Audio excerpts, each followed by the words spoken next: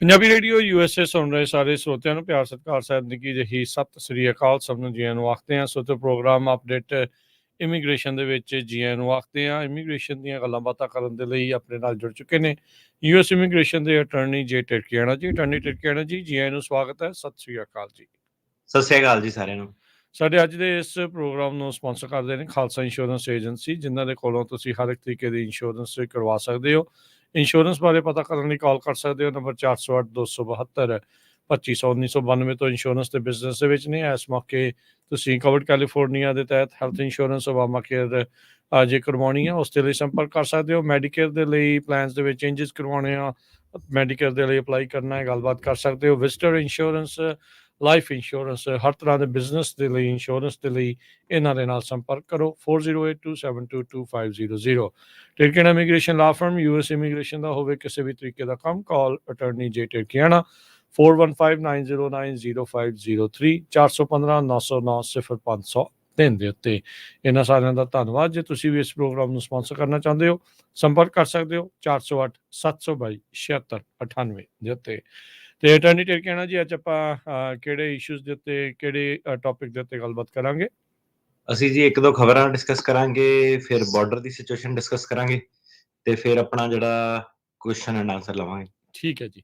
ਸੋ ਕੀ ਹੈ ਜੀ latest USCIS ਦੇ ਦੁਆਰਾ ਕੁਝ ਨਵੀਆਂ ਚੀਜ਼ਾਂ ਲਾਂਚ ਕਰ ਰਹੇ ਆ। Online collaboration, H1B registration, H1B ਦਾ ਵੀ ਟਾਈਮ ਨਜ਼ਦੀਕ ਆ ਰਿਹਾ ਆ। ਸੋ ਕਾਫੀ ਲੋਕ ਉਹਦੀਆਂ ਕੰਪਨੀਆਂ ਤਿਆਰੀ ਕਰ ਰਹੀਆਂ ਹੋਣਗੀਆਂ। ਜੀ ਬਿਲਕੁਲ। ਸੋ H1B ਦੇ ਟੌਪਿਕ ਦੇ ਬਾਰੇ ਤਾਂ ਆਪਾਂ ਕਈ ਵਾਰੀ ਜਿਹੜੀ ਗੱਲਬਾਤ ਆਪਣੀ ਕੀਤੀ ਹੈ ਨਾ, ਕਿ H1B ਕੀ ਆ ਤੇ ਉਹਦਾ ਪ੍ਰੋਸੈਸ ਕੀ ਆ। ਸੋ H1B ਜਿਹੜਾ ਇੱਕ ਵਰਕ ਵੀਜ਼ਾ, ਇਹ ਹਰ ਸਾਲ ਜਿਹੜਾ ਫਰਵਰੀ ਮਾਰਚ ਦੇ ਮਹੀਨੇ ਦੇ ਵਿੱਚ ਸ਼ੁਰੂ ਹੁੰਦਾ, ਤੇ ਕੰਪਨੀਆਂ ਸਿਰਫ ਇਹਨਾਂ ਨੂੰ ਜਿਹੜੀਆਂ ਕਰ ਸਕਦੀਆਂ, ਤੇ ਉਹਦੇ ਬੇਸ ਤੇ ਜਿਹੜਾ ਇਹ ਪ੍ਰੋਗਰਾਮ ਹੁੰਦਾ ਵਾ, ਇੰਜੀਨੀਅਰ ਵਗੈਰਾ ਜਿਹੜੇ ਇਹਦੇ ਵਿੱਚ ਹਾਇਰ ਫਿਰ ਕੀਤੇ ਜਾਂਦੇ ਆ। ਤੇ ਇੱਕ ਸੈਕਿੰਡ ਜੀ। ਸੋ ਇੰਜੀਨੀਅਰ ਵਗੈਰਾ ਇਹਦੇ ਵਿੱਚ ਹਾਇਰ ਕੀਤੇ ਜਾਂਦੇ ਆ, ਜਿਹੜੇ ਡਿਗਰੀ ਵਾਲੇ ਜ਼ਿਆਦਾ ਪ੍ਰੋਫੈਸ਼ਨਲਸ, ਉਹਨਾਂ ਵਾਸਤੇ ਇਹ ਵੀਜ਼ਾ। ਤੇ ਇੰਜੀਨੀਅਰ ਦੀ ਜਿਹੜੀ ਯੂਜ਼ੇਜ ਆ ਉਹ ਜ਼ਿਆਦਾ, ਕਿਉਂਕਿ ਇੰਡਸਟਰੀ ਜਿਹੜੀ ਸਾਰੀ ਉਸ ਹਿਸਾਬ ਨਾਲ ਸੈੱਟ ਹੋਈ ਆ ਇੰਡੀਆ ਦੇ ਵਿੱਚ, ਤੇ ਕਹਿ ਲਓ ਹੋਰ ਜਿਹੜੀ ਕੰਟਰੀਜ਼ ਤੋਂ ਇੰਜੀਨੀਅਰਸ ਆਉਂਦੇ ਆ।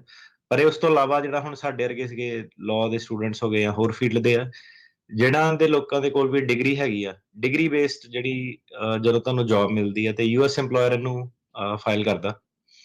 ਇਹਨੂੰ ਤੁਸੀਂ ਆਪ ਨਹੀਂ ਕਰ ਸਕਦੇ, ਇਹਦੇ ਵਿੱਚ ਕੋਈ ਹੇਰ ਫੇਰ ਨਹੀਂ ਹੈਗਾ, ਕੋਈ ਇਹਦੇ ਵਿੱਚ ਏਦਾਂ ਨਹੀਂ ਕਿ ਤੁਸੀਂ ਕਿਸੇ ਨੂੰ ਪੈਸੇ ਦੇ ਕੇ ਕਰਾ ਲਿਆ। ਕਿਉਂਕਿ ਜਦੋਂ ਤੁਹਾਨੂੰ H1B ਮਿਲਦਾ, ਉਹਦੀ ਰਿਕੁਆਇਰਮੈਂਟ ਇਹ ਹੁੰਦੀ ਆ ਕਿ ਤੁਸੀਂ ਕੰਪਨੀ ਦੇ ਵਿੱਚ ਕੰਮ ਕਰਨਾ, ਉਹਨਾਂ ਨੇ ਤੁਹਾਨੂੰ ਸੈਲਰੀ ਦੇਣੀ ਆ। ਸੈਲਰੀ ਵੀ ਕਾਫੀ ਜਿਹੜੀ ਮਿਨੀਮਮ ਵੇਜ ਨਾਲੋਂ ਤਾਂ ਕਾਫੀ ਜਿਹੜੀ ਹਾਈ ਐਂਡ ਸੈਲਰੀ ਹੁੰਦੀ ਹੈ।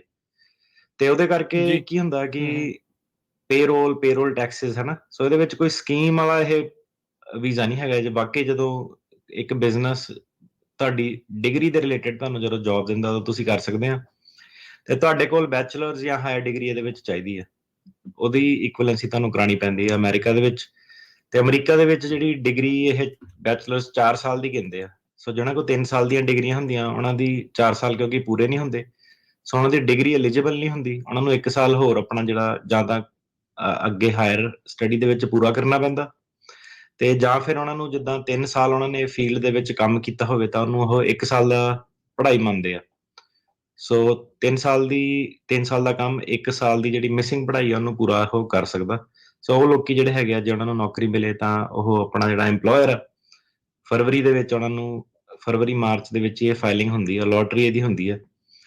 ਤੇ ਇਹਦੇ ਵਿੱਚ ਕਾਫੀ ਫਰਾਡ ਵੀ ਸੀਗਾ। ਕਈ ਵਾਰੀ ਲੋਕੀ ਕਈ ਜ਼ਿਆਦਾ ਕੰਪਨੀਆਂ ਤੋਂ ਫਾਈਲ ਕਰ ਲੈਂਦੇ ਸੀਗੇ। ਪਿਛਲੇ ਸਾਲ ਆਪਾਂ ਦੇਖਿਆ ਤੇ 7.5 ਲੱਖ ਤੋਂ ਵੱਧ 7.5 ਲੱਖ ਸੀਗਾ। ਤੇ ਜਿਹਨਾਂ ਦਾ ਹੱਕ ਬਣਦਾ, ਉਹਨਾਂ ਨੂੰ, ਜਿੱਦਾਂ ਸਟੂਡੈਂਟ ਸੀਗੇ, ਸਾਡੇ ਵੀ ਕਈ ਇੰਪਲੋਈ ਸੀਗੇ, ਤੇ ਉਹਨਾਂ ਦਾ ਜਿੱਦਾਂ ਲੋਟਰੀ ਦੇ ਵਿੱਚ ਨੰਬਰ ਨਹੀਂ ਲੱਗਾ ਸੀਗਾ, ਇਸ ਕਰਕੇ ਤੇ ਉਹਨਾਂ ਨੂੰ ਫਿਰ ਸਕੂਲ ਜਾਣਾ ਪੈਂਦਾ, ਫਿਰ ਪੈਸੇ ਖਰਚਣੇ ਪੈਂਦੇ ਹਨਾ। ਤੇ ਹੁਣ ਉਹਨਾਂ ਨੇ ਸਿਸਟਮ ਜਿਹੜਾ ਚੇਂਜ ਕਰਤਾ ਕਿ ਇੱਕ ਬੰਦੇ ਨੂੰ ਇੱਕ ਵਾਰੀ ਕਾਊਂਟ ਹੋਣਾ ਲੋਟਰੀ 'ਚ, ਭਾਵੇਂ ਜਿੰਨੇ ਮਰਜ਼ੀ ਇੰਪਲੋਇਰਾਂ ਤੋਂ ਉਹ ਫਾਈਲ ਕਰੇ। ਸੋ ਇਹ ਚੀਜ਼ ਜਿਹੜੀ ਮੇਨ ਚੇਂਜ ਉਹਨਾਂ ਨੇ ਲੈ ਕੇ ਆਏ ਆ। ਤੇ ਇਹਦੇ ਨਾਲ ਨਾਲ ਉਹ ਇੱਕ ਨਵਾਂ ਸਿਸਟਮ ਜਿਹੜਾ ਸੀਗਾ, ਡਿਜੀਟਲ ਸਿਸਟਮ ਆਪਣਾ ਲਾਂਚ ਕਰ ਰਹੇ ਆ। ਓਕੇ।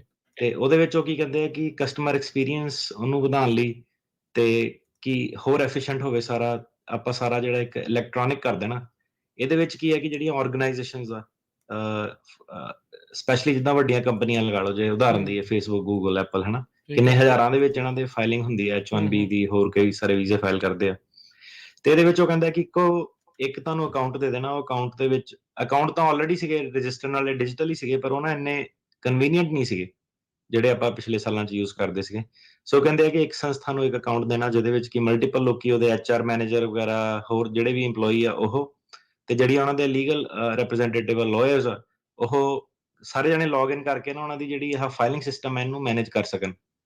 ਤੇ ਇਹਦੇ ਵਿੱਚ ਹੁਣ ਬੜੀ ਵੱਡੀ ਚੀਜ਼ ਇਹ ਕਰਨ ਜਾ ਰਹੇ ਆ ਕਿ ਜਿਹੜਾ H1B ਸੀਗਾ ਉਹਨੂੰ ਪੂਰਾ ਕਹਿੰਦੇ ਇਲੈਕਟ੍ਰੋਨਿਕ ਕਰ ਦੇਣਾ। ਪਹਿਲਾਂ ਸੀਗਾ ਕਿ ਇਹਨੂੰ ਜੇ ਤੁਹਾਨੂੰ 5-6 ਸਾਲ ਪਹਿਲਾਂ ਦਾ ਗੱਲ ਦੱਸੀ ਹੈ ਨਾ, ਕਿ ਆਊਟ ਆਫ ਦਾ ਬਾਕਸ ਜਾ ਕੇ ਤੁਹਾਨੂੰ ਗੱਲ ਦੱਸੀ ਹੈ ਕਿ ਕੰਮ ਜਿਹੜਾ ਬੈਕ ਐਂਡ ਤੇ ਕਿੱਦਾਂ ਚੱਲਦਾ ਸੀਗਾ।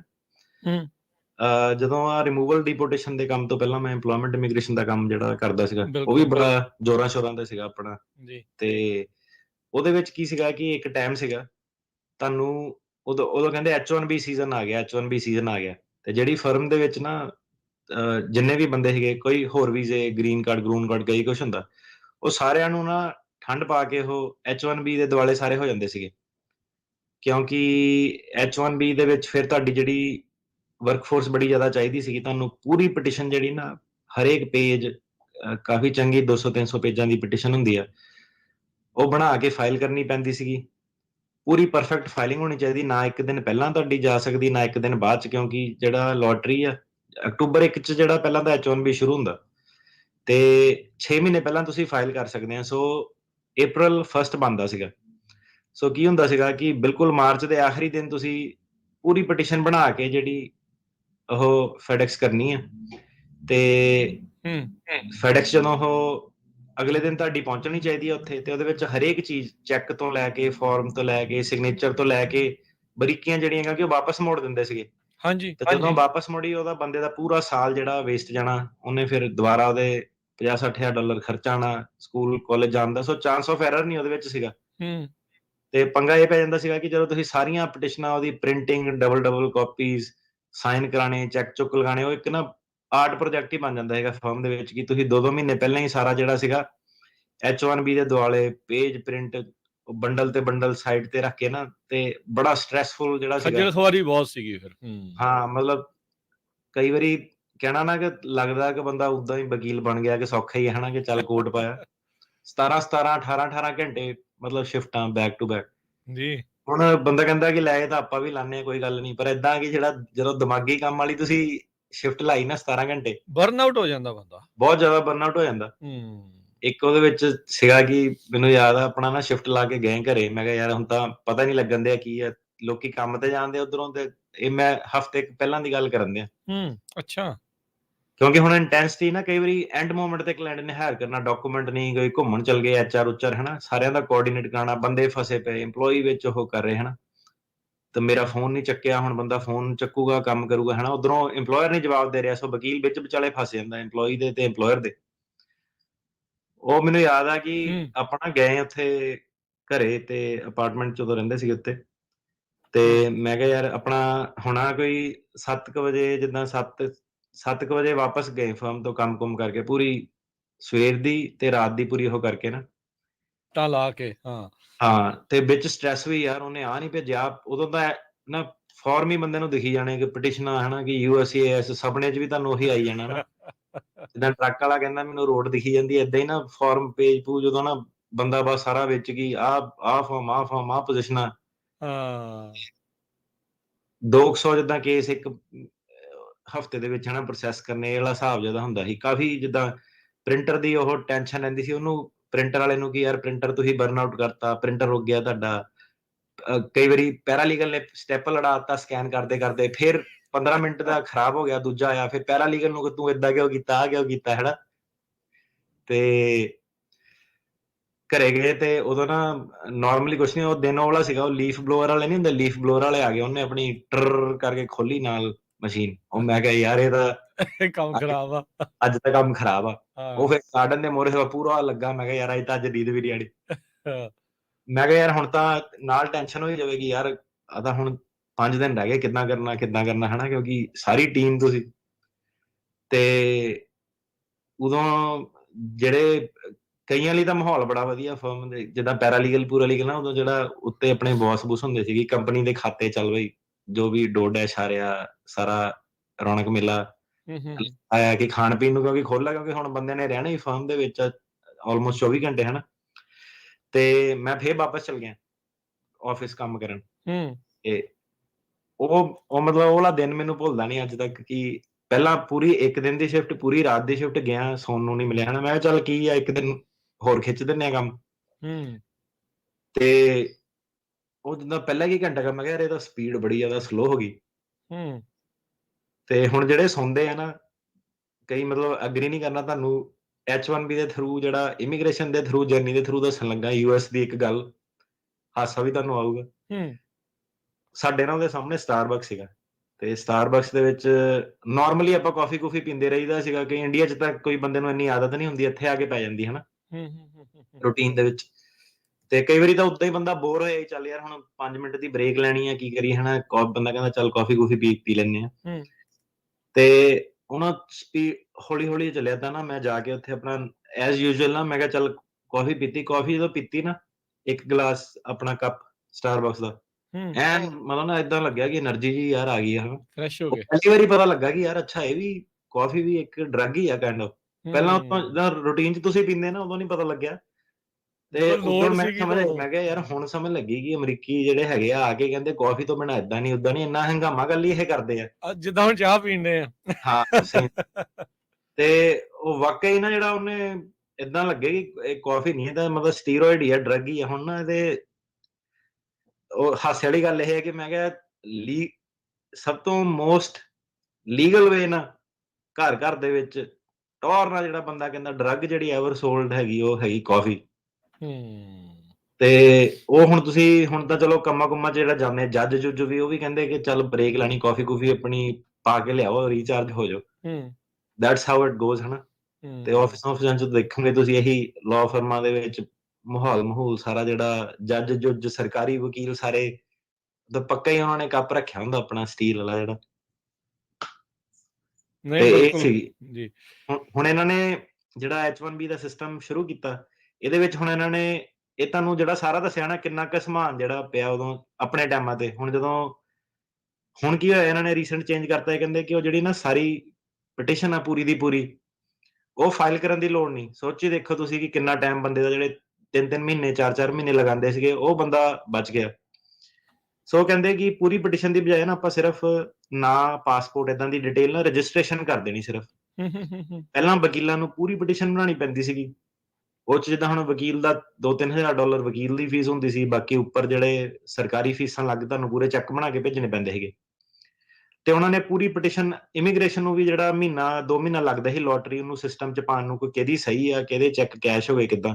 ਹੁਣ ਉਹਨਾਂ ਨੇ ਇਲੈਕਟ੍ਰੋਨਿਕ ਸਿਸਟਮ ਕਰਤਾ, 5 ਮਿੰਟ 'ਚ ਐਂਟਰੀ ਹੋ ਜਾਂਦੀ ਹੈ, ਕਿਉਂਕਿ ਪਾਣੀ ਸਿਰਫ ਡਿਟੇਲ ਉਹੀ ਹੈ, ਪਾਸਪੋਰਟ, ਨਾਮ ਤੇ ਡਿਗਰੀ ਕੀ ਆ, ਤੇ ਜੇ ਕੋਈ ਸੋਸ਼ਲ ਸਿਕਿਉਰਿਟੀ ਉਹਦਾ ਸੋਸ਼ਲ ਸਿਕਿਉਰਿਟੀ ਨੰਬਰ, ਤੇ $10 ਉਹਨਾਂ ਨੇ ਫੀਸ ਕਰਤੀ ਆ।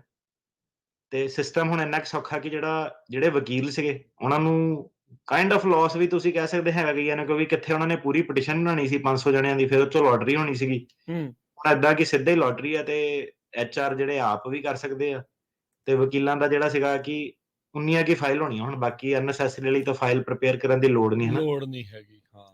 ਉਹਦੇ ਵਿੱਚ ਵੀ ਹੁਣ 4 ਸਾਲ ਤੋਂ ਇਹ ਜਿਹੜਾ ਸਿਸਟਮ ਜਿਹੜਾ ਚੱਲਿਆ, ਤੇ ਜਿਹੜਾ 4 ਸਾਲ ਸਿਸਟਮ ਚੱਲਣ ਤੋਂ ਬਾਅਦ ਆ ਜਿਹੜਾ ਹੁਣ ਅੱਜ ਆਪਾਂ ਗੱਲ ਕਰ ਰਹੇ ਹਾਂ ਕਿ ਇਹਨਾਂ ਨੇ ਨਵਾਂ ਸਿਸਟਮ ਜਿਹੜਾ ਕਹਿੰਦੇ ਅਨਾਉਂਸ ਕਰਨਾ ਫਰਵਰੀ ਦੇ ਵਿੱਚ, ਤੇ ਕਹਿੰਦੇ ਕਿ ਇੱਕ ਤਾਂ ਕੰਪਨੀ ਨੂੰ ਅਕਾਊਂਟ ਦੇ ਦੇਣਾ ਕਿ ਮਲਟੀਪਲ ਜਾਣੇ ਮੈਨੇਜ ਕਰ ਸਕਦੇ ਆ ਲੌਗਇਨ ਕਰਕੇ, ਪੇਪਰ ਸਾਰੇ ਹਟਾ ਦਿੱਤੇ ਆ, ਰਜਿਸਟ੍ਰੇਸ਼ਨ ਬੜੀ ਸੌਖੀ ਜੀ ਆ। ਤੇ ਉਸ ਤੋਂ ਬਾਅਦ ਜਦੋਂ ਜਿਹੜੇ ਸਿਲੈਕਟ ਹੋ ਗਏ, ਉਹ ਵੀ ਕਹਿੰਦੇ ਕਿ ਇਮੀਗ੍ਰੇਸ਼ਨ ਨੂੰ ਵੀ ਸੌਖ ਹੋ ਜਾਏਗੀ ਲੋਟਰੀ ਦੀ, ਕਿ ਕਿੰਨੇ ਫਾਈਲ ਕੀਤੀ ਆ। ਤੇ ਸਿਸਟਮ ਦੇ ਵਿੱਚੋਂ ਜਿਹੜੀ ਹੁਣ ਪੂਰੀ ਪਟੀਸ਼ਨ ਆ ਉਹ ਫਾਈਲ ਹੋਣੀ ਆ, ਤੇ 100% ਜਿਹੜਾ ਕਹਿੰਦੇ ਆ ਇੰਟਾਇਰ ਲਾਈਫ ਸਾਈਕਲ ਆ, ਕਿ ਰਜਿਸਟ੍ਰੇਸ਼ਨ ਤੋਂ ਲੈ ਕੇ ਜਦੋਂ ਤੱਕ ਅਪਰੂਵ ਨਹੀਂ ਹੁੰਦਾ, ਤੇ ਕੌਂਸੂਲੇਟ ਦੇ ਵਿੱਚ ਕਿ ਇੰਡੀਆ ਨੂੰ ਵੀ ਜਦੋਂ ਉਹਨਾਂ ਨੇ ਭੇਜਣਾ ਆਪਣਾ ਕਿ ਹੁਣ ਤੁਸੀਂ ਵੀਜ਼ਾ ਲੈ ਸਕਦੇ ਆ, ਸਾਰਾ ਇਹ 100% ਕਹਿੰਦੇ ਜਿਹੜਾ H1B ਪ੍ਰੋਗਰਾਮ ਤੋਂ ਲਾਈਫ ਸਾਈਕਲ ਇਹਦਾ ਇਲੈਕਟ੍ਰੋਨਿਕ ਇਹਨਾਂ ਨੇ ਕਰ ਦੇਣਾ। ਸੋ ਹੁਣ ਵੱਡੀ ਖਬਰ ਇਹ ਇਸ ਲਈ ਆ ਕਿ ਜੇ H1B ਦਾ ਇਦਾਂ ਦਾ ਕੰਪਲੈਕਸ ਸਿਸਟਮ, ਜਿਹਦੇ ਵਿੱਚ ਡਿਪਾਰਟਮੈਂਟ ਆਫ ਲੇਬਰ ਨਾਲ ਡੀਲਿੰਗ ਕਰਨੀ ਪੈਂਦੀ, ਕਈ ਇਹ ਜੇ ਇਲੈਕਟ੍ਰੋਨਿਕ ਹੋ ਗਿਆ, ਤੇ ਇਮੀਗ੍ਰੇਸ਼ਨ ਕੋਰਟ ਵਾਲੇ ਤਾਂ ਆਲਰੇਡੀ ਜਿਹੜੇ ਨਵੇਂ ਕੇਸ ਆ ਉਹ ਈ-ਰੌਬ ਤੇ ਥੱਲੇ ਇਲੈਕਟ੍ਰੋਨਿਕ ਹੀ ਸੀਗੇ। ਇਹ ਵਾਲੇ ਜਿਹੜੇ ਹੁਣ ਇਹ ਵਾਲਾ ਜਦੋਂ ਇਲੈਕਟ੍ਰੋਨਿਕ ਹੋ ਗਿਆ ਤੇ ਪ੍ਰੀਮੀਅਮ ਪ੍ਰੋਸੈਸਿੰਗ ਦਾ 907 ਜਿਹੜਾ ਉਹ ਵੀ ਕਹਿੰਦੇ ਇਲੈਕਟ੍ਰੋਨਿਕ ਕਰ ਦੇਣਾ, ਤੇ ਸਾਰਾ ਜਿਹੜਾ ਏਦਾਂ ਲੱਗਦਾ ਕਿ ਇਮੀਗ੍ਰੇਸ਼ਨ ਦਾ ਜਿਹੜਾ ਢਾਂਚਾ ਨਾ ਉਹ ਸਾਲ 2 ਸਾਲ ਦੇ ਵਿੱਚ ਫੁੱਲੀ ਜਿਹੜਾ ਇਲੈਕਟ੍ਰੋਨਿਕ ਜਿਹੜਾ ਹੋ ਜਾਣਾ। ਤੇ ਜਿਹੜੀ ਕਿ ਵਧੀਆ ਗੱਲ ਹੈ, ਕਿਉਂਕਿ ਪੇਪਰ ਪੂਪਰ ਐਵੇਂ ਹੀ ਬੰਡਲ ਤੇ ਬੰਡਲ ਜਿਹੜੇ ਰੱਖਣੇ ਪੈਂਦੇ ਸੀਗੇ। ਸੋ ਹੁਣ ਉਧਰਲੇ ਪਾਸੇ ਨੂੰ ਸਟੈਪ ਜਿਹੜਾ ਇਹ ਜਾ ਰਿਹਾ, ਤੇ ਇਹਨਾਂ ਨੇ ਆਹ ਕੱਲ ਹੀ ਜਨਵਰੀ 12 ਨੂੰ ਇਹਨਾਂ ਨੇ ਇਹ ਜਿਹੜਾ ਰਿਲੀਜ਼ ਦਿੱਤਾ। ਚਲੋ ਇਹਨੇ ਨਾਲ ਚਲੋ ਤੁਹਾਡੀ ਵੀ ਥੋੜੀ ਸਿਰਦਰਦੀ ਜਿਹੜੀ ਉਹ ਘਟਦੀ ਆ, ਉਹਦੇ ਨਾਲ ਵੀ ਫਰਕ ਪੈਂਦਾ ਆ, ਤੇ ਬਾਕੀ ਜਿਹੜੇ ਜਿਨ੍ਹਾਂ ਦੀਆਂ ਫਾਈਲਸ ਵੀ ਲੱਗਣੀਆਂ ਉਹਨਾਂ ਨੂੰ ਵੀ ਥੋੜੀ ਆਸਾਨੀ ਇਸ ਦੇ ਵਿੱਚ ਜਿਹੜੀ ਉਹ ਬਣਦੀ ਹੈਗੀ ਆ। ਸੋ ਚਲੋ ਹੋਪਫੁਲੀ ਇਹ ਸਿਸਟਮ ਇਵੈਂਚੁਅਲੀ ਹੋਰ ਪਾਸੇ ਵੱਲ ਨੂੰ ਵੀ ਜਿਹੜਾ ਉਹ ਤੁਰੇ। ਹਾਂਜੀ ਸੀਗਾ ਕਿ 3 ਮਹੀਨੇ ਜਿੱਦਾਂ ਕਿਹਾ ਕਿ ਪਹਿਲਾਂ ਹੀ ਉਹ ਪੂਰੀ ਮਹਾਭਾਰਤ ਕਰਨੀ ਪੈਂਦੀ ਸੀ, ਪਟੀਸ਼ਨਾਂ ਪੂਰੀਆਂ ਬਣਾਉਣੀਆਂ ਪੈਂਦੀਆਂ ਹੈਗੀਆਂ। ਹੁਣ ਕੀ ਹੈ ਕਿ ਜਦੋਂ ਲੋਟਰੀ 'ਚ ਤੁਹਾਡਾ ਛੋਟੀ ਜਿਹੀ ਐਂਟਰੀ ਕਰਕੇ ਸਿਲੈਕਟ ਹੋ ਗਿਆ, ਉਸ ਤੋਂ ਬਾਅਦ ਇਹਨਾਂ ਨੇ ਤੁਹਾਨੂੰ 3 ਮਹੀਨੇ ਦਾ ਟਾਈਮ ਦੇਣਾ, ਜਿਹੜਾ ਸਿਲੈਕਟ ਹੋਇਆ ਕਿ ਤੁਸੀਂ 3 ਮਹੀਨੇ ਦੇ ਵਿੱਚ ਆਪਣੀ ਰਜਿਸਟ੍ਰੇਸ਼ਨ ਕਰ ਦਿਓ। ਸੋ ਹੁਣ ਇੱਕ ਵਕੀਲ ਦੇ ਪੁਆਇੰਟ ਆਫ ਵਿਊ ਤੇ ਕੀ ਹੈ ਕਿ ਲੌਜਿਸਟਿਕਸ ਜਿਹੜੇ ਸਾਰੇ ਚੀਜ਼ਾਂ ਹੁੰਦੀਆਂ, ਭਾਵੇਂ ਤੁਸੀਂ ਪਟੀਸ਼ਨਾਂ ਉਨੀਆਂ ਹੀ ਕਰਨੀਆਂ, ਪਰ ਇੱਕ ਪਟੀਸ਼ਨ ਏਦਾਂ ਕਿ 3 ਮਹੀਨੇ ਤੁਹਾਨੂੰ ਪਹਿਲਾਂ ਤੁਸੀਂ ਸਾਰੀਆਂ ਬਣਾ ਕੇ ਇੱਕੋ ਦਿਨ 'ਚ ਐਂਡ 'ਚ ਫਾਈਲ ਕਰਨੀਆਂ, ਤੇ ਸਾਰੀਆਂ ਸਹੀ ਹੋਣੀਆਂ ਚਾਹੀਦੀਆਂ। ਵਰਸਸ ਹੁਣ ਤੁਹਾਡੀਆਂ ਜਿਹੜੀਆਂ ਸਿਲੈਕਟ ਹੋਈਆਂ ਉਹਨੂੰ ਤੁਸੀਂ 3 ਮਹੀਨਿਆਂ 'ਚ ਸਪੀਡ 'ਚ ਕਰਨਾ, ਮਤਲਬ ਉਹ ਇੱਕ ਦਿਨ ਵਾਲਾ ਜਿਹੜਾ ਡੈਡਲਾਈਨ ਵਾਲਾ ਚੱਕਰ ਜਿਹੜਾ ਉਹ ਟੁੱਟ ਗਿਆ। ਸੋ ਉਹਦੇ ਨਾਲ ਬੜਾ ਜਿਹੜਾ ਵਕੀਲਾਂ ਨੂੰ ਜਿਹੜਾ ਰਿਲੀਫ ਆ, ਕਲਾਇੰਟਾਂ ਨੂੰ ਵੀ ਬੜਾ ਰਿਲੀਫ ਆ ਕਿ 3 ਮਹੀਨੇ ਦੇ ਵਿੱਚ ਜਿਹੜਾ ਫਿਰ ਆਰਾਮ ਨਾਲ ਆਪਣਾ ਬੰਦਾ ਫਾਈਲ ਕਰ ਸਕਦਾ। ਨਹੀਂ, ਬਿਲਕੁਲ ਬਿਲਕੁਲ। ਅਗਲੀ ਆਪਾਂ ਗੱਲ ਕਰੀਏ, ਡਿਪਾਰਟਮੈਂਟ ਆਫ ਹੋਮਲੈਂਡ ਸਿਕਿਉਰਿਟੀ ਨੇ ਵੀ ਫੈਡਰਲ ਰਜਿਸਟਰ ਦੇ ਵਿੱਚ ਇੱਕ ਨਵੀਂ ਚੀਜ਼ ਪਬਲਿਸ਼ ਕੀਤੀ ਆ, ਨੋਟਿਸ ਅਨਾਉਂਸ ਕੀਤਾ ਆ। ਜਿਹੜੇ ਰੀ ਰਜਿਸਟ੍ਰੇਸ਼ਨ ਪੀਰੀਅਡ ਆ TPS ਵਾਲੇ, ਟੈਂਪਰੇਰੀ ਪ੍ਰੋਟੈਕਟਡ ਸਟੇਟਸ ਵਾਲੇ ਵੀ, ਉਹਨਾਂ ਨੂੰ ਐਕਸਟੈਂਸ਼ਨਸ ਆ। ਕਿਹੜੇ ਮੁਲਕ ਵਾਲਿਆਂ ਦੇ ਲਈ ਇਹ ਰਾਹਤ ਜਿਹੜੀ ਉਹ ਆਈ ਹੈ? ਐਲ ਸਾਲਵਾਡੋਰ, ਹੇਟੀ, ਹੋਂਡੂਰਸ, ਨੇਪਾਲ, ਨਿਕਾਰਾਗੁਆ ਤੇ ਸੁਡਾਨ, ਇਹਨਾਂ ਦਾ ਉਹਨਾਂ ਨੇ ਰੀ ਰਜਿਸਟ੍ਰੇਸ਼ਨ ਪੀਰੀਅਡ ਜਿਹੜਾ ਐਕਸਟੈਂਡ ਕੀਤਾ। ਠੀਕ ਹੈ। TPS ਕੀ ਹੁੰਦਾ ਕਿ ਟੈਂਪਰੇਰੀ ਪ੍ਰੋਟੈਕਟਡ ਸਟੇਟਸ, ਕਿ ਕੋਈ ਨੈਚੁਰਲ ਡਿਜ਼ਾਸਟਰ ਕਰਕੇ ਜਾਂ ਕੋਈ ਐਮਰਜੈਂਸੀ, ਕੋਈ ਇਦਾਂ ਦੇ ਅਰਜੈਂਟ ਸਰਕਮਸਟੈਂਸਸ ਹੈਗੇ, ਹਰੀਕੇਨ ਹੈਗੇ, ਅਰਥਕੁਏਕ ਹੈਗਾ, ਟੈਰਰਿਜ਼ਮ ਚੱਲ ਪਿਆ, ਮਹਾਯੁੱਧ ਛਿੜ ਪਿਆ, ਹਨਾ, ਉਹਦੇ ਬੇਸ ਤੇ ਜਿਹੜੇ ਸੀਗੇ ਤੁਹਾਨੂੰ ਉਹ ਇੱਥੇ ਰਹਿਣ ਦੀ ਪਰਮਿਸ਼ਨ ਦਿੰਦੇ ਆ 18 ਮਹੀਨੇ ਦੀ, ਤੇ ਤੁਹਾਨੂੰ ਕੰਮ ਕਰਨ ਦੀ ਪਰਮਿਸ਼ਨ ਦਿੰਦੇ ਆ। ਸੋ ਇਹ ਬੜੀ ਵੱਡੀ ਚੀਜ਼ ਹੈ। ਹੁਣ ਮੰਨ ਲਓ ਕਿ ਇੱਕ ਸਟੂਡੈਂਟ ਇੰਡੀਆ ਚੋਂ ਆਇਆ ਤੇ ਇੱਕ ਨੇਪਾਲ ਤੋਂ ਆਇਆ, ਜਿਹੜਾ ਇੰਡੀਆ ਵਾਲਾ ਉਹਨੂੰ TPS ਨਹੀਂ ਹੈਗਾ, ਉਹਨੂੰ ਜਿਹੜਾ ਸਿੱਧਾ ਹੀ H1 OPT ਸਾਰਾ ਇਦਾਂ ਦੇ ਕੰਮ ਜਿਹੜੇ ਕਰਨੇ ਪੈਣੇ ਆ। ਜਿਹੜਾ ਨੇਪਾਲ ਵਾਲਾ ਭਾਵੇਂ ਟੂਰਿਸਟ ਵੀਜ਼ੇ ਤੇ ਆਇਆ ਸੀਗਾ, ਜਿਹੜੇ ਉਹ ਵਾਲੀ ਟਾਈਮ ਜ਼ੋਨ 'ਚ ਜਿਹੜਾ ਆਇਆ ਸੀਗਾ, ਤੇ ਜਦੋਂ TPS ਹੈਗਾ ਉਹ ਸਿੱਧਾ ਹੀ ਜਿਹੜਾ ਇੱਥੇ ਰਹਿ ਸਕਦਾ, ਕੰਮ ਕਰ ਸਕਦਾ, ਹਨਾ। ਸੋ ਕਿੱਡਾ ਵੱਡਾ ਜਿਹੜਾ ਡਾਇਰੈਕਟ ਫਾਇਦਾ। ਤੇ ਔਨ ਟਾਪ ਆਫ ਅਸਾਈਲਮ ਸੁਲਮ ਜੋ ਵੀ ਲੋਕਾਂ ਨੇ ਆਪਣਾ ਕਰਨਾ, ਉਹ ਤਾਂ ਚਲੋ ਕਰਨਾ ਹੀ, ਸਹੀ ਗੱਲ, ਜਿਹਨਾਂ ਦਾ ਹੈਗਾ ਕਲੇਮ। ਤੇ ਇਹ ਹੁਣ ਜਿਹੜਾ ਇਹਨਾਂ ਨੇ ਦੁਬਾਰਾ ਐਕਸਟੈਂਡ ਕਰਤਾ, ਤੇ ਇਹਦੇ ਵਿੱਚੋਂ ਬਾਕੀ ਤਾਂ ਸਾਡੀ ਆਡੀਅנס ਲਈ ਰੈਲੇਵੈਂਟ ਕੰਟਰੀਆਂ ਨਹੀਂ ਹੈਗੀਆਂ। ਨੇਪਾਲ ਰੈਲੇਵੈਂਟ ਹੈਗੀ ਹੈ, ਜਿਹੜੇ ਥੋੜੇ ਬਹੁਤ ਤੇ ਨੇਪਾਲ ਦੇ ਲੋਕ ਵੀ ਸਾਨੂੰ ਸੁਣਦੇ ਆ। ਤੇ ਨੇਪਾਲ ਦੀ ਜਿਹੜੀ ਰਜਿਸਟ੍ਰੇਸ਼ਨ ਆ ਹੁਣ ਜੂਨ 24 2025 ਤੱਕ ਇਹਨਾਂ ਨੇ ਓਪਨ ਕਰਤੀ ਆ। ਇਹਦੇ ਵਿੱਚ ਕੀ ਸੀਗਾ ਕਿ ਮੈਓਰਕਾਸ ਜਿਹੜੇ ਸੈਕਟਰੀ ਆਫ ਹੋਮਲੈਂਡ ਸਿਕਿਉਰਿਟੀ ਦੇ ਸੈਕਟਰੀ ਆ, ਐਂਡਰੋ ਮੈਓਰਕਾਸ, ਉਹਨਾਂ ਨੇ ਅਨਾਉਂਸ ਕੀਤਾ ਸੀਗਾ ਜੂਨ 2023 ਦੇ ਵਿੱਚ ਕਿ ਜਿਹੜੀ ਟਰੰਪ ਐਡਮਿਨਿਸਟ੍ਰੇਸ਼ਨ ਆ ਉਹਨੇ ਨਾ TPS ਟਰਮੀਨੇਟ ਕਰਤਾ ਸੀਗਾ ਇਹ ਕੰਟਰੀਆਂ ਦੇ ਲਈ। ਟਰੰਪ ਉਹਨਾਂ ਨੇ ਕਿਹਾ ਕਿ ਨਹੀਂ ਦੇਣਾ, ਇਹ ਗਲਤ ਚੀਜ਼ ਆ। ਉਹਨੇ ਕਿਹਾ ਕਿ ਉਹਨਾਂ ਨੇ ਪਹਿਲਾਂ ਕੈਂਸਲ ਕੀਤਾ ਸੀਗਾ, ਤੇ ਫਿਰ ਉਹਨਾਂ ਨੇ ਕਿਹਾ ਕਿ ਇਹਨੂੰ ਆਪਾਂ ਵਧਾਉਣਾ ਵਾ, ਇਮੀਗ੍ਰੇਸ਼ਨ ਨੂੰ ਆਪਾਂ ਐਕਸਪੈਂਡ ਕਰਨਾ ਵਾ। ਤੇ ਉਹਨਾਂ ਨੇ ਜਿਹੜੀ ਪਹਿਲਾਂ ਕੀ ਰੂਲ ਚੱਲਦਾ ਸੀਗਾ ਕਿ ਜਦੋਂ ਇੱਕ ਨਾ ਇਨੀਸ਼ੀਅਲ ਰਜਿਸਟ੍ਰੇਸ਼ਨ ਪੀਰੀਅਡ ਹੁੰਦਾ, ਉਹਦੇ ਵਿੱਚ ਬੰਦੇ ਦੀ ਰਜਿਸਟ੍ਰੇਸ਼ਨ ਹੋਈ ਹੋਣੀ ਜ਼ਰੂਰੀ ਹੈ। ਏਦਾਂ ਨਹੀਂ ਕਿ ਕੋਈ ਵੀ ਨੇਪਾਲ ਤੋਂ ਆ ਗਿਆ ਉਹਨੇ ਕਰ ਲਿਆ। ਜਿਹੜਾ ਉਹ ਟਾਈਮਾਂ ਦੇ ਵਿੱਚ ਜਦੋਂ ਇਨੀਸ਼ੀਅਲ ਰਜਿਸਟ੍ਰੇਸ਼ਨ ਸੀਗੀ, ਟਾਈਮ ਚੱਲਦਾ, ਉਹਦੇ ਵਿੱਚ ਉਹਨੇ TPS ਫਾਈਲ ਕੀਤੀ ਹੋਣੀ ਜ਼ਰੂਰੀ ਹੈ। ਤੇ ਉਸ ਤੋਂ ਬਾਅਦ ਕੀ ਸੀਗਾ, ਜਦੋਂ ਤੁਸੀਂ ਐਕਸਟੈਂਸ਼ਨ ਕਰਦੇ ਆ, ਇਹਨਾਂ ਰੱਖਿਆ ਸੀਗਾ ਕਿ 60 ਦਿਨ ਦੇ ਅੰਦਰ ਰਜਿਸਟ੍ਰੇਸ਼ਨ ਦੇ ਪੀਰੀਅਡ ਦੇ ਅੰਦਰ ਤੁਹਾਨੂੰ ਐਕਸਟੈਂਸ਼ਨ ਆਪਣੀ ਫਾਈਲ ਕਰਨੀ ਪੈਂਦੀ ਸੀਗੀ। ਸੋ 60 ਦਿਨ ਜਿੱਦਾਂ ਉਦਾਂ ਸੁਣਨ ਨੂੰ ਤਾਂ ਬਹੁਤ ਲੱਗਦੇ ਆ, ਪਰ ਕਈ ਵਾਰੀ ਨਹੀਂ ਬੰਦੇ ਨੂੰ ਪਤਾ ਲੱਗਦਾ, ਕੰਮਾਂ ਕਾਰਾਂ 'ਚ ਬਿਜ਼ੀ ਹੁੰਦੇ ਆ ਜਾਂ ਕਈਆਂ ਨੂੰ ਨੌਲੇਜ ਨਹੀਂ ਹੁੰਦੀ। 60 ਦਿਨ ਉਹਨਾਂ ਦੇ ਨਿਕਲ ਜਾਂਦੇ ਸੀਗੇ। ਸੋ ਇਹਨਾਂ ਨੇ ਬਾਈਡਨ ਉਹਨਾਂ ਨੇ ਕੀ ਕੀਤਾ ਕਿ ਇਹਨਾਂ ਨੇ ਉਹ ਜਿਹੜਾ 60 ਦਿਨ, ਉਹਨਾਂ ਨੇ ਕਿਹਾ 60 ਦਿਨ ਵਾਲਾ ਰੂਲ ਇਹਨਾਂ ਨੇ ਹਟਾਤਾ। ਇਹ ਕਹਿੰਦੇ ਕਿ ਜਿਹੜਾ ਪੂਰੀ ਥਰੂ ਆਊਟ ਡਿਊਰੇਸ਼ਨ ਜਿੱਦਾਂ ਜੂਨ 24 2025 ਇੱਥੇ ਜਦੋਂ ਮਰਜ਼ੀ ਉਹ ਰੀ ਰਜਿਸਟਰ ਜਿਹੜਾ ਉਹ ਆਪਣਾ ਕਰ ਸਕਦਾ। ਸੋ ਇਹ ਜਿਹੜਾ ਨੋਟਿਸ ਹੈ ਕੋਈ ਨਵੀਂ TPS ਨਹੀਂ ਕ੍ਰੀਏਟ ਕਰ ਰਿਹਾ, ਕੋਈ ਏਦਾਂ ਨਹੀਂ ਕਿ ਕੋਈ ਨਵੇਂ ਬੰਦੇ ਨੂੰ ਇਹਨੇ TPS ਦੇਣੀ ਹੈ। ਇਹ ਸਿਰਫ ਜਿਹਨਾਂ ਦੇ ਆਲਰੇਡੀ TPS ਗ੍ਰਾਂਟਡ ਸੀਗੀ ਉਹਨਾਂ ਨੂੰ ਐਕਸਟੈਂਡ ਕਰਨ ਲਈ ਜਿਹੜੀ ਇਹ ਅਨਾਉਂਸਮੈਂਟ ਆ। ਜੀ, ਬਿਲਕੁਲ। ਤੇ ਨਿਕਾਰਾਗੁਆ ਦੀ ਵਿੱਚ ਜਿੱਦਾਂ ਜ਼ਿਕਰ ਆਉਂਦਾ ਆ, ਉਹਨਾਂ ਨੂੰ TPS ਵਾਲਾ ਦਿੰਦੇ ਆ। ਰੀਸੈਂਟਲੀ ਉਹ ਫਰਾਂਸ ਵਾਲੀ ਫਲਾਈਟ, ਡੋਂਕੀ ਵਾਲੀ ਫਲਾਈਟ ਬਹੁਤ ਮਸ਼ਹੂਰ ਹੋਈ ਸੀ, ਜਿਹੜੀ ਇੰਡੀਆ ਤੋਂ ਚੱਲੀ ਸੀ ਚਾਰਟਰ ਫਲਾਈਟ। ਇੰਡੀਆ ਵਾਲੇ ਬਹੁਤ ਸੀਗੇ, ਉਹ ਨਿਕਾਰਾਗੁਆ ਆਉਂਦੇ ਸੀ। ਨਿਕਾਰਾਗੁਆ ਵਾਲਿਆਂ ਦੀ ਅਮਰੀਕਾ ਵਾਲਿਆਂ ਨਾਲ ਘੱਟ ਬਣਦੀ ਆ ਅੱਜ-ਕੱਲ੍ਹ, ਤੇ ਉਹ ਅਲਾਓ ਕਰ ਦਿੰਦੇ ਆ ਸਿੱਧੀਆਂ ਇੱਦਾਂ ਫਲਾਈਟਾਂ। ਇੱਦਾਂ ਬਹੁਤ ਕੁਛ ਜਿਹੜਾ ਆਪਾਂ ਦੇਖ ਰਹੇ ਹਾਂ ਵੀ ਹੋ ਰਿਹਾ ਆ। ਸਦਰਨ ਬਾਰਡਰ ਦੀ ਸਿਚੁਏਸ਼ਨ ਵੀ ਬਹੁਤ ਇਸ ਟਾਈਮ ਕਹਿ ਸਕਦੇ ਹਾਂ ਵੀ ਗੱਲਾਂ ਦੇ ਵਿੱਚ ਇੰਨੀ ਕੁ ਜ਼ਿਆਦਾ ਆ, ਸਿਚੁਏਸ਼ਨ ਬਹੁਤ ਬੈਡ ਆ। ਇੱਥੋਂ ਤੱਕ ਕਿ ਹੁਣ ਬਹੁਤ ਸਾਰੀਆਂ ਸਟੇਟਸ ਦੇ, ਖਾਸ ਕਰਕੇ ਲਿਬਰਲ ਸਟੇਟਸ ਦੇ, ਚਾਹੇ ਉਹ ਗਵਰਨਰ ਨੇ, ਚਾਹੇ ਉਹਨਾਂ ਸ਼ਹਿਰਾਂ ਦੇ ਮੇਅਰਸ ਨੇ, ਉਹ ਕਹਿ ਰਹੇ ਆ ਵੀ ਭਾਈ ਸਾਨੂੰ ਬੱਸਾਂ ਭਰ ਭਰ ਕੇ ਜਿਹੜਾ ਉਹ ਨਾ ਘੱਲੋ। ਕੀ ਲੇਟੈਸਟ ਸਿਚੁਏਸ਼ਨ ਚੱਲ ਰਹੀ ਆ? ਇੱਦਾਂ ਦੀਆਂ ਜਿਹੜੀਆਂ ਫਲਾਈਟਾਂ ਉੱਧਰੋਂ ਆ ਰਹੀਆਂ ਆ, ਲੋਕ ਬਾਰਡਰ ਤੇ ਬਹੁਤ ਇਕੱਠੇ ਹੋ ਰਹੇ ਆ, ਇਹ ਇਸ ਟਾਈਮ ਸਾਰੀਆਂ ਚੀਜ਼ਾਂ ਬਹੁਤ ਜ਼ਿਆਦਾ ਸਾਹਮਣੇ ਆ, ਆંકੜੇ ਵੱਧ ਰਹੇ ਆ। ਕੀ ਰੀਅਲ ਸਿਚੁਏਸ਼ਨ ਚੱਲ ਰਹੀ ਹੈ ਬਾਰਡਰ ਦੇ ਉੱਤੇ? ਚਲੋ ਪੁੱਛਿਆ ਤੁਸੀਂ ਕਈ ਵਾਰੀ, ਅੱਜ ਫੁੱਲ ਤੁਹਾਨੂੰ ਰੀਅਲ ਪੂਰੀ ਸਿਚੁਏਸ਼ਨ ਦੱਸਾਂਗੇ ਬਾਰਡਰ ਦੀ। ਠੀਕ ਹੈ। ਕਿ ਉਹ ਰੋਜ਼-ਰੋਜ਼ ਹਰ ਵਾਰੀ ਸਨਸਨੀ ਜੀ ਬਾਰਡਰ ਤੇ ਕੀ ਕਰਦਾ, ਲੋਕਾਂ ਨੇ ਕਹਿਣਾ ਯਾਰ ਸੇਮ ਚੀਜ਼ ਦੱਸੀ ਜਾਂਦਾ ਹਨਾ। ਹੂੰ। ਤੇ ਅੱਜ-ਕੱਲ੍ਹ ਸੋਸ਼ਲ ਮੀਡੀਆ ਵਾਲੀ ਤੁਹਾਨੂੰ ਪਤਾ ਆਡੀਅנס ਵੀ ਏਦਾਂ ਆ ਕਿ ਐਂਟਰਟੇਨਮੈਂਟ ਨਾ ਮਿਲੀ ਐਵਰੀ ਸੈਕਿੰਡ ਤੇ ਪਰੇਸ਼ਾਨ ਹੋ ਜਾਂਦੇ ਹਨਾ। ਕਹਿੰਦੇ ਤੁਹਾਡਾ ਸ਼ੋਅ ਨਹੀਂ ਵਧੀਆ, ਸਵਾਦ ਨਹੀਂ ਆਇਆ। ਸਵਾਦ ਨਹੀਂ ਆਇਆ। ਹਾਂ। ਸੋ ਏਦਾਂ ਹੈ ਕਿ ਖਬਰ ਸੁਣਾਉਣ ਦਾ ਮਕਸਦ ਇਹ ਹੈ ਕਿ ਜਿੱਦਾਂ ਹੁਣ ਤੁਹਾਨੂੰ ਦੱਸੀ ਸੀ TPS ਦੀ, ਹੂੰ, ਤੁਸੀਂ ਵੇਖਿਆ ਕਿ ਟਰੰਪ ਨੇ ਕਿਹਾ ਕਿ ਇਹਨੂੰ ਘਟਾ ਦਿਓ ਇਮੀਗ੍ਰੇਸ਼ਨ ਨੂੰ, ਉਹਨੇ ਹੂੰ, ਆ ਕੇ ਕਿਹਾ ਇਹਨੂੰ ਵਧਾ ਦਿਓ, ਐਕਸਪੈਂਡ ਕਰ ਦਿਓ ਹਨਾ। ਹੂੰ, ਸੋ ਜਿਹੜੀ ਫਾਈਟ ਹੈਗੀ ਆ ਉਹ ਹੈਗੀ ਆ ਇਮੀਗ੍ਰੇਸ਼ਨ ਦੀ, ਐਕਸਪੈਂਸ਼ਨ ਦੀ ਤੇ ਕੰਟਰੈਕਸ਼ਨ ਦੀ। ਜਿਹੜੇ ਡੈਮੋਕ੍ਰੈਟ ਆ ਉਹਨਾਂ ਨੂੰ ਇਮੀਗ੍ਰੇਸ਼ਨ ਨੂੰ ਐਕਸਪੈਂਡ ਕਰਕੇ ਫਾਇਦਾ ਹੁੰਦਾ। ਹੂੰ, ਜਿਹੜੀ ਡੈਮੋਕ੍ਰੈਟਸ ਆ ਉਹ ਜਿਹੜੇ ਵੈਲਫੇਅਰ ਸਟੇਟ ਆ, ਮਤਲਬ ਹੁਣ ਏਦਾਂ ਨਰੇਟਿਵ ਆ ਇਹ, ਐਕਚੁਅਲ ਤਾਂ ਇਕੋਨਮਿਸਟ ਕੋਈ ਵੀ ਨਹੀਂ ਹੈਗਾ, ਮਤਲਬ ਕਿ ਉਹਨਾਂ ਦੇ ਥੱਲੇ ਵੈਲਫੇਅਰ ਸਟੇਟ ਜਿਹੜੀ ਵੱਧਦੀ ਹੈ, ਵੈਲਫੇਅਰ ਸਟੇਟ ਹੁੰਦਾ ਕਿ ਸੋਸ਼ਲਿਜ਼ਮ, ਕਿ ਕੈਨੇਡਾ ਵਾਂਗੂ ਕਿ ਆਟਾ ਪੈਸੇ ਦਾਲ ਦਿਓ, ਸਕੀਮ। ਕਰ ਦਿਓ ਹਨਾ। ਹੂੰ, ਤੇ ਉਹਦੇ ਵਿੱਚ ਫਾਇਦਾ ਵੀ ਹੈ ਜਨਤਾ ਦਾ, ਪਰ ਨੁਕਸਾਨ ਵੀ ਹੈ। ਤੇ ਦੂਜਾ ਮਾਡਲ ਹੈਗਾ ਕੈਪੀਟਲਿਸਟਿਕ ਮਾਡਲ। ਹੂੰ, ਕੈਪੀਟਲਿਸਟਿਕ ਮਾਡਲ ਹੁੰਦਾ ਕਿ ਕੋਈ ਫ੍ਰੀ ਫੰਡ ਕੁਛ ਨਹੀਂ ਮਿਲਣਾ, ਆਪਣਾ ਕੰਮ ਕਰੋ, ਪੈਸੇ ਬਣਾਓ, ਜ਼ਿਆਦਾ ਪੈਸੇ ਬਣਾਓ ਸੋਸ਼ਲਿਸਟ ਕੰਟਰੀ ਨੂੰ, ਤੇ ਕਰੋ ਤੇ ਆਪਣੀ ਇੰਸ਼ੋਰੈਂਸ ਸਾਰੇ ਆਪਣੀਆਂ ਜਿਹੜੀਆਂ ਚੀਜ਼ਾਂ ਆਪ ਲਓ ਹਨਾ। ਕਿ ਬਿਜ਼ਨੈਸਿਸ ਨੂੰ ਜਿਹੜਾ ਥਰਾਈਵ ਕਰਨ ਲਈ ਜਿਹੜੀ ਕੰਟਰੀ ਉਹਨੂੰ ਕਹਿੰਦੇ ਕੈਪੀਟਲਿਜ਼ਮ। ਸੋ ਯੂਰਪ ਦੇ ਵਿੱਚ ਕੀ ਸੀਗਾ ਕਿ ਉਹ ਕਹਿੰਦੇ ਸੌਖ ਬੜੀ ਆ, ਫੈਸਿਲਿਟੀਜ਼ ਬੜੀਆਂ ਹਨਾ, ਤੇ ਮੈਡੀਕਲ ਫ੍ਰੀ ਹੈ, ਏਦਾਂ ਵਾ ਓਦਾਂ ਵਾ, ਤੇ ਪੜ੍ਹਾਈਆਂ ਫ੍ਰੀ ਆ। ਹੁਣ ਏਦਾਂ ਕਿ ਕਿਸੇ ਨੇ ਤਾਂ ਪੈਸੇ ਦੇਣੇ ਆ, ਆਪਣੇ ਆਪ ਤਾਂ ਦਰਖਤੋਂ ਪੈਸੇ ਉੱਗਣੇ ਨਹੀਂ ਹਨਾ। ਕਿ ਜੇ ਸਭ ਕੁਝ ਫ੍ਰੀ ਆ ਤਾਂ ਫਿਰ ਕੰਮ ਕਰਨ ਵਾਲੇ ਕੰਮ ਕਿਉਂ ਕਰੂਗੇ। ਉਹਦੇ ਕਰਕੇ ਕੀ ਸੀਗਾ ਕਿ over a period of time, ਜਦੋਂ ਤੁਸੀਂ ਦੇਖਦੇ 10 ਸਾਲ 20 ਸਾਲ 30 ਸਾਲ 40 ਸਾਲ, ਇਹ ਕੰਟਰੀਆਂ ਬਹੁਤ ਕਈ ਵਾਰੀ ਡਾਊਨ ਹੋ ਗਈਆਂ। ਕਿ ਜਿੱਦਾਂ ਯੂਰਪ ਤੋਂ ਲੋਕੀ ਆਂਦੇ ਦੱਸਦੇ ਕਿ 2000-2200 ਇੰਨੇ ਕੁ ਉੱਥੇ ਪੈਸੇ ਬਣਦੇ ਸੀ, ਅਮਰੀਕਾ 'ਚ ਜ਼ਿਆਦਾ ਬਣ ਜਾਂਦੇ ਸੀ ਟਰੱਕ ਚਲਾ ਕੇ, ਕੋਵਿਡ ਦੇ ਵਿੱਚ ਜੇ ਗੱਲ ਕਰੀਏ। ਉਹਦੇ ਕਰਕੇ ਕਾਫੀ ਲੋਕੀ ਜਿਹੜੇ ਸੀਗੇ ਯੂਰਪ ਤੋਂ, ਸੌਰੀ ਅੱਜ ਥੋੜਾ ਜਿਹਾ ਗਲਾ ਖਰਾਬ ਆ, ਕੋਈ ਗੱਲ ਮਾਫੀ ਨਹੀਂ, ਚਾਹੁੰਦਾ। ਕੋਈ ਗੱਲ ਨਹੀਂ। ਤੇ ਉਹਦੇ ਕਰਕੇ ਨਾ ਕਾਫੀ ਲੋਕੀ ਜਿਹੜੇ ਯੂਰਪ ਤੋਂ ਵੀ ਜਿਹੜੇ ਪੱਕੇ ਵੀ ਸੀਗੇ ਬਾਰਡਰ ਟੱਪ ਕੇ ਜਿਹੜੇ ਆਏ ਆ, ਫਰਮ ਰੀਸੈਟਲਮੈਂਟ ਬਾਰ ਜਿੱਦਾਂ ਆਪਾਂ ਗੱਲ ਕਰਦੇ।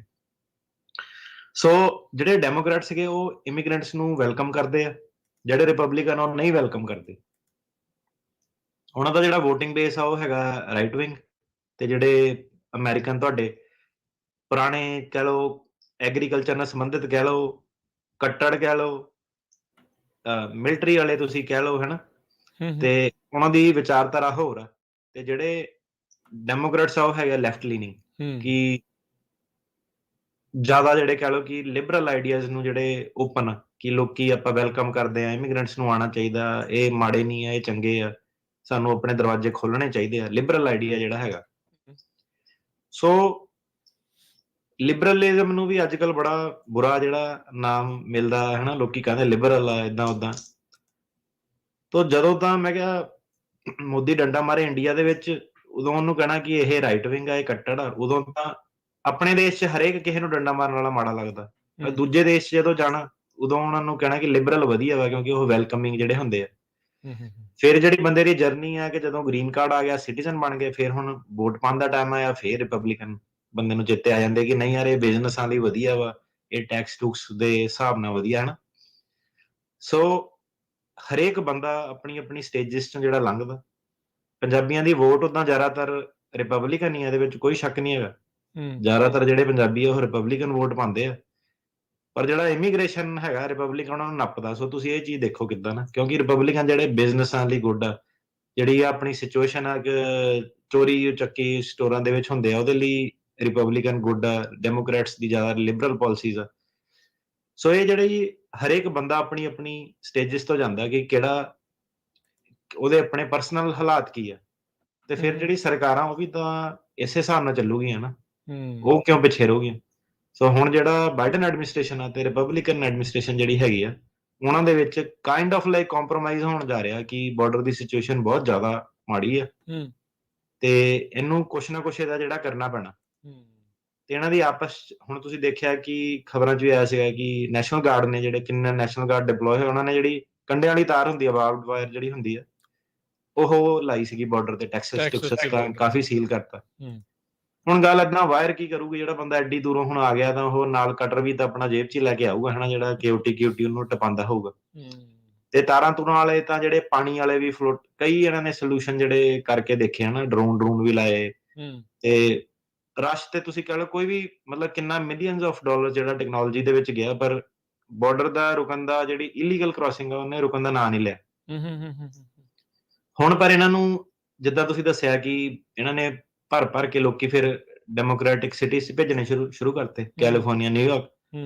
ਉਹਦੇ ਕਰਕੇ ਕੀ ਹੋਇਆ ਕਿ ਜਿਹੜੇ ਲੋਕ ਸੀਗੇ, ਜਿਹੜੇ ਦੂਰੋਂ ਤਾਂ ਕਹਿੰਦੇ ਆ ਕਿ ਨਹੀਂ ਹੋਮਲੈਸ ਦੀ, ਹੁਣ ਜਿੱਦਾਂ ਗੱਲ ਹੈ ਦੂਰੋਂ ਤੱਕ ਨਹੀਂ ਇਹਨਾਂ ਦਾ ਖਿਆਲ ਕਰਨਾ ਵਾ, ਏਦਾਂ ਵਾ, ਇਹਨਾਂ ਨੂੰ ਚੱਕਣਾ ਨਹੀਂ ਚਾਹੀਦਾ, ਇਹ ਬਿਜ਼ਨਸ ਦੇ ਮੂਹਰੇ ਕਿਤੇ ਵੀ ਡੇਰਾ ਲਾ ਸਕਦੇ ਆ ਨਾ, ਕੈਲੀਫੋਰਨੀਆ ਦੀ ਜਿੱਦਾਂ ਪਾਲਿਸੀਜ਼। ਤਾਂ ਜਦੋਂ ਆਪਣੇ ਬਹਿ ਕੇ ਆਪਣੇ ਫਰੰਟ ਯਾਰਡ ਤੇ ਫਿਰ ਕਿਸੇ ਦੇ ਹੋਮਲੈਸ ਆ ਕੇ ਬੈਠਾ, ਉਦੋਂ ਪ੍ਰੋਬਲਮ ਹੋ ਜਾਣੀ ਹੈ। ਕਈ ਵਾਰੀ ਜਿੱਦਾਂ ਚੀਜ਼ਾਂ ਹੁੰਦੀਆਂ ਦੂਰੋਂ ਵਧੀਆ ਲੱਗਦੀਆਂ ਕਿ ਨਹੀਂ ਇਹ ਏਦਾਂ, ਇਹਨਾਂ ਨੂੰ ਡਾਲਰ ਦੇ ਦਿਓ, ਇਹਨਾਂ ਨੂੰ ਏਦਾਂ ਕਰ ਦਿਓ। ਜਦੋਂ ਆਪਣੇ ਘਰ ਦੇ ਮੂਹਰੇ ਆ ਗਿਆ, ਫਿਰ ਬੰਦੇ ਨੇ ਕਹਿਣਾ ਯਾਰ ਪਤਾ ਨਹੀਂ ਡਰੱਗ ਕੀਤੀ ਹੈ, ਸਿਕਿਉਰਿਟੀ ਸਿਚੁਏਸ਼ਨ ਨਾ ਹੋ ਜਾਵੇ ਹਨਾ। ਤੇ ਹੁਣ ਬਾਈਡਨ ਐਡਮਿਨਿਸਟ੍ਰੇਸ਼ਨ ਸੀਗੀ, ਉਹਦੇ ਹਾਲਾਤ ਕੁਛ ਏਦਾਂ ਦੇ ਹੀ ਆ ਕਿ ਜਦ ਡੈਮੋਕ੍ਰੇਟ, ਜਦੋਂ ਇਹ ਜਿਹੜੇ ਨਿਊਯਾਰਕੀਆਂ 'ਚ ਉਹਨਾਂ ਨੂੰ ਲੱਗਦਾ ਕਿ ਜੇ ਨਾ ਉਹਨਾਂ ਨੇ ਕੰਟਰੋਲ ਕੀਤੀ ਨਾ, ਕਿਤੇ ਉਹ ਲੂਜ਼ ਨਾ ਕਰ ਜਾਣ ਆਪਣਾ ਬੇਸ। ਕੈਲੀਫੋਰਨੀਆ ਦਾ ਵੀ ਹੁਣ ਜਿੱਦਾਂ ਸੇਮ ਹੀ ਹਾਲ ਹੈ ਕਿ ਕਈ ਪਾਲਿਸੀਜ਼ ਦੇ ਉੱਤੇ ਹੋਮਲੈਸਨੈਸ ਤੇ, ਸੈਨ ਫਰਾਂਸਿਸਕੋ ਦੇਖ ਲਓ ਕੀ ਹਾਲ ਆ, ਚੋਰੀ, ਰੋਬਰੀ, ਸਟੀਲਿੰਗ ਕਿੰਨੀ ਹੈ। ਇਹਦਾ ਤੁਸੀਂ ਹਾਲ ਦੇਖ ਲਓ ਕਿ ਜਿਹਦਾ ਟੂ ਮਚ ਲਿਬਰਲਿਜ਼ਮ ਵੀ ਜਦੋਂ ਹੋ ਜਾਂਦਾ, ਮਾੜੇ ਪਾਸੇ ਚਲ ਜਾਂਦਾ। ਐਕਸਟ੍ਰੀਮ ਦੋਨੋਂ ਹੀ ਮਾੜੇ, ਐਕਸਟ੍ਰੀਮ ਦੋਨੋਂ। ਕਈ ਸੱਜਣ ਮਿੱਤਰ ਵੀ ਜਿੱਦਾਂ ਸਾਡੇ ਹੈਗੇ, ਉਹਨਾਂ ਤਾਂ ਤੁਸੀਂ ਕਈ ਵਾਰੀ ਗੱਲ ਵੀ ਕਰਕੇ ਦੇਖ ਲਓ ਕਿ ਟਰੰਪ ਕੋਈ ਕੈਂਡੀਡੇਟ, ਉਹਨੇ ਕਹਿਣਾ ਨਹੀਂ ਇਹ ਈਵਲ ਬੰਦਾ ਵਾ, ਇਹਦੇ ਬਾਰੇ ਕਿੱਦਾਂ ਤੁਸੀਂ ਗੱਲ ਕਰ ਸਕਦੇ, ਸੋਚ ਕਿੱਦਾਂ ਹੱਦੇ ਕਿ ਮੈਂ ਤੇਰੇ ਨਾਲ ਦੋਸਤੀ ਤੋੜ ਲੈਣੀ। ਤੁਹਾਡੇ EMPLOYE ਵੀ ਕਈ ਵਾਰੀ ਏਦਾਂ ਦੇ ਪੈ ਜਾਊਗੇ ਕਿ ਉਹਨਾਂ ਨੇ ਕਹਿਣਾ ਮੈਨੂੰ ਸਟ੍ਰੈਸ ਹੋਣ ਲੱਗ ਪਿਆ ਕਿ ਯਾਰ ਇਹ ਰਿਪਬਲਿਕਨਾਂ ਦੀਆਂ ਗੱਲਾਂ ਕਰਦੇ ਆ। ਸਿਲੀਕਨ ਵੈਲੀ ਦੇ ਵਿੱਚ ਉਹ ਨਿਊਜ਼ ਦੇ ਵਿੱਚ ਆਉਂਦਾ ਹੈਗਾ ਕਿ ਕੰਪਨੀਆਂ ਦੇ ਵਿੱਚ ਮਾਹੌਲ ਏਦਾਂ ਦਾ ਸੀਗਾ ਕਿ ਜਿਹੜਾ ਰਿਪਬਲਿਕਨ ਬੰਦਾ ਹੈਗਾ, ਜਾਂ ਜੇ ਕੋਈ ਕਹਿ ਦੇਵੇ ਨਾ ਕਿ ਟਰੰਪ ਦਾ ਉਹਨੂੰ ਬਹੁਤ hard time, collectively hard time ਦੇਣ ਲੱਗ ਪੈਂਦੇ ਸੀ, ਗੈਂਗ ਕਰ ਲੈਂਦੇ ਇਹਦੇ ਉੱਤੇ, ਉਹਨੂੰ ਮਾੜਾ ਸਮਝਣ ਲੱਗ ਜਾਂਦੇ, ਮਾੜਾ ਸਮਝਣ ਲੱਗ ਪੈਂਦੇ, ਗੈਂਗ ਕਰ ਲੈਂਦੇ ਕਿ ਇਹ ਰਿਪਬਲਿਕਨ ਆ, ਇਹ ਏਦਾਂ ਓਦਾਂ ਹਨਾ।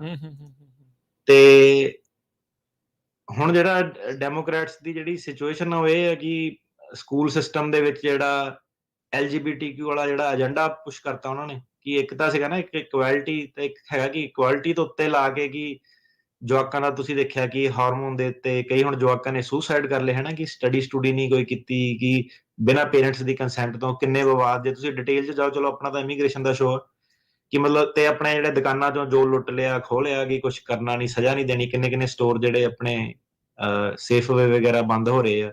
ਨੋਰਡਸਟਾਮ ਨੇ, ਵਾਲਗ੍ਰੀਨ ਵਗੈਰਾ ਹਨਾ, ਬਹੁਤ ਬਿਜ਼ਨਸ ਚਲੇ ਗਏ। ਤੇ ਬਾਹਰ ਹੀ ਜਿੱਦਾਂ ਜਨਤਾ ਵੇਚੀ ਜਾਂਦੀ ਹਨਾ। ਤੇ ਜਿਹੜੇ ਦੂਜੇ ਆ ਆਪਣੇ, ਤੁਸੀਂ ਆਨਲਾਈਨ ਜਾ ਕੇ ਜਦੋਂ ਕਮੈਂਟ ਪੜ੍ਹਦੇ ਆ, ਤੇ ਲੋਕੀ ਵੀ ਜਿੱਦਾਂ ਕਈ ਵਾਰੀ ਸਪੋਰਟ ਕਰਦੇ ਆ ਕਿ ਨਹੀਂ ਕੰਪਨੀਆਂ ਕੋਲ ਬੜਾ ਪੈਸਾ ਵਾ, ਇਹਨਾਂ ਕੋਲ ਕੰਪਨੀਆਂ ਕੋਲ ਬਹੁਤ ਪੈਸਾ ਹੁੰਦਾ, ਇਹਨਾਂ ਨੂੰ ਲੁੱਟ ਲਓ ਹਨਾ। ਉਹ ਚੀਜ਼ਾਂ ਕੰਪਨੀ ਵਰਸਸ EMPLOYE ਉਹ ਤਦ ਤੱਕ ਹੀ ਸਹੀ ਲੱਗਦਾ ਜਦੋਂ ਬੰਦਾ ਖੁਦ EMPLOYE ਹਨਾ। ਜਦੋਂ ਬੰਦਾ ਦੂਜੀ ਸਾਈਡ ਤੇ ਜਾਂਦਾ, ਆਪਣਾ ਕੋਈ ਕੰਮ ਕਾਰੋਬਾਰ ਖੋਲਦਾ, ਫਿਰ ਬੰਦੇ ਨੂੰ ਪਤਾ ਲੱਗਦਾ ਕਿ ਫ੍ਰੀ ਫੰਡ ਜਿਹੜਾ ਕਿਹੜੇ ਭਾਅ ਪੈਂਦਾ ਹਨਾ। ਤੇ ਹੁਣ ਇਹਨਾਂ ਨੇ ਵੋਟ ਬੈਂਕ ਦਾ ਇਹਨਾਂ ਨੂੰ ਖਤਰਾ, ਤੇ ਹੁਣ ਇਹਨਾਂ ਨੇ ਇਲੈਕਸ਼ਨ ਵੀ ਆ ਰਹੇ ਆ, ਤੇ ਹੁਣ ਇਹ ਹੱਥ ਮਿਲਾਉਣ ਨੂੰ ਉਹਨਾਂ ਨਾਲ ਤਿਆਰ ਆ। ਤੇ ਬਾਈ ਪਾਰਟੀਸ਼ਨ ਐਗਰੀਮੈਂਟ, ਕਿ ਦੋਨੋਂ ਪਾਰਟੀਆਂ ਜਿਹੜੀਆਂ ਉਹ ਐਗਰੀਮੈਂਟ ਆਪਸ 'ਚ ਕਰ ਰਹੀਆਂ, ਨੈਗੋਸ਼ੀਏਟ ਕਰ ਰਹੀਆਂ ਕਿ ਜੋ ਵੀ ਸਿਕਿਉਰਿਟੀ ਸਿਚੁਏਸ਼ਨ ਹੈ ਬਾਰਡਰ ਦੀ, ਤੇ ਕਿੱਦਾਂ ਇਹਨੂੰ ਟਰੈਕ ਕਰਨਾ ਜਿਹੜੇ ਬੰਦੇ ਇਲੀਗਲ ਆ ਰਹੇ ਆ। ਤੇ ਸੈਨੇਟਰ ਥਾਮਸ ਸਟਿਲਸ ਜਿਹੜੇ ਰਿਪਬਲਿਕਨ ਪਾਰਟੀ ਦੇ ਸੀਗੇ, ਨਾਰਥ ਕੈਰੋਲਾਈਨਾ ਤੋਂ, ਉਹਨਾਂ ਨੇ ਉਹ ਜਿਹੜੇ ਇਹਦੇ ਵਿੱਚ ਇੰਗੇਜ ਹੋ ਰਹੇ ਆ ਕਾਫੀ ਜ਼ਿਆਦਾ ਡਿਸਕਸ਼ਨ ਦੇ ਵਿੱਚ। ਤੇ ਪਰ ਇਹ ਮੇਨ ਨੈਗੋਸ਼ੀਏਟਿੰਗ ਗਰੁੱਪ ਦੇ ਜਿਹੜੇ ਮੈਂਬਰ ਨਹੀਂ ਹੈਗੇ, ਤਾਂ ਕਰਕੇ ਥੋੜ੍ਹੀਆਂ ਜਿਹੀਆਂ ਖਬਰਾਂ ਇਹਨਾਂ ਨੇ ਲੀਕ ਕਰਤੀਆਂ NBC ਨਿਊਜ਼ ਨੂੰ।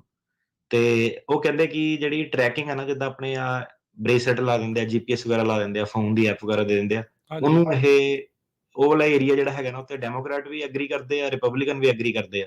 ਹੂੰ ਤੇ ਕਈ ਵਾਰੀ ਜਿੱਦਾਂ ਹੁਣ ਇਹ ਕਿਉਂ ਮੈਨੇ ਰਖਾਂਦਾ, ਕਿਉਂਕਿ ਨਾ ਕਈ ਵਾਰੀ ਬੰਦਾ ਰਹਿੰਦਾ ਬੇਕਰਫੀਲਡ ਦਾ, ਉਹ ਬੰਦੇ ਨਾ ਕਲਾਇੰਟ ਜਿਹੜਾ ਉਹ ਡਰੀ ਜਾਣਾ ਉਹਨੇ ਕਿ ਨਹੀਂ ਯਾਰ ਉੱਥੇ ਭਾਜੀ ਜਾਣਾ ਨਹੀਂ ਮੈਂ, ਉੱਥੇ ਨਾ ਉਹ ਲਾ ਦੇਣੀ ਉਹਨਾਂ ਨੇ ਮੇਰੇ GPS ਲਾ ਦੇਣਾ ਉਹਨਾਂ ਨੇ ਮੇਰੇ ਉੱਥੇ। ਹੂੰ ਹੂੰ ਹੂੰ ਬੇਕਰਫੀਲਡ 'ਚ ਨਾ GPS ਲਾ ਦਿੰਦੇ ਆਈਸ ਤੇ ਨਾ, ਏਦਾਂ ਸਨਸਨੀ ਜੀ ਫੈਲ ਜਾਂਦੀ ਆਪਣੀ ਕਮਿਊਨਿਟੀ 'ਚ। ਤੇ ਹੁਣ ਜਿਹੜਾ ਬੰਦਾ ਰਹਿੰਦਾ ਉੱਥੇ ਆ, ਪਹਿਲੀ ਗੱਲ ਤਾਂ ਐਡਰੈਸ ਦੇ ਹਿਸਾਬ ਨਾਲ ਅਸਾਈਲਮ ਲਾਉਣਾ ਹੈ ਨਾ, ਝੂਠ ਨਹੀਂ ਬੰਦਾ ਕਰ ਸਕਦਾ। ਹੂੰ ਤਾਂ ਹੁਣ ਏਦਾਂ ਕਿ ਜਦੋਂ ਅਸਾਈਲਮ ਲਾ ਉਹਨਾਂ ਨੇ GPS ਲਾਤਾ, ਉਹ ਤਾਂ ਬੰਦੇ ਦਾ ਪਤਾ ਲੱਗ ਗਿਆ ਕਿ ਇਹ ਕਿੱਥੇ ਰਹਿੰਦਾ ਵਾ, ਆਹ ਵਾਲੀ ਜਗ੍ਹਾ ਦੀ ਲੋਕੇਸ਼ਨ ਹੈ, LA ਹੀ ਰਹਿੰਦਾ ਇਹ, ਹੈ ਨਾ। ਉਹ ਝੂਠ ਨਹੀਂ ਬੋਲ ਸਕਦਾ ਕਦੀ ਕਿ ਮੇਰਾ ਹੁਣ ਸੈਨ ਫਰਾਂਸਿਸਕੋ ਐਡਰੈਸ ਆ ਜਾਂ ਓਦਾਂ ਵਾ। ਹੂੰ ਤਾਂ ਪਹਿਲੀ ਗੱਲ ਆ, ਝੂਠ ਬੋਲਣਾ ਨਹੀਂ, ਜਿੱਥੇ ਰਹਿੰਦੇ ਆ ਉੱਥੇ ਕੇਸ ਲਾਉਣਾ, ਬੋਟਮ ਲਾਈਨ ਇਹ ਹੈ। ਕਿਉਂਕਿ ਨਾ ਐਡਰੈਸ ਐਡਰੂਸ ਵਾਲੇ ਬੜੇ ਮਸਲੇ ਜਿਹੜੇ ਕੋਰਟ ਦੇ ਵਿੱਚ ਉੱਡਦੇ ਆ, ਹੂੰ ਤੇ ਉਹਦੀ ਸਾਨੂੰ ਆਪਾਂ ਤਾਂ ਸਿੱਧੀ ਸਲਾਹ ਕਿ ਯਾਰ ਜਿੱਥੇ ਰਹਿੰਦੇ ਉੱਥੇ ਕੇਸ ਲਾਓ। ਸੋ GPS ਲੱਗਦਾ ਤਾਂ GPS ਲੱਗਦਾ, ਨਹੀਂ ਲੱਗਦਾ ਤਾਂ ਨਹੀਂ ਲੱਗਦਾ। ਜੇ ਏਦਾਂ ਨਹੀਂ ਕਿ ਰਹਿਣਾ ਉੱਥੇ ਆ, GPS ਵੀ ਅਵੋਇਡ ਕਰਨਾ ਵਾ ਤੇ ਕੇਸ ਲਾਣਾ ਸੈਨ ਫਰਾਂਸਿਸਕੋ, ਹਨਾ, ਏਦਾਂ ਨਹੀਂ ਚੱਲਣਾ। ਹੂੰ ਸੋ ਜਾਂ ਤਾਂ ਮੂਵ ਹੋਵੋ ਸੈਨ ਫਰਾਂਸਿਸਕੋ ਦੇ ਵਿੱਚ, ਹਨਾ, ਕਿ ਸਹੀ ਰਹੋਗੇ, ਤੇ ਸੈਕਰਾਮੈਂਟੋ ਤਾਂ ਸੈਕਰਾਮੈਂਟੋ ਮੂਵ ਹੋਵੋ, ਹਨਾ। ਤੇ ਇਹਦਾ ਜਿਹੜਾ ਆਈਡੀਆ ਸੀਗਾ ਕੀ ਸੀਗਾ ਕਿ ਇੱਕ FERM ਫਰਮ ਕਰਕੇ ਇਹਨਾਂ ਨੇ ਪ੍ਰੋਗਰਾਮ ਜਿਹੜਾ ਬਣਾਇਆ ਸੀਗਾ। ਠੀਕ ਹੈ। ਉਹਦਾ ਮਤਲਬ ਹੈਗਾ ਫੈਮਿਲੀ ਐਕਸਪੀਡਾਈਟਡ ਰਿਮੂਵਲ ਮੈਨੇਜਮੈਂਟ ਸਿਸਟਮ, ਹਾਂਜੀ ਫਰਮ। ਕਿ ਜਿਹੜੇ ਟੱਬਰ ਆ ਰਹੇ, ਆਪਾਂ ਰੇਡੀਓ ਤੇ ਵੀ ਡਿਸਕਸ ਕੀਤਾ ਸੀਗਾ ਕਿ ਸਿੱਧੇ ਜਿਹੜਾ ਉਹ ਫੈਮਿਲੀ ਵਾਲਿਆਂ ਨੂੰ ਕਹਿੰਦੇ ਛੇਤੀ, ਜਿਹੜਾ ਪਹਿਲਾਂ ਉਹ ਕਹਿੰਦੇ ਸੀ ਆਣ ਦੇਣਾ ਛੇਤੀ, ਫਿਰ ਉਹ ਕਹਿੰਦੇ ਸੀ ਕਿ ਇਹਨਾਂ ਨੂੰ ਬਾਹਲੀ ਦੇ ਰੱਖਣਾ ਹੈ, ਛੇਤੀ ਡਿਪੋਰਟ ਕਰਨਾ, ਐਕਸਪੀਡਾਈਟ ਰਿਮੂਵਲ ਇਹਨਾਂ ਦਾ ਕਰਨਾ, ਪੂਰੇ ਪਰਿਵਾਰ ਦਾ। ਪੂਰੇ ਪਰਿਵਾਰ ਦਾ। ਸੋ ਕੀ ਕਰਦੇ ਸੀਗੇ ਇਹ ਵਾਲੇ ਪ੍ਰੋਗਰਾਮ ਦੇ ਥੱਲੇ, ਉਹ ਜਿਹੜਾ ਹੈਡ ਆਫ ਹਾਊਸ ਹੋਲਡ ਆ, ਜਿਹੜਾ ਕਰਤਾ ਵਾ ਘਰ ਦਾ, ਤੇ ਉਹਨੂੰ ਕਹਿੰਦੇ ਇੱਕ ਬੰਦੇ ਨੂੰ ਮੇਨ ਨੂੰ ਜਿਹੜਾ ਉਹਦੇ ਬ੍ਰੇਸਲੇਟ ਲਾਣਾ ਆਪਾਂ, ਜਿਹੜਾ ਪੈਸੇ ਪੂਸੇ ਕਮਾਉਣ ਵਾਲਾ। ਜ਼ਿਆਦਾਤਰ ਇਹ ਮੇਲ ਹੀ ਹੋਊਗਾ ਓਬਵੀਅਸਲੀ, ਹਨਾ, ਜਿੱਦਾਂ ਦੀ ਇਮੀਗ੍ਰੇਸ਼ਨ ਜਰਨੀ ਨੂੰ ਜੇ ਉਹ ਕਰੀਏ, ਦੇਖੀਏ ਇਹਦੇ ਵਿੱਚ ਤੇ ਕੋਈ ਸੈਕਸਿਜ਼ਮ ਵਾਲਾ ਵਿਵਾਦ ਨਹੀਂ ਹੈਗਾ ਨਾ, ਸਿੱਧੇ ਹੀ ਬਾਟਮ ਲਾਈਨ ਇਹ ਹੈਗੀ ਕਿ ਇਹ ਵਾਲੇ ਟੌਪਿਕ ਜਿਹੜਾ ਕੰਮ ਕਰਦਾ ਉਹਦੇ ਲਾਉਣਾ ਵਾ, ਮੁੱਕਦੀ ਗੱਲ। ਇੱਥੇ ਸੈਕਸਿਜ਼ਮ ਮਾਫੀਆ ਜਿਹੜਾ ਉਹ ਚੁੱਪ ਹੋ ਜਾਂਦਾ ਹੈ ਨਾ, ਕਿ ਹੁਣ ਜਿਹੜੇ ਕਈ ਕੰਮ ਕੰਸਟਰਕਸ਼ਨ ਵਾਲੇ ਆ ਉਹ ਹਾਰਡਕੋਰ ਆ। ਮੈਂ ਵੀ ਹੁਣ ਆਫਿਸ ਬਣਾਇਆ, ਮੈਂ ਕਿਹਾ ਉਹੀ ਆ ਕਿ ਹੁਣ ਮੈਂ ਕਿਹਾ ਇਕੁਐਲਿਟੀ ਕੁਅਲਿਟੀ ਏਦਾਂ ਵਾ, ਕਿੱਥੇ ਆ ਹੁਣ, ਹਨਾ, ਵਰਕਫੋਰਸ ਜਿਹੜੀ ਆ ਕਿ ਹਾਰਡ ਜੌਬ ਏਦਾਂ ਕਿ ਜਿਹੜੇ ਬਾਰਡਰ ਵਾਲੀਆਂ ਸਿਕਿਉਰਿਟੀਆਂ ਦੀਆਂ, ਜੋ ਸੱਚ ਆ ਸੱਚ ਆ, ਇਹਦੇ ਵਿੱਚ ਕੋਈ ਉਹ ਮਤਲਬ ਪੋਲੀਟੀਕਲ ਕਰੈਕਟਨੈਸ ਤਾਂ ਚਲੋ ਵੈਸੇ ਵੀ ਆਪਾਂ ਕਦੀ ਸ਼ੋਅ ਵਰਤੀ ਨਹੀਂ ਆਪਣੇ, ਹਨਾ। ਸੋ ਬੇਸਿਕਲੀ ਉਹਨਾਂ ਨੇ ਕੀ ਕਿਹਾ ਕਿ ਜਿਹੜੇ ਮੇਲ ਬੰਦੇ ਆ ਉਹਨਾਂ ਦੇ ਐਂਕਲ ਬ੍ਰੇਸਲੇਟ ਲਾਣਾ, ਹਨਾ। ਸੋ ਇਹਦੇ ਵਿੱਚ ਹੁਣ ਏਦਾਂ ਕਿ ਜਿਹਨੂੰ ਜ਼ਿਆਦਾ ਕੁਆਲਿਟੀ ਚਾਹੀਦੀ ਆ ਉਹ ਆਪ ਵੀ ਤੀਵੀਂ ਅੱਗੇ ਆ ਕੇ ਕਹਿ ਸਕਦੇ ਕਿ ਨਹੀਂ ਇਹਦੇ ਮੇਰੇ ਘਰ ਵਾਲੇ ਦੇ ਛੱਡ ਦੋ, ਮੇਰੇ ਲਾ ਦੋ, ਹਨਾ। ਤੇ ਉਹਨਾਂ ਨੇ ਇੱਕ ਬੰਦੇ ਨੂੰ ਕਹਿੰਦੇ ਟੰਗਣਾ ਵਾ, ਸਾਰਿਆਂ ਨੂੰ ਕਿਉਂ ਨਹੀਂ ਟੰਗ ਸਕਦੇ, ਇੰਨਾ ਕਹਿੰਦੇ ਸਾਡੇ ਕੋਲ ਬਜਟ ਨਹੀਂ ਹੈਗਾ ਤੇ ਟਾਈਮ ਨਹੀਂ ਹੈਗਾ ਕਿ ਚਾਰੋਂ ਜਣਿਆਂ ਨੂੰ ਉਹ ਮੋਨੀਟਰ ਕਰਨ, ਤੇ ਇੱਕ ਜਣੇ ਦੇ ਉਹਨਾਂ ਨੇ ਜਿਹੜਾ ਐਂਕਲ ਬ੍ਰੇਸਲੇਟ ਲਾਣਾ, ਇਹ ਉਹਨਾਂ ਦੀ ਪਾਲਿਸੀ ਆ। ਤੇ ਬਾਕੀ ਜਣਿਆਂ ਨੂੰ ਨਾਲ ਕਰਫਿਊ ਹੋ ਜਾਣਾ ਹੈ ਆਟੋਮੈਟਿਕਲੀ। ਫਿਰ ਉਹ ਜਿਹੜੀ ਕਿ ਫੋਨ ਦੇ ਰਾਹੀਂ ਫੋਟੋ ਖਿੱਚ ਕੇ ਜਿਹੜੀ ਭੇਜਣੀ ਆ ਬੰਦੇ ਦੇ ਨਾਲ, ਹਨਾ, ਕਿ ਉਹਦੇ ਐਂਕਲ ਬ੍ਰੇਸਲੇਟ ਲੱਗੂਗਾ, ਨਾਲ ਵਾਲੇ ਫਿਰ ਫੋਟੋ ਖਿੱਚੂਗੇ। ਤੇ ਉਹ ਕਹਿੰਦੇ ਕਿ ਫਿਰ ਆਪਾਂ ਡਿਸਾਈਡ ਕਰਨਾ ਕਿ ਇਹਨਾਂ ਨੇ ਅਸਾਈਲਮ ਲਈ ਐਲੀਜੀਬਲ ਆ ਕਿ ਨਹੀਂ ਐਲੀਜੀਬਲ ਆ, ਜਿਹਨੂੰ ਕ੍ਰੈਡੀਬਲ ਫੇਅਰ ਇੰਟਰਵਿਊ ਕਹਿੰਦੇ ਆ। ਤੇ ਉਸ ਤੋਂ ਬਾਅਦ ਇਹਨਾਂ ਦੀ ਪ੍ਰਾਇੋਰਟੀ ਕਰਨੀ ਆ ਫੈਮਿਲੀ ਵਾਲਿਆਂ ਦੀ। ਠੀਕ ਹੈ। ਕਿਉਂਕਿ ਨਾ ਬਾਰਡਰ ਜਦੋਂ ਖੁੱਲਾ ਨਾ, ਉਹ ਦੇਖ ਰਿਹਾ ਕਿ ਟੱਬਰ ਦੇ ਟੱਬਰ ਹੀ ਉਹ ਕਹਿੰਦੇ ਆ ਰਹੇ ਆ ਹੁਣ ਪੂਰੇ। ਤੇ ਉਹਨਾਂ ਨੂੰ ਏਦਾਂ ਕਿ ਇਹ ਦਾਲ ਦੇ ਵਿੱਚ ਕੁਛ ਕਾਲਾ ਵਾ, ਇਹਨਾਂ ਦੇ ਕੋਲ ਅਸਾਈਲਮ ਨਹੀਂ ਹੈਗਾ। ਕਿ ਏਦਾਂ ਕਿੱਦਾਂ, ਮਤਲਬ ਕਿ ਇੰਨੇ ਜ਼ਿਆਦਾ ਨੈਸ਼ਨੈਲਿਟੀਆਂ ਦੇ ਅਲੱਗ-ਅਲੱਗ ਦੇ ਲੋਕ ਪੂਰੇ ਟੱਬਰ ਸਮੇਤ ਹੀ ਸਿੱਧਾ ਜਿੱਦਾਂ ਬੋਰੀਆ ਬਿਸਤਰਾ ਕਰਕੇ ਰਾਤੋਂ ਰਾਤ ਆ ਰਹੇ ਆ। ਤਾਂ ਉਹਨਾਂ ਨੇ ਆਹ ਵਾਲਾ ਜਿਹੜਾ ਪ੍ਰੋਗਰਾਮ ਇਹਨੂੰ ਐਕਸਪੈਂਡ ਜਿਹੜਾ ਕਰਨਾ, ਤੇ ਬਾਈਡਨ ਐਡਮਿਨਿਸਟ੍ਰੇਸ਼ਨ ਇਹ ਆਈਡੀਆ ਨਾਲ ਰੈਡੀ ਹੈ। ਤਾਂ ਆਲਰੇਡੀ ਪ੍ਰੋਗਰਾਮ ਜਿਹੜਾ ਕਹਿੰਦੇ ਸੀਗੇ ਸਟਾਰਟ ਹੋ ਗਿਆ, ਤੇ ਇਹਨੂੰ ਉਹ ਕਹਿੰਦੇ ਕਿ ਅਲਟਰਨੇਟਿਵ ਟੂ ਡਿਟੈਂਸ਼ਨ, ਕਿ ਜੇਲ੍ਹ 'ਚ ਨਹੀਂ ਬੰਦ ਕਰਨਾ। ਫਿਰ ਕਿ ਫੈਮਲੀਆਂ ਦੇ ਪਹਿਲਾਂ ਉਹ ਕਿਉਂਕਿ ਬੱਚੇ ਸਮੇਤ GPS ਉਹਨਾਂ ਦੇ ਲਾ ਦੋ। ਪਰ ਹੁਣ ਇਹਨੂੰ ਕਰਨ ਲਈ ਜਿਹੜਾ ਪ੍ਰੋਗਰਾਮ ਹੈ, ਇਹਨੂੰ ਐਕਸਪੈਂਡ ਕਰਨ ਲਈ ਫੰਡਿੰਗ ਇਹਨੂੰ ਚਾਹੀਦੀ ਹੈ, ਤੇ ਆਬਵੀਅਸਲੀ ਪੈਸਾ ਚਾਹੀਦਾ ਹੈ ਨਾ ਮੋਨੀਟਰਿੰਗ ਕਰਨ ਲਈ ਕਿ ਕਿੱਦਾਂ ਕਰਨਾ।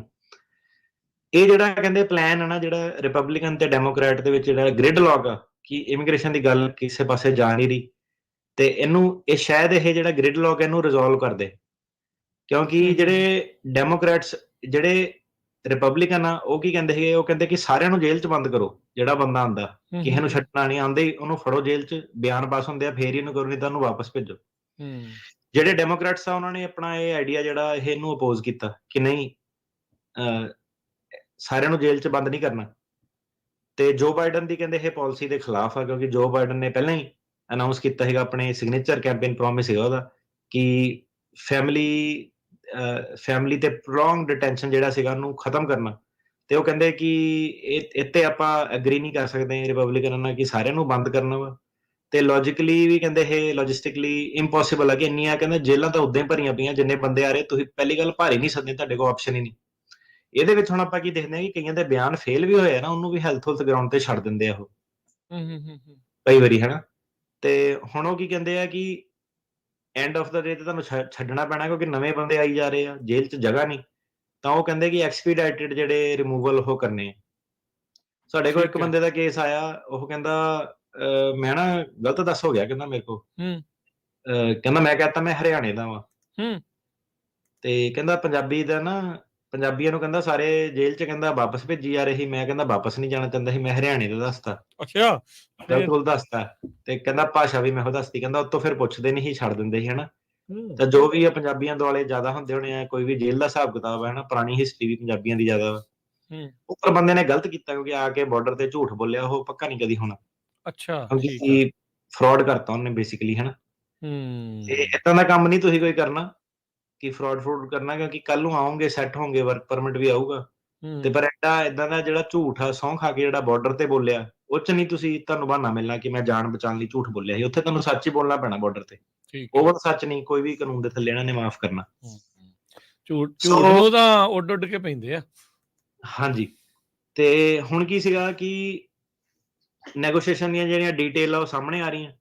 ਹੂੰ ਡੈਮੋਕ੍ਰੈਟ ਦੀ ਕਾਫੀ ਡਿਸਕਸ਼ਨ ਹੋਈ, ਕ੍ਰਿਸ ਮਰਫੀ ਇਹਦੇ ਵਿੱਚ ਆ, ਕਨੈਟੀਕਟ ਦੇ ਡੈਮੋਕ੍ਰੈਟ। ਓਕੇ ਤੇ ਹਾਂ ਹਾਂ ਮੈਜੋਰਟੀ ਲੀਡਰ ਜਿਹੜੇ ਹੈਗੇ ਆ ਚੱਕ ਸ਼ੂਮਰ ਹੂੰ ਨਿਊਯਾਰਕ ਦੇ, ਉਹ ਹੂੰ ਹਮੇਸ਼ਾ ਹੀ ਚਰਚਾ 'ਚ ਰਹਿੰਦੇ ਆ ਆਪਣੇ ਜਦੋਂ ਵੀ ਇਮੀਗ੍ਰੇਸ਼ਨ ਦਾ ਕੋਈ ਵੀ ਮੁੱਦਾ। ਮੁੱਦਾ ਹੁੰਦਾ। ਹੂੰ ਤੇ ਨਿਊਯਾਰਕ ਵੈਸੇ ਵੀ ਤੁਹਾਨੂੰ ਪਤਾ ਹੀ ਆ ਕਿ ਕਾਫੀ ਐਕਟਿਵ ਜਿਹੜੀ ਸਟੇਟ ਆ, ਇਹ ਹੌਟ ਸਾਰੇ ਸੀਨ ਦੇ ਵਿੱਚ ਲਾਈਕ ਇਸ ਟਾਈਮ ਕੈਲੀਫੋਰਨੀਆ। ਹੌਟ ਬੈਡ ਆ ਕਿਉਂਕਿ ਉੱਥੇ ਆਪਾਂ ਦੇਖ ਰਹੇ ਵੀ ਬੱਸਾਂ ਭਰ ਭਰ ਕੇ ਉਹਨਾਂ ਦੇ ਪਹੁੰਚਾ ਰਹੀਆਂ। ਉਹਨਾਂ ਦਾ ਮੇਅਰ ਵੀ ਹੁਣ ਹਾੜੇ ਕੱਢਦਾ ਬਾਈਡਨ ਹੁਣਾਂ ਦੇ ਵੀ ਸਾਨੂੰ ਡਾਲਰ ਦਿਓ, ਸਾਡੇ ਕੋਲ ਸਾਂਭੇ ਨਹੀਂ ਜਾਂਦੇ। ਸਕੂਲਾਂ 'ਚ ਉਹਨਾਂ ਨੂੰ ਠਹਿਰਾਇਆ ਜਾ ਰਿਹਾ ਆ। ਦੂਜੇ ਸਕੂਲ ਵਾਲੇ ਨਿਆਣੇ ਤੇ ਉਹਨਾਂ ਦੇ ਮਾਪੇ ਪਰੇਸ਼ਾਨ ਆ, ਸਾਡੇ ਸਕੂਲ ਬੰਦ ਹੋ ਰਹੇ ਆ। ਸੋ ਸਥਿਤੀ ਕਾਫੀ ਜ਼ਿਆਦਾ ਇਦਾਂ ਦੀ ਬਣੀ ਪਈ ਕਈ ਥਾਵਾਂ ਤੇ ਤਾਂ। ਬਿਲਕੁਲ। ਤੇ ਜੀਓਪੀ ਦੇ ਜਿਹੜੇ ਨੈਗੋਸ਼ੀਏਟਰ ਆ ਜੇਮਸ ਲੈਂਗਫੋਰਡ, ਉਹ ਓਕਲਾਹੋਮਾ ਦੇ, ਉਹ ਆਪਣੀ ਕਾਰਵਾਈ ਜਿਹੜੀ ਇਹਨਾਂ ਨਾਲ ਡੈਮੋਕ੍ਰੈਟਸ ਨਾਲ ਗਤੀਵਿਧੀਆਂ ਦੇ ਵਿੱਚ ਭਰਪੂਰ ਹਿੱਸਾ ਲੈ ਰਹੇ ਆ।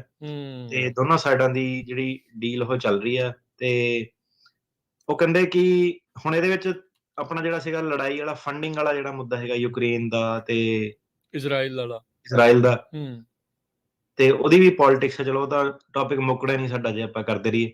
ਤੇ ਜਿਹੜੇ ਰਿਪਬਲਿਕਨ ਆ ਬੇਸਿਕਲੀ ਉਹ ਕਹਿੰਦੇ ਕਿ ਇਹਨੂੰ ਬਾਰਡਰ ਸਿਕਿਉਰਿਟੀ ਦੇ ਨਾਲ ਲਿੰਕ ਕਰੋ ਇਮੀਗ੍ਰੇਸ਼ਨ ਨੂੰ, ਕਿਉਂਕਿ ਇਹ ਬਾਰਡਰ ਸਿਕਿਉਰਿਟੀ ਮੁੱਦਾ ਵਾ। ਤੇ ਹੂੰ ਕਿਉਂਕਿ ਯੂਕਰੇਨ ਵਾਲਾ ਤੇ ਇਜ਼ਰਾਈਲ ਵਾਲਾ ਵੀ ਬਾਰਡਰ ਸਿਕਿਉਰਿਟੀ ਵਾਲਾ ਹੀ ਕਾਈਂਡ ਆਫ ਮੁੱਦਾ, ਇਹਨੂੰ ਲਿੰਕ ਕਰੋ। ਸੋ ਗੱਲ ਤਾਂ ਇਹਨਾਂ ਦੀ ਗਰਾਰੀ ਦੋਨਾਂ ਪਾਰਟੀਆਂ ਦੀ ਜਾ ਕੇ ਉੱਥੇ ਫਸ ਜਾਂਦੀ ਆ ਕਿ ਪੈਸਾ ਕਿੱਦਾਂ ਸਾਈਫਨ ਹੋਣਾ ਵਾ ਵਾਰ ਮਸ਼ੀਨ ਨੂੰ।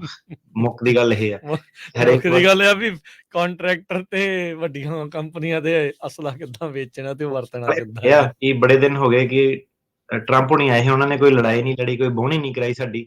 ਉਦਾਂ ਉਹਨੂੰ ਟਰੰਪ ਨੂੰ ਗਾਲਾਂ ਕੱਢਦੇ, ਪਰ ਏਦਾਂ ਆ ਕਿ ਲੜਾਈ ਕਿਹੜੀ ਉਹਨੇ ਲੜੀ ਆ, ਲੜਾਈ ਨਹੀਂ ਕਰਾਈ ਉਹਨੇ। ਲੜਾਈ ਨਹੀਂ ਉਹਨੇ ਕਰਾਈ। ਹੁਣ ਮੈਂ ਕਿਹਾ ਕੱਲ ਉਹਦਾ ਬਿਆਨ ਵੀ ਸੀਗਾ, ਕਹਿੰਦਾ ਵੀ ਬਾਈਡਨ ਹੁਣਾਂ ਨੇ ਤੀਜੇ ਵਰਲਡ ਵਾਰ 3 ਦੇ ਵਿੱਚ ਆਪਾਂ ਨੂੰ ਝੋਕ ਦੇਣਾ, ਕਿਉਂਕਿ ਈਰਾਨ ਦੇ ਨਾਲ ਹੁਣ ਬਹੁਤ ਰੌਲਾ ਪਿਆ, ਜਿਹੜੇ ਹਾਊਥੀਜ਼ ਆ ਯਮਨ ਦੇ ਵਿੱਚ, ਜਿਨ੍ਹਾਂ ਨੂੰ ਈਰਾਨ ਬੈਕ ਕਰਦਾ ਆ। ਬਸ ਤੇ ਮਿਟ ਉਹ ਰੋਮਨੀ ਤੇ ਜਦੋਂ ਉਹਦਾ ਚੱਲਦਾ ਸੀ, ਉਦੋਂ ਵੀ ਇੱਕਦਮ ਹੀ ਉਹ ਲੈ ਕੇ ਆਏ ਸੀ ਨਾ ਬੰਬ ਜਿਹਾ ਬਣਾਉਣਾ, ਕਹਿੰਦਾ ਉਹ ਨੇਤਨਯਾਹੂ। ਤੇ ਕਾਰਡਬੋਰਡ ਤੇ ਉੱਤੇ ਨਾ ਕਾਰਡਬੋਰਡ ਤੇ ਡਰਾ ਕਰਕੇ ਲੈ ਕੇ ਆਇਆ ਬਣਾ ਕੇ ਬੰਬ ਨਾ, ਜਨਤਾ ਨੂੰ ਬੇਵਕੂਫ ਬਣਾਉਣ ਲਈ। ਹਾਂ ਉਹਨੂੰ ਏਦਾਂ ਨਾ ਲਾਈਨ ਲਾ ਕੇ ਦੱਸਿਆ ਉਹਨੇ ਕਿ ਕਹਿੰਦਾ ਕਲਰ ਕਰਕੇ ਰੈੱਡ ਦੇ ਨਾਲ, ਕਹਿੰਦਾ ਇੰਨਾ ਬਣ ਗਿਆ, ਕਹਿੰਦਾ 75% ਕਹਿੰਦਾ ਬਣ ਗਿਆ ਨਿਕਲਣ ਨੂੰ ਨਾ।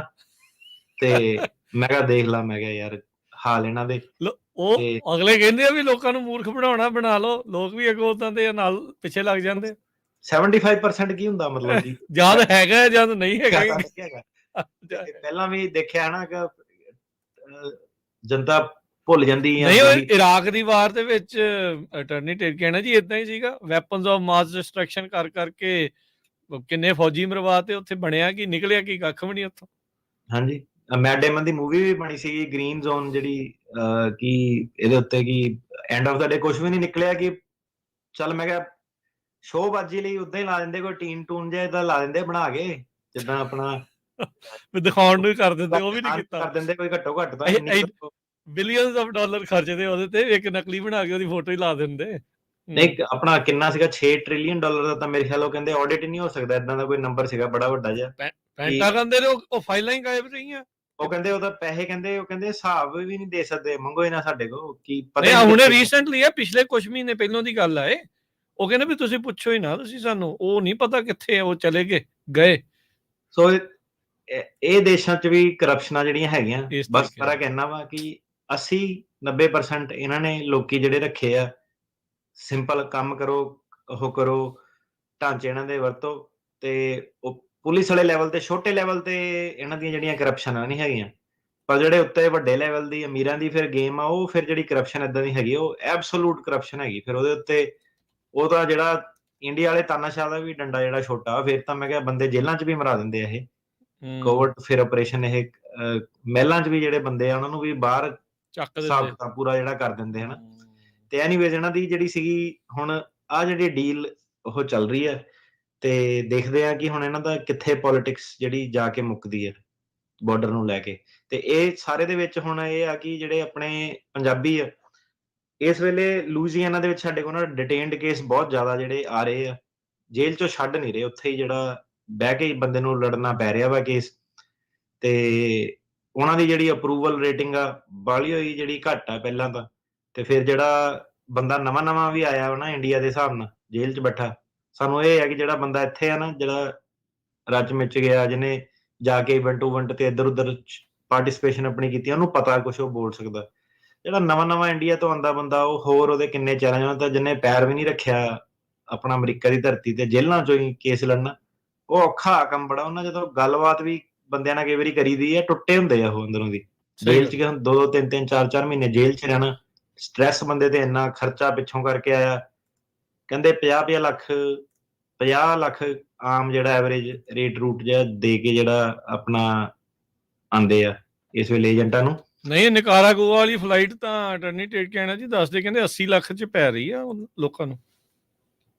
ਅੱਛਾ, ਉਹ ਫਿਰ ਸ਼ਾਹੀ ਫਲਾਈਟ ਹੋ ਗਈ ਨਾ, ਉਹ ਚਾਰਟਰ ਫਲਾਈਟ ਚੱਲਦੀ ਹੈ ਦੁਬਈ ਤੋਂ ਨਾ ਹਾਂ। ਉਹ ਫਿਰ ਜਿਹਨੇ ਸ਼ਾਹੀ ਸਵਾਰੀ ਕਰਨੀ ਉਹ ਆ, ਜਿਹਨੇ 30 ਲੱਖ ਘੱਟ ਦੇਣੇ ਆ, ਉਹ ਫਿਰ ਥੋੜਾ ਜਿਹਾ ਜੰਗਲ 'ਚੋਂ ਸ਼ੇਰ ਦੇਖ ਕੇ ਆਊਗਾ ਹਨਾ, ਏਦਾਂ ਦਾ ਹਿਸਾਬ ਕਿਤਾਬ। ਪਰ ਦੇਖੋ ਵੀ ਕਿੰਨਾ ਖਰਚਾ ਕਰ ਰਹੇ ਆ। ਬਿਲਕੁਲ ਰਿਸਕ ਕਿੰਨਾ ਜ਼ਿਆਦਾ, ਲੋਕੀ ਮਰ ਜਾਂਦੇ ਆ, ਮਰਡਰ ਹੋ ਜਾਂਦੇ ਰਾਹ ਦੇ ਵਿੱਚ ਏਦਾਂ। ਤੇ ਹੁਣ ਏਦਾਂ ਕਿ ਜਦੋਂ ਆਂਦਾ ਬੰਦਾ ਜੇਲ੍ਹਾਂ ਦੇ ਵਿੱਚ ਵੀ, ਫਿਰ ਵਕੀਲਾਂ ਦੇ ਖਰਚੇ, ਜੇ ਲੂਜ਼ੀਆਨਾ ਨੇ ਨਹੀਂ ਅਪਰੂਵ ਕੀਤਾ ਫਿਰ ਅਪੀਲਾਂ ਤੇ ਖਰਚੇ। ਤੇ ਲੂਜ਼ੀਆਨਾ ਕੋਰਟ ਦੀ ਰੇਟਿੰਗ, ਜਿਹੜੀ ਜੱਜਾਂ ਦੀ ਰੇਟਿੰਗ ਤਾਂ ਕਈਆਂ ਦੀ ਕੁਛ ਵੀ ਨਹੀਂ, 10% ਤੋਂ ਵੀ ਘੱਟ। ਮੈਂ ਤਾਂ ਦੇਖਦਾ ਸੀ ਉਹ ਲਿਸਟ ਜਿਹੜੀ ਟਰੈਕ ਵਾਲੀ ਤੁਸੀਂ ਦੱਸਦੇ ਸੀ, ਕਈਆਂ ਦੀ 0.5% 2% ਏਦਾਂ ਵੀ ਆ। ਹਾਂਜੀ, ਏਦਾਂ ਵੀ ਹੈ। ਤੇ ਲੂਜ਼ੀਆਨਾ ਦਾ ਕੋਰਟ ਟਾਈਟ ਆ, ਤੇ ਉਹ ਵਾਲੇ ਜਿਹੜੇ, ਤੇ ਦੂਜੀ ਗੱਲ ਇਹ ਹੈ ਕਿ ਉਹ ਜਿਹੜੇ ਉੱਥੇ ਲੋਕ ਰਹਿੰਦੇ ਆ, ਉਹ ਸਤੇ ਪਏ ਆ ਇੰਨੇ ਸਾਰੇ ਹਜ਼ਾਰਾਂ 'ਚ, ਮਿਲੀਅਨਾਂ 'ਚ। ਹੁਣ ਤੁਹਾਡੀ ਸਟੇਟ 'ਚ ਹੁਣ ਬੰਦੇ ਆ ਜਾਣ ਪੰਜਾਬ 'ਚ, ਕਿ ਮਿਲੀਅਨਾਂ 'ਚ ਆ ਜਾਣ, ਕਿ ਉਹ ਕਹਿਣ ਕਿ ਤੁਹਾਡੇ ਇੱਥੋਂ ਲੰਘਣਾ ਜਾਂ ਉਹ ਕਰਨਾ, ਤੇ ਚੱਲ ਜਾਣਾ ਆਪਾਂ ਕਹਿ ਲਾ, ਆਪਾਂ ਲੰਘ ਕੇ ਤੁਹਾਡੇ ਕੋਲ ਜਾਣਾ, ਤੁਸੀਂ ਵੀ ਥੋੜਾ ਜਿਹਾ ਹੋਣਾ ਨਾ ਕਿ ਯਾਰ ਲਾਅ ਐਂਡ ਆਰਡਰ ਦਾ ਕੀ ਬਣੂਗਾ, ਕਿੱਦਾਂ ਬਣੂਗਾ। ਤੇ ਉਹ ਵਾਲੇ ਜਿਹੜੇ ਜੱਜ ਆ, ਥੋੜੇ ਜਿਹੇ ਉਹਨਾਂ ਦੇ ਓਬਵੀਅਸਲੀ ਬਾਇਸ ਤਾਂ ਹੋਣੀ ਆ, ਕੋਈ ਵਿੱਚ ਸ਼ੱਕ ਨਹੀਂ। ਤੇ ਨਵਾਂ ਜਿਹੜਾ ਬੰਦਾ ਆਉਂਦਾ, ਉਹਨੂੰ ਕੇਸ ਦੀ ਵੀ ਉਹਦੀ ਤਿਆਰੀ ਹਾਰਡ ਆ, ਜੇਲ੍ਹ ਬਾਹਰ ਨਹੀਂ, ਤੇ ਉਹਨੂੰ ਵੀ ਆਪਣੇ ਸੱਜਣ ਮਿੱਤਰ ਤੇ ਰਿਲਾਈ ਕਰਨਾ ਪੈਂਦਾ ਐਫੀਡੈਵਿਟਾਂ ਲਈ, ਹੋਰ ਚੀਜ਼ਾਂ ਲਈ। ਸੋ ਓਵਰਆਲ ਜਿਹੜੀ ਹੁਣ ਸਥਿਤੀ ਜਿਹੜੀ ਉਹ ਟਾਈਟ ਜਿਹੜੀ ਹੋ ਰਹੀ ਆ, ਬਿਆਨ ਜਿਹੜੇ ਬੰਦੇ ਦੇ ਬਿਆਨ ਤਿਆਰ ਨਹੀਂ ਹੈਗੇ। ਬਿਲਕੁਲ, ਜਿਹਨੂੰ ਪਤਾ ਨਹੀਂ ਆ, ਪਰਿਵਾਰਾਂ ਸਮੇਤ ਮੋੜੀ ਜਾਂਦੇ। ਅੱਗੇ ਤਾਂ ਨਿਆਣਿਆਂ ਕਰਕੇ ਰੱਖੀ ਜਾਂਦੇ ਸੀ, ਆ ਜਾਓ ਚਲੋ ਜਾਓ, ਪਰ ਹੁਣ ਆ ਜਿਹੜਾ ਫਰਮ ਜਿਹੜਾ ਤੁਸੀਂ ਦੱਸਿਆ ਸੀਗਾ, ਉਹਦੇ ਤਹਿਤ ਕੰਮ ਤਿੱਖਾ ਆ, ਤੇ ਪਰਿਵਾਰਾਂ ਸਮੇਤ ਜਿਹੜਾ ਉਹ ਵਾਪਸ ਕਰ ਰਹੇ ਆ। ਬਾਕੀ ਲੈਟਸ ਸੀ ਇਹਨਾਂ ਦੀ ਆਪਸ ਦੇ ਵਿੱਚ ਕੋਈ ਸਮਝੌਤਾ ਹੁੰਦਾ ਆ, ਕੀ ਬਣਦਾ ਆ, ਸਦਰਨ ਬਾਰਡਰ ਦੀ ਸਿਚੁਏਸ਼ਨ ਕਿੱਦਾਂ ਹੁੰਦੀ ਆ। ਹੁਣ ਟੈਕਸਸ ਵਾਲਿਆਂ ਨੇ ਉਹ ਇੱਕ ਪਾਰਕ ਜਿਹਨੂੰ ਕਰ ਹੀ ਲਿਆ, ਨੈਸ਼ਨਲ ਗਾਰਡਸ ਨੇ ਆਪਣੇ ਅੰਡਰ। ਅੱਜ ਵੀਡੀਓਜ਼ ਆ ਰਹੀਆਂ ਸੀ ਉੱਥੋਂ, ਬਾਰਡਰ ਪੈਟਰੋਲ ਏਜੰਟਸ ਨੂੰ ਨਹੀਂ ਉੱਥੇ ਜਾਣ ਦਿੱਤਾ, ਉਹਨਾਂ ਨੇ ਵਾਪਸ ਮੋੜਤਾ। ਜਿਹੜੇ ਟੈਕਸਸ ਦੇ ਗਵਰਨਰ ਦੇ ਆਦੇਸ਼ਾਂ ਦੇ ਉੱਤੇ ਵੀ ਭਾਈ ਤੁਸੀਂ ਨਹੀਂ ਅੰਦਰ ਜਿਹੜਾ ਇੱਥੇ ਜਾ ਸਕਦੇ, ਇਹ ਹੁਣ ਸਟੇਟ ਦੇ ਅੰਡਰ ਆ, ਇਹ ਵਾਲੀ ਜਿਹੜੀ ਚੀਜ਼ ਆ ਉਹ ਤੁਸੀਂ ਆਪਣੀ ਉੱਥੇ ਜਿਹੜਾ ਉਹ ਦੇਖੋ। ਸੋ ਇੱਕ ਸਟੇਟ ਵਰਸਸ ਫੈਡਰਲ ਤੌਰ ਦੇ ਉੱਤੇ ਵੀ ਜਿਹੜੀ ਕਸ਼ਮਕਸ਼ ਆ ਉਹ ਚੱਲ ਰਹੀ ਆ, ਉਹ ਵੀ ਸਿੰਘ ਫਸੇ ਹੋਏ ਆ। ਬਹੁਤ ਕੁਛ ਨਵਾਂ ਨਿਕਲਣਾ ਇਸ ਸਾਰੀਆਂ ਚੀਜ਼ਾਂ ਦੇ ਵਿੱਚੋਂ। ਲੈਟਸ ਸੀ ਕੀ ਜਿਹੜਾ ਇਸ ਦੇ ਵਿੱਚ ਬਣਦਾ। ਬਾਕੀ ਅਪਡੇਟਸ ਆਪਾਂ ਤੁਹਾਨੂੰ ਦੱਸਦੇ ਜਾਇਆ ਕਰਾਂਗੇ। ਅਟਰਨੀ ਟੇਕ ਕਹਿਣਾ ਜੀ, ਬ੍ਰੇਕ ਦਾ ਵਕਤ ਆ, ਬ੍ਰੇਕ ਤੋਂ ਬਾਅਦ ਮੁੜਦੇ ਹਾਂ ਵਾਪਸ। ਲੋਕਾਂ ਦੇ ਜਿਹੜੇ ਆਪਾਂ ਸਵਾਲ ਲਵਾਂਗੇ, ਸਰੋਤੇ ਕਾਲ ਕਰਨ ਦੇ ਲਈ ਸਟੂਡੀਓ ਦਾ ਨੰਬਰ ਰਹੇਗਾ 408 272 5200। ਮਿਲਦੇ ਹਾਂ ਬ੍ਰੇਕ ਤੋਂ ਬਾਅਦ। 4082725200 ਦੇ ਉੱਤੇ ਕਾਲ ਕਰ ਸਕਦੇ ਹੋ।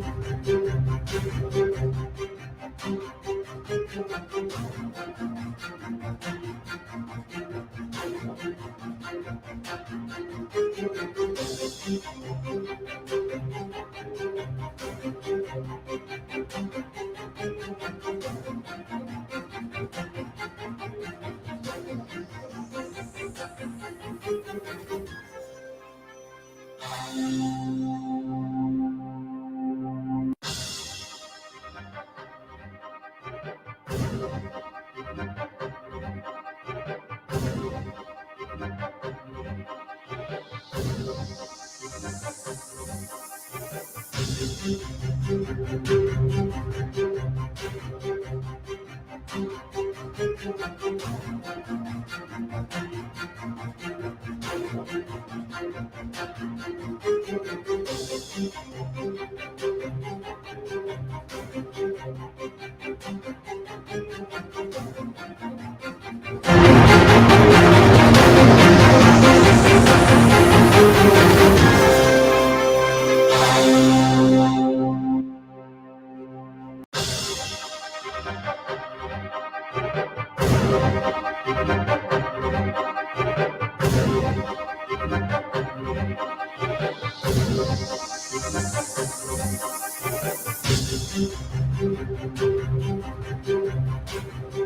तो बाद एक फिर आप सबका स्वागत है। श्रोते प्रोग्राम चल रहा जी इस टाइम अपडेट इमीग्रेशन। मैं राजकनवीर सिंह जुड़े हुए ने अपने नाल इमीग्रेशन अटर्नी यूएस इमीग्रेशन दे अटर्नी टिरकेना जी। अटर्नी टिरकेना जी एक फिर जी आए नु स्वागत है। सत श्री अकाल जी। टिरकेना जी तुहाडी आवाज नहीं आ रही। ਸਤਿ ਸ਼੍ਰੀ ਅਕਾਲ ਜੀ ਸਾਰਿਆਂ ਨੂੰ। ਹਾਂਜੀ ਹਾਂਜੀ ਏਦਾਂ ਗੱਲ ਬਣਨੀ ਨਹੀਂ। ਉਹਨੇ ਕਹਿਣਾ ਵੀ ਸਲਾਹ ਤਾਂ ਮਿਲੀ ਸੀ ਪਰ ਸੁਣੀ ਨਹੀਂ। ਸਾਨੂੰ ਪਤਾ ਨਹੀਂ ਕੀ ਕਹਿ ਗਏ ਆ। ਤੇ ਇਹ ਤਾਂ ਮੈਂ ਦੱਸਦਾ, ਮੈਨੂੰ ਨਾ ਕੱਲ ਮੇਰੀ ਘਰਦਿਆਂ ਨਾਲ ਗੱਲ ਹੁੰਦੀ, ਕਹਿੰਦੇ ਵੀਡੀਓ ਜੀ ਪਾਉਣਾ ਨਾ ਆਪਣਾ, ਕਹਿੰਦੇ ਨਾਲ ਕੋਈ ਫੋਟੋਗ੍ਰਾਫਰ ਘੁੰਮਦਾ ਹੋਣਾ ਉੱਥੇ, ਜਿਹੜਾ ਇੰਡੀਆ 'ਚ ਨਹੀਂ, ਆਪਣੇ ਹੁਸ਼ਿਆਰਪੁਰ ਦੀ ਗੱਲ। ਭਾਜੀ ਕਹਿੰਦੇ ਵੀਡੀਓ ਨਹੀਂ, ਕਹਿੰਦੇ ਇਹਨਾਂ ਦੀ ਵਧੀਆ, ਕਹਿੰਦੇ ਕੁਆਲਿਟੀ ਨਹੀਂ ਵਧੀਆ, ਕਹਿੰਦੇ ਪਾਉਂਦੇ ਆਪਣੇ ਟਿਕਟੌਕ 'ਚ ਕੈਮਰਾ ਜਿਹਾ ਫੜ ਕੇ।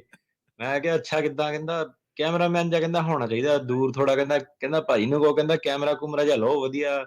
ਆਪ ਹੀ ਜਿਹੜਾ ਕਹਿੰਦਾ ਉਹ ਕਰਕੇ ਨਾ ਜਿਹੜਾ ਦੂਜਾ ਕੈਮਰਾ ਕਹਿੰਦਾ ਵੀਡੀਓ ਜੀ ਪਾ ਦਿੰਦੇ ਕੇਸ ਦੀ ਗੱਲ ਜੀ, ਕਹਿੰਦਾ ਬਣਦੀ ਨਹੀਂ। ਮੈਂ ਕਿਹਾ ਆਹੋ, ਇੱਥੇ ਮੈਂ ਕਿਹਾ ਅਮਰੀਕਾ 'ਚ ਤਾਂ ਮੈਂ ਕਿਹਾ ਟੈਕ ਸਪੋਰਟ ਘੁੰਮਣੀ ਨਾ ਮੇਰੇ ਅੱਗੇ ਪਿੱਛੇ ਕੋਰਟ ਦੇ ਵਿੱਚ ਜਾਣਾ ਮੈਨੂੰ ਫੋਲੋ ਕਰਕੇ।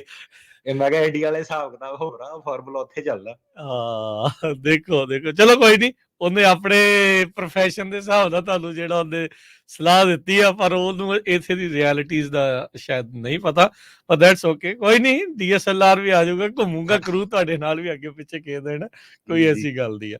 ਤੇ ਬਾਕੀ ਦੋਸਤੋ ਕਾਲ ਕਰ ਸਕਦੇ ਹੋ ਤੁਸੀਂ ਸਟੂਡੀਓ ਦੇ ਵਿੱਚ ਸਵਾਲ ਪੁੱਛਣ ਦੇ ਲਈ। ਨੰਬਰ ਹੈ 408 272 5200 4082725200।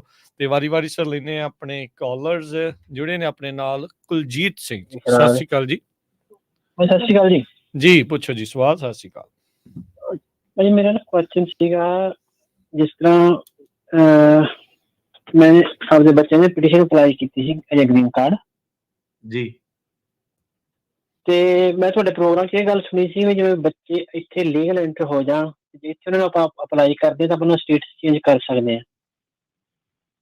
ਕਿਹੜੀ ਪਟੀਸ਼ਨ ਅਪਲਾਈ ਕੀਤੀ ਸੀ? 130 ਕੀਤੀ ਸੀਗੀ, 730 ਕੀਤੀ ਸੀਗੀ?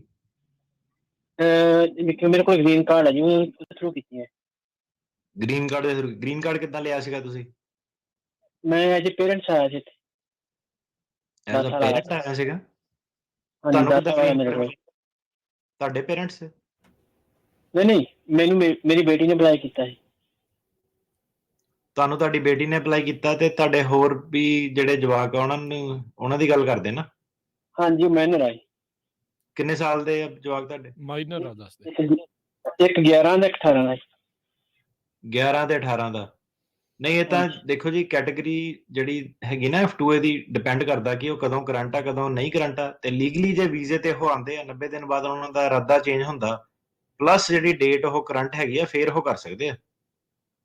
ਨਹੀਂ, ਮੇਰਾ ਕੁਐਸਚਨ ਇਹ ਸੀਗਾ ਜਿਸ ਤਰ੍ਹਾਂ ਹੁਣ ਮਦਰ ਆ ਗਈ ਹੈ, ਮਦਰ ਕੋਲ ਵੀ ਗ੍ਰੀਨ ਕਾਰਡ ਹੈ, ਜੋ ਇੱਥੇ ਆ ਕੇ ਮਦਰ ਉਹਨਾਂ ਬੱਚਿਆਂ ਨੇ ਇੱਥੇ ਲੀਗਲ ਐਂਟਰੀ ਕਰਾ ਕੇ ਉਹ ਦੁਬਾਰਾ ਪਟੀਸ਼ਨ ਕਰ ਸਕਦੇ ਆ ਉਸ ਲਾ ਦੇ ਥੱਲੇ?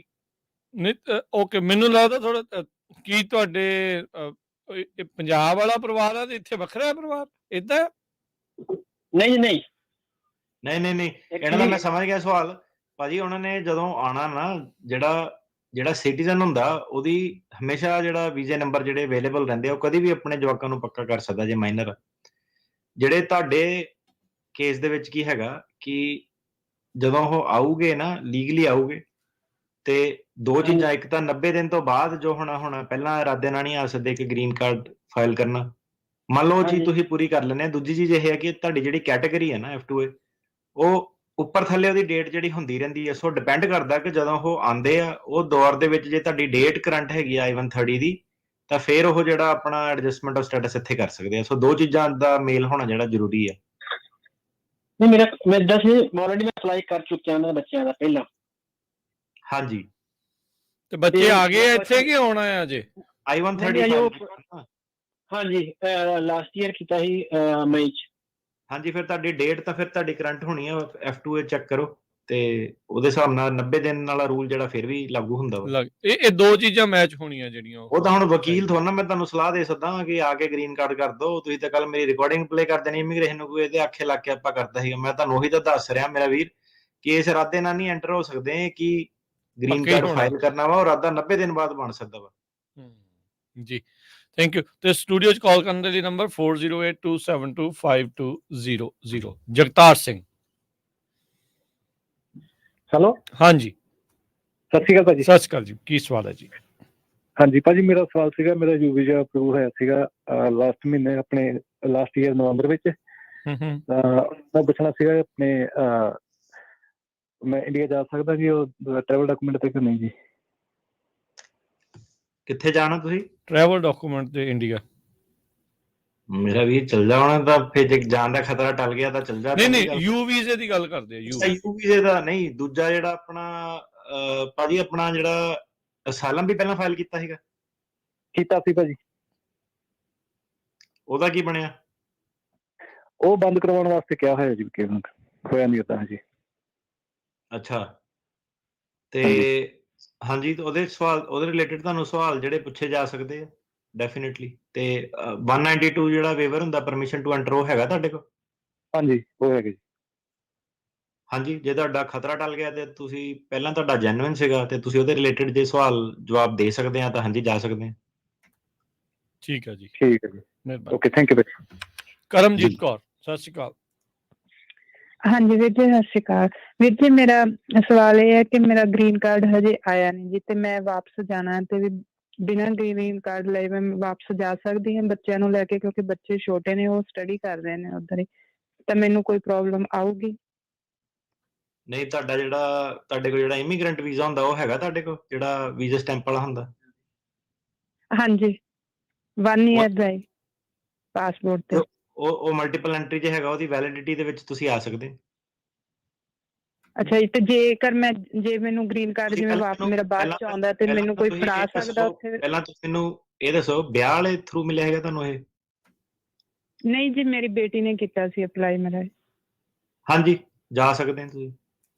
1 ਈਅਰ ਜਿਹੜਾ ਵੀਜ਼ਾ ਉਹਦੀ ਵੈਲਿਡਿਟੀ ਚ ਆਉਣਾ ਪਰ ਪੈਣਾ। ਉਹਦੇ ਵਿੱਚ ਵਾਪਸ ਆਉਣਾ ਪੈਣਾ, ਜੇ ਉਹ ਵੈਲਿਡਿਟੀ ਮੁੱਕ ਗਈ ਫਿਰ ਦੁਬਾਰਾ ਨਹੀਂ ਲਵਾਉਣਾ ਪੈਣਾ ਵੀਜ਼ਾ?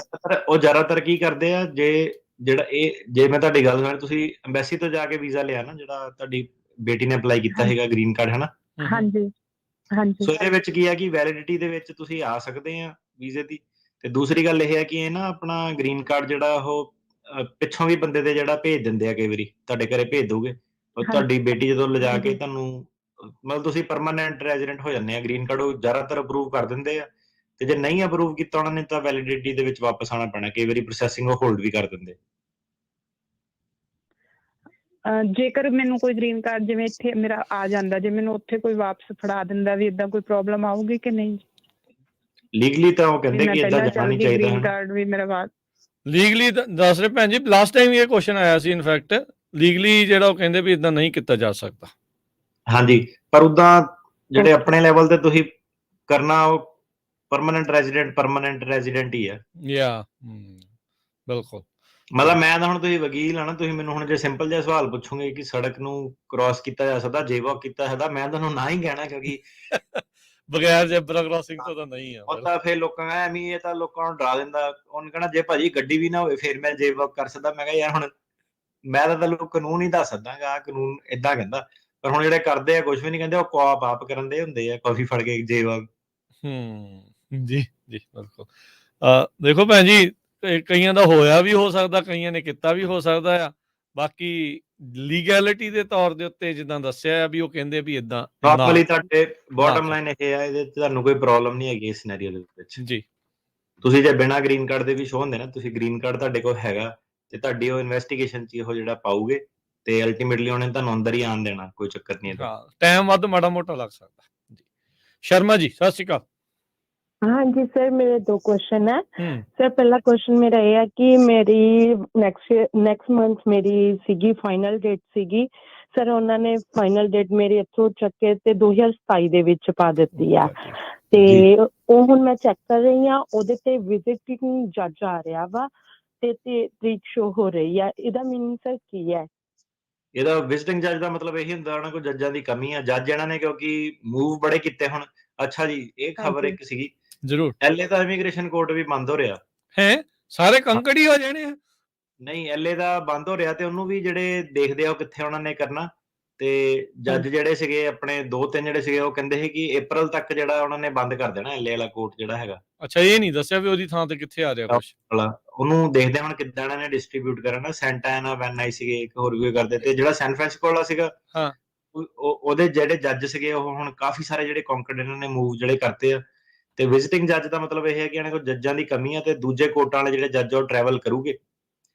ਹਾਂਜੀ ਤੇ ਸਰ ਮੇਰਾ ਸੈਕੰਡ ਕੁਐਸਚਨ ਇਹ ਹੈ ਕਿ ਜਿਹੜੇ ਡਾਕੂਮੈਂਟ ਸੀਗੇ ਆਪਾਂ ਦੇਤੇ ਸੀਗੇ ਆਪਣੇ ਲਾਇਰ ਨੂੰ ਦੇਤੇ ਸੀਗੇ ਸਾਰੇ ਡਾਕੂਮੈਂਟ ਤੇ ਸਰ ਹੁਣ ਉਹ ਜੇਕਰ 27 ਦੇ ਵਿੱਚ ਤਰੀਕ ਆਉਂਦੀ ਆ, ਉਹ ਵਾਲੇ ਡਾਕੂਮੈਂਟ ਆ ਜਿਹੜੇ ਉਹ ਵੈਲਿਡ ਹੈਗੇ ਜਾਂ ਨਹੀਂ ਗੇ? ਵੈਲਿਡ ਇਹ ਵੀ ਕਿਹੜਾ ਕੋਈ ਉਹ ਐਕਸਪੀਰੇਸ਼ਨ, ਇਹ ਕਿਹੜਾ ਕੋਈ ਫੂਡ ਪ੍ਰੋਡਕਟ। ਆਫ ਕੋਰਸ ਉਹ ਵੈਲਿਡ ਰੈਕੋਰਡ ਦੇ ਵਿੱਚ ਉਹ ਵੈਲਿਡ ਆ ਸਾਰੇ। ਫਿੰਗਰਪ੍ਰਿੰਟਿੰਗ ਤੁਸੀਂ ਜ਼ਰੂਰ ਨਵੇਂ ਕਰਾਣੇ ਹੁੰਦੇ ਆ, 4 ਸਾਲ ਬਾਅਦ ਉਹ ਰਿਫਰੈਸ਼ ਕਰਾਣੇ ਪੈਂਦੇ ਆ, ਪਰ ਬਾਕੀ ਡਾਕੂਮੈਂਟ ਹਾਂਜੀ ਬਿਲਕੁਲ ਵੈਲਿਡ ਵੀ ਆ ਤੇ ਤੁਹਾਡੇ ਹਾਂਜੀ ਫੇਵਰ 'ਚ ਵੀ ਵਰਤੇ ਜਾਓਗੇ, ਤੁਹਾਡੇ ਖਿਲਾਫ ਵੀ ਵਰਤੇ ਜਾਓਗੇ ਜੇ ਉਹਦੇ ਵਿੱਚ ਕੁਝ ਹੋਰ ਆ। ਹਾਂਜੀ ਸਰ ਤੇ ਜੇਕਰ ਆਪਾਂ ਮੋਸ਼ਨ ਪਾ ਦਈਏ, ਮੋਸ਼ਨ ਪਾ ਕੇ ਆਪਣੀ ਜਿਹੜੀ ਤਰੀਕ ਆ ਉਹ ਆ ਸਕਦੀ ਆ ਪਹਿਲਾਂ ਕਿ ਉਹਦਾ ਕੋਈ ਫਾਇਦਾ ਨਹੀਂਗਾ ਪਾਉਣ ਦਾ? ਤੁਹਾਡੇ ਪੈਸੇ ਲੱਗਣੇ ਬਸ ਵਕੀਲ ਕੋ, ਹੋਰ ਤਾਂ ਨਹੀਂ ਕੋਈ ਉਹਦਾ ਨੁਕਸਾਨ ਜਾਂ ਫਾਇਦਾ। ਜੇ ਪਵਾ ਫਾਇਦਾ ਕੇ ਦੇਖ ਲਓ ਵਕੀਲ ਨੂੰ ਤਾਂ ਜ਼ਿਆਦਾ ਸਾਨੂੰ ਵੀ- ਤੁਹਾਨੂੰ ਘਾਟਾ ਹੈ ਹਾਂਜੀ ਨਹੀਂ ਵਕੀਲ ਹੁਣ ਵਕੀਲ ਵੀ ਜਿਹੜਾ ਉਹਨਾਂ ਦਾ ਵੀ ਸਕੈਜੂਲ ਏਦਾਂ ਹੀ ਆ ਕਿ ਅੱਗੇ Busy ਪਿੱਛੇ ਹੈ ਜੀ। ਕਰਦੇ ਰਹੇ। ਇਹ ਕਿਹੜਾ ਪੁੱਛ ਕੇ ਸਾਨੂੰ ਤਰੀਕ ਦਿੰਦੇ ਆ ਕਿ ਕਈ ਵਾਰੀ Exactly. ਆਪਾਂ ਆਪਣਾ 5-5 6-6 ਜਣਿਆਂ ਦੀ ਵੀ ਇੱਕ ਤਰੀਕ ਉਹ ਪਾਤੀ ਹਨਾ। ਹੱਲੇ ਦਾ ਸੀਗਾ ਉਹ ਕਹਿੰਦਾ ਨਾਲੇ ਕਹਿੰਦਾ ਉੱਥੇ ਆ ਉਹਨੂੰ ਨਾ ਮੋਸ਼ਨ ਪਾਈ ਆਪਾਂ ਕਿ ਤੇਰਾ ਏਦਾਂ ਕਹਿੰਦਾ ਮੈਨੂੰ ਨਹੀਂ ਕਹਿੰਦਾ ਕੋਈ ਲੈਣਾ ਦੇਣਾ ਕਿ ਤੁਹਾਡੇ ਕੋਲ ਕਿੰਨਾ ਕੇਸ ਲੋਡ ਆ ਜਾਂ ਕਿੱਦਾਂ ਵਾ। ਜੱਜ ਨੇ ਰਿਟਨ ਡਿਸੀਜਨ ਦੇ ਕੇ ਹਾਂ ਉਹ ਕਿਹੜਾ ਠੀਕ ਹੈ। ਸਾਡੇ ਕੋਲ ਪੁੱਛ ਕੇ ਸਕੈਜੂਲਿੰਗ Exactly. ਕਰਦੇ ਹਨਾ। ਏਦਾਂ ਹੀ ਬੰਦੇ ਨੂੰ ਉਹ ਕਰ ਦਿੰਦੇ ਆ। ਨਾਲੇ ਇਹਨਾਂ ਦਾ ਇਹ ਨਹੀਂ ਪਤਾ ਵੀ ਕੋਰਟ ਕਦੋਂ ਗੜੀ ਚੱਕ ਕੇ ਕਿੱਥੇ ਕਰ ਦੇਣੀ ਆ ਹਾਂ ਹੁਣ ਇਹਨਾਂ ਨੇ ਨਾ ਪ੍ਰੀਪੋਨ ਕੀਤੀਆਂ ਸੈਨ ਫ੍ਰਾਂਸਿਸਕੋ ਚ ਗਈਆਂ ਨੇ ਹੀਰਿੰਗਾਂ। ਅੱਛਾ ਪਹਿਲੋਂ ਆ ਗਈ ਪ੍ਰੀਪੋਨ ਕੀਤੀਆਂ ਹੂੰ ਤੇ ਮੋਸ਼ਨ ਪਵਾਓ ਤੁਸੀਂ। ਹਾਂਜੀ ਕੋਈ ਨੁਕਸਾਨ ਨਹੀਂ ਉਹਦਾ, ਪਰ ਉਹਨਾਂ ਨੇ ਅਪਰੂਵ ਨਹੀਂ ਕਰਨੀ ਅਨਲੈਸ ਕਿਸੇ ਦਾ ਫੈਮਿਲੀ ਮੈਂਬਰ ਵਗੈਰਾ ਮਗਰ ਆ ਜਾਂ ਕੋਈ ਰੀਜ਼ਨ ਹੈ। ਠੀਕ ਹੈ ਤੇ ਕੰਕੜ ਵਾਲੇ ਕੋਰਟ ਦਾ ਕੀ ਫਿਰ ਅਪਡੇਟ ਆ ਰਹੀ? ਜਿੱਦਾਂ ਕਹਿੰਦੇ ਸੈਨ ਫ੍ਰਾਂਸਿਸਕੋ ਵਾਲੇ ਤੁਸੀਂ ਕਹਿ ਰਹੇ ਮੂਵ ਹੋ ਰਹੇ ਆ, ਇਹ ਸ਼ੁਰੂ ਹੋ ਰਿਹਾ ਜਲਦੀ ਕਿ ਨਹੀਂ ਅਜੇ? 100% ਇਸੇ ਕੁਝ ਮਹੀਨਿਆਂ ਦੇ ਵਿੱਚ ਸ਼ੁਰੂ ਹੋ ਜਾਣਾ? ਕੁਝ ਮਹੀਨਿਆਂ ਦੇ ਵਿੱਚ ਸ਼ੁਰੂ ਹੋ ਜਾਣਾ ਇਹ। ਠੀਕ ਹੈ ਤੇ ਸੈਕਰਾਮੈਂਟੋ ਵਾਲੇ ਦੀ ਥਾਂ ਦੇ ਉੱਤੇ ਆ ਰਿਹਾ ਜਾਂ ਉਹ ਵੀ ਸਾਰੇ ਚੱਲਦੇ ਰਹਿਣੇ ਆ? ਕੋਈ ਬੰਦ ਵੀ ਹੋ ਰਿਹਾ ਇੱਥੇ ਹੋਰ? ਤਾਂ ਇਹੀ ਹੈ ਕਿ ਸੈਕਰਾਮੈਂਟੋ ਵਾਲਾ ਉਡਾ ਦੇਣਾ ਇਹਨਾਂ ਨੇ। ਅੱਛਾ ਹੁਣ ਤਾਂ ਇਹੀ ਹੈ। ਹੁਣ ਜਿੱਦਾਂ ਤੁਹਾਨੂੰ ਤੁਸੀਂ ਦੱਸ ਰਹੇ ਵੀ ਐਲਏ ਵਾਲਾ ਵੀ ਸ਼ਾਇਦ ਬੰਦ ਕਰ ਸਕਦੇ ਆ। ਨਹੀਂ ਐਲਏ ਵਾਲਾ ਸ਼ਾਇਦ ਨਹੀਂ, ਪੱਕਾ ਹੀ ਆ। ਬੰਦ ਕਰ ਦੇਣਾ ਵਾ ਉਹ ਜੱਜ। ਉਹਦੇ ਆਪਣੇ ਹੋਰ ਤੇ- ਆਲਰੇਡੀ ਹਫਤੇ ਦੇ ਵਿੱਚ 2-3 ਸੀਗੇ, ਉਹ ਕਹਿੰਦੇ ਨਿਪਟਾ ਕੇ ਹੀ ਜਾਣਾ ਤਰੀਕਾਂ ਛੁੱਟ। ਅਪ੍ਰੈਲ ਚ ਬੰਦ ਹੋ ਜਾਣਾ ਉਹ। ਲਓ ਜੀ ਅਪ੍ਰੈਲ ਜਿਹੜੇ ਜਿਨ੍ਹਾਂ ਦੇ ਐਲਏ ਦੇ ਵਿੱਚ ਤਰੀਕਾ ਹੈ ਉਹ ਹੁਣ ਵੇਟ ਕਰੋ ਅੱਗੇ ਕਦੋਂ ਪੈਂਦੀ ਕਿਵੇਂ ਪੈਂਦੀ ਆ। ਇਦਾਂ ਹੁੰਦਾ ਆ ਹੁਣ ਜਿਸ ਹਿਸਾਬ ਦੇ ਨਾਲ ਜਿੱਦਾਂ ਪਹਿਲੋਂ ਅਟਰਨੀ ਟੇਡ ਕਹਿੰਦਾ ਜੀ ਫੈਮਿਲੀ ਵਾਲੇ ਕਹਿੰਦੇ ਸੀ ਅਸਾਈਲਮ ਵਾਲਿਆਂ ਦਾ ਝੱਟ ਹੋਈ ਜਾਂਦਾ, ਫੈਮਿਲੀ ਵਾਲੇ ਵਿਚਾਰੇ ਦੁਖੀ ਸੀਗੇ ਵੀ ਸਾਡਾ ਬਹੁਤ ਡਿਲੇ ਆ। ਹੁਣ ਜਿੱਦਾਂ ਅਸਾਈਲਮ ਵਾਲਿਆਂ ਦਾ ਵੀ ਲੱਗ ਰਿਹਾ, ਹੁਣ ਇਹਨਾਂ ਦੀ ਤਰੀਕ ਸੀ ਗਾਂਹ ਪੈ ਗਈ 3-4 ਸਾਲ। ਇਹ ਸਾਰਿਆਂ ਦੇ ਨਾਲ ਤਕਰੀਬਨ ਇਦਾਂ ਹੀ ਚੱਲ ਰਿਹਾ। ਕਿੰਨੇ ਕੁ ਪਰਸੈਂਟ ਇਦਾਂ ਕੇਸ ਅੱਗੇ ਫਾਰਵਰਡ ਹੋਈ ਜਾ ਰਹੇ ਆ? ਭਾਜੀ ਇਹਦੇ ਚ ਤਾਂ ਇੱਕ ਜੱਜ ਸੀਗੇ ਆਪਣੇ ਐਲਏ ਦੇ, ਉਹਨਾਂ ਦੇ ਨਾ ਕੇਸ ਉਹਨਾਂ ਨੇ ਕਹਿੰਦੇ ਕਿ ਉਦਾਂ ਹੀ ਕਿ ਇਹਨੂੰ ਨਾ ਉਹਨਾਂ ਦਾ ਹਫਤਾ ਹੀ ਸੀਗਾ ਰਹਿ ਗਿਆ ਜਿੱਦਾਂ, ਤੇ ਉਹ ਕਹਿੰਦੇ ਕਿ ਕੇਸ ਮੈਂ ਨਾ ਸ਼ੁਰੂ ਨਹੀਂ ਕਰਨਾ ਜੇ ਮੈਂ ਅੱਛਾ। ਖਤਮ ਨਹੀਂ ਕਰ ਸਕਦੀ। ਅੱਛਾ ਤੇ ਕੇਸ ਉਹ ਜਿੱਦਾਂ ਅੱਗੇ ਲੈ ਗਏ ਬੰਦੇ ਦਾ ਚੱਕ ਕੇ ਜਿੱਦਾਂ ਪਾਤਾ ਅੱਗੇ ਇਨਡੈਫੀਨਿਟ ਡੇਟ ਤੇ ਉਹਨਾਂ ਨੇ ਏਦਾਂ ਥੋੜਾ ਸੁਣਨਾ ਕਿ ਤੁਹਾਨੂੰ ਇਸ ਚੀਜ਼ ਦੀ ਹਾਰਡਸ਼ਿਪ ਆ ਜਾਂ ਕੁਛ ਹੈ ਹਨਾ। ਉਹ ਕਹਿੰਦੇ ਤੁਹਾਨੂੰ ਆਉਣ ਕਿਉਂਕਿ ਉਹਨਾਂ ਨੇ ਆਪਣਾ ਕੋਰਟ, ਉਹਨਾਂ ਦਾ ਕੋਰਟ ਸਿਸਟਮ ਓਵਰਲੋਡਡ ਆ। ਉਹ ਤਾਂ ਕੋਈ ਕਸਟਮਰ ਸਰਵਿਸ ਥੋੜਾ ਉਹ ਦੇ ਰਹੇ ਆ। ਉਹ ਤਾਂ 3 ਡੀਪੋਟੇਸ਼ਨ ਮਿਲੀਅਨ ਪ੍ਰੋਸੀਡਿੰਗ ਜਾਂ ਬੰਦਾ ਏਦਾਂ ਬੰਦੇ ਨੂੰ ਹੀ ਲੱਗਦਾ ਹੁੰਦਾ ਕਿ ਮੈਨੂੰ ਕਸਟਮਰ ਸਰਵਿਸ ਮਿਲੇ ਕੋਰਟ ਵੱਲੋਂ। ਕੋਈ ਕਸਟਮਰ ਸਰਵਿਸ ਨਹੀਂ ਹੈਗੀ। ਉਹਦਾ ਡੰਡਾ ਲੈ ਕੇ ਬੈਠੇ ਕਿੱਦਾਂ ਡਿਪੋਰਟ ਕਰਨਾ ਜਾਂ ਕਿੱਦਾਂ ਵਾ। ਤੇ ਜੱਜਾਂ ਦੇ ਉਹਨਾਂ ਦੀ ਵੀ ਭਾਜੀ ਜੌਬ ਬੜੀ ਬਿਜ਼ੀ ਹੈਗੀ ਆ। ਜੱਜ ਜਿਹੜੇ ਹੈਗੇ ਆ, ਕੱਲ ਉਹਦਾ ਸੀਗਾ ਵਿੱਚ ਉਹਨੂੰ ਨਾ ਮਾਸਟਰ ਹੀਅਰਿੰਗ ਦਾ ਡਾਕਟ ਦਿੱਤਾ ਜੱਜ ਨਾਲ, ਤੇ ਵਿੱਚ ਆਪਣੇ ਫਾਈਨਲ ਹੀਅਰਿੰਗ ਦਾ ਜਿਹੜਾ ਸਾਡਾ ਵਾਲਾ ਸੀਗਾ। ਤੇ ਜੱਜ ਵਿਚਾਰੀ ਮਿਹਨਤੀ ਬੜੀ ਸੀ। ਆਪਣਾ ਨਾ ਵਿੱਚ ਮਾਈਕ ਮੂਈਕ ਜਾਂ ਕਦੀ ਚੱਲਣ ਦਿਆ ਸੀ ਕਦੀ ਨਹੀਂ ਚੱਲਣ ਦਿਆ ਸੀ। ਪੂਰੀ ਉਹਨੇ ਕੋਸ਼ਿਸ਼ ਕੀਤੀ ਕਿ ਨਹੀਂ ਤਾਂ ਕਈ ਵਾਰੀ ਜੱਜ ਕਹਿੰਦੇ ਕਿ ਇਨ ਪਰਸਨ ਆਓ ਹਨਾ। ਤੇ ਜੇ ਨਹੀਂ ਰਿਕਾਰਡਿੰਗ ਸਹੀ ਚੱਲਦੀ ਕਿ ਇਦਾਂ ਵੀ ਜੱਜ ਆ। ਤੇ ਨਾਲ ਹਨਾ ਜਿੱਦਾਂ 5-5 ਮਿੰਟ ਦੀ ਬ੍ਰੇਕ ਸੀਗੀ, ਉਹਨੇ ਮੇਰੇ ਖਿਆਲ 10 ਕੁ ਜਾਣੇ ਵਿੱਚ ਹੀ ਆਪਣੀ ਤਰੀਕ ਚੱਲਦੀ ਤੇ ਵਿੱਚ ਹੀ ਭੁਗਤਾਤੇ, ਜਿੱਦਾਂ ਪੌਜ਼ ਕਰਦੇ ਸੀ ਕਿ 2 ਮਿੰਟ ਰੁਕੋ, ਬੰਦਾ ਅੰਦਰ ਆਂਦਾ ਸੀਗਾ। ਤੇ ਅੱਛਾ, ਮਲਟੀਟਾਸਕਿੰਗ ਹੋ ਰਹੀ ਸੀ। ਮਲਟੀਟਾਸਕਿੰਗ ਪੂਰੀ। ਮੈਂ ਕਿਹਾ ਤੇਰਾ ਤਾਂ ਬੜਾ ਬਿਜ਼ੀ ਆ। ਕਹਿੰਦੀ ਏਦਾਂ ਕਿ ਕੋਰਟ, ਕਹਿੰਦੀ ਜੱਜ ਜਿਹੜੇ ਹੁਣ, ਜੇ ਤੁਸੀਂ ਉਹਨਾਂ ਦੇ ਪਰਸਪੈਕਟਿਵ ਤੋਂ ਦੇਖੋ, ਜਿਹੜਾ ਤਾਂ ਕੰਮ ਕਰਨ ਵਾਲਾ ਬੰਦਾ ਕਿ ਮੈਂ ਕੇਸਾਂ ਦੇ ਨਿਪਟਾਰੇ ਕਰਨੇ ਆ, ਇੱਕ ਕੇਸ ਨੂੰ ਅੱਧਾ ਦਿਨ ਲੱਗ ਜਾਂਦਾ ਆਰਾਮ ਨਾਲ, ਹਨਾ, ਇੱਕ ਸੈਸ਼ਨ ਜਿਹੜਾ ਲੱਗ ਜਾਂਦਾ। ਤੇ ਉਹਨਾਂ ਕੋਲ ਵੀ ਹੁਣ ਕੇਸ ਕੂਸ ਬਥੇਰੇ ਆ। 3 ਮਿਲੀਅਨ ਵੇਟਿੰਗ 'ਚ ਨੇ ਜੀ ਅਸਾਈਲਮ ਦੇ ਕੇਸਿਸ ਵਾਲੇ, 3 ਮਿਲੀਅਨ। ਅਗਲੇ ਕਾਲਰ ਨੇ ਜਤਿੰਦਰ ਜੀ, ਸਤਿ ਸ਼੍ਰੀ ਅਕਾਲ। ਹਾਂਜੀ ਭਾਜੀ, ਸਤਿ ਸ਼੍ਰੀ ਅਕਾਲ ਜੀ। ਜੀ ਹਾਂਜੀ ਭਾਜੀ, ਭਾਜੀ ਮੇਰਾ ਕੁਐਸਚਨ ਹੈ, ਮੇਰਾ ਨਾ ਕੇਸ ਪਿਛਲੇ ਸਾਲ 2023 ਚ ਜੱਜ ਨੇ ਡਿਸਮਿਸ ਕਰਤਾ ਸੀਗਾ ਜੀ। ਅਸਾਈਲਮ ਕੇਸ ਸੀਗਾ ਤੇ ਡਿਸਮਿਸ ਕਰਤਾ ਸੀਗਾ, ਤੇ ਮੈਂ ਵਰਕ ਪਰਮਿਟ ਉਸ ਤੋਂ ਪਹਿਲਾਂ ਮੇਰਾ ਐਕਸਪਾਇਰ ਹੋ ਗਿਆ ਸੀ। ਮੈਂ ਅਪਲਾਈ ਕੀਤਾ ਸੀਗਾ ਤੇ ਮੈਂ ਵੇਟ ਕਰਦਾ ਸੀ, ਮੈਂ ਕਿਹਾ ਸ਼ਾਇਦ ਮੇਰਾ ਵਰਕ ਪਰਮਿਟ ਆਈ ਜਾਏ, ਪਰ ਉਹਨਾਂ ਨੇ ਨਾ ਰਾਤ ਦੀ ਮੈਨੂੰ ਐਪਲੀਕੇਸ਼ਨ ਭੇਜਤੀ ਆ ਕਿ ਤੇਰਾ ਵਰਕ ਪਰਮਿਟ ਨਹੀਂ ਤੈਨੂੰ ਦੇ ਸਕਦੇ, ਤੇਰਾ ਸਟੇਟਸ ਨਹੀਂ ਕੁਛ ਹੋ ਰਿਹਾ। ਤੇ ਜੱਜ ਮੈਨੂੰ ਕਹਿ ਕੇ ਵੀ ਤੈਨੂੰ ਪੀਡੀ ਦਿੱਤੀ ਹੈ, ਤੇ ਮੈਂ ਕਿਹਾ ਸ਼ਾਇਦ ਪੀਡੀ ਕਰਕੇ ਆਈ ਜਾਵੇ।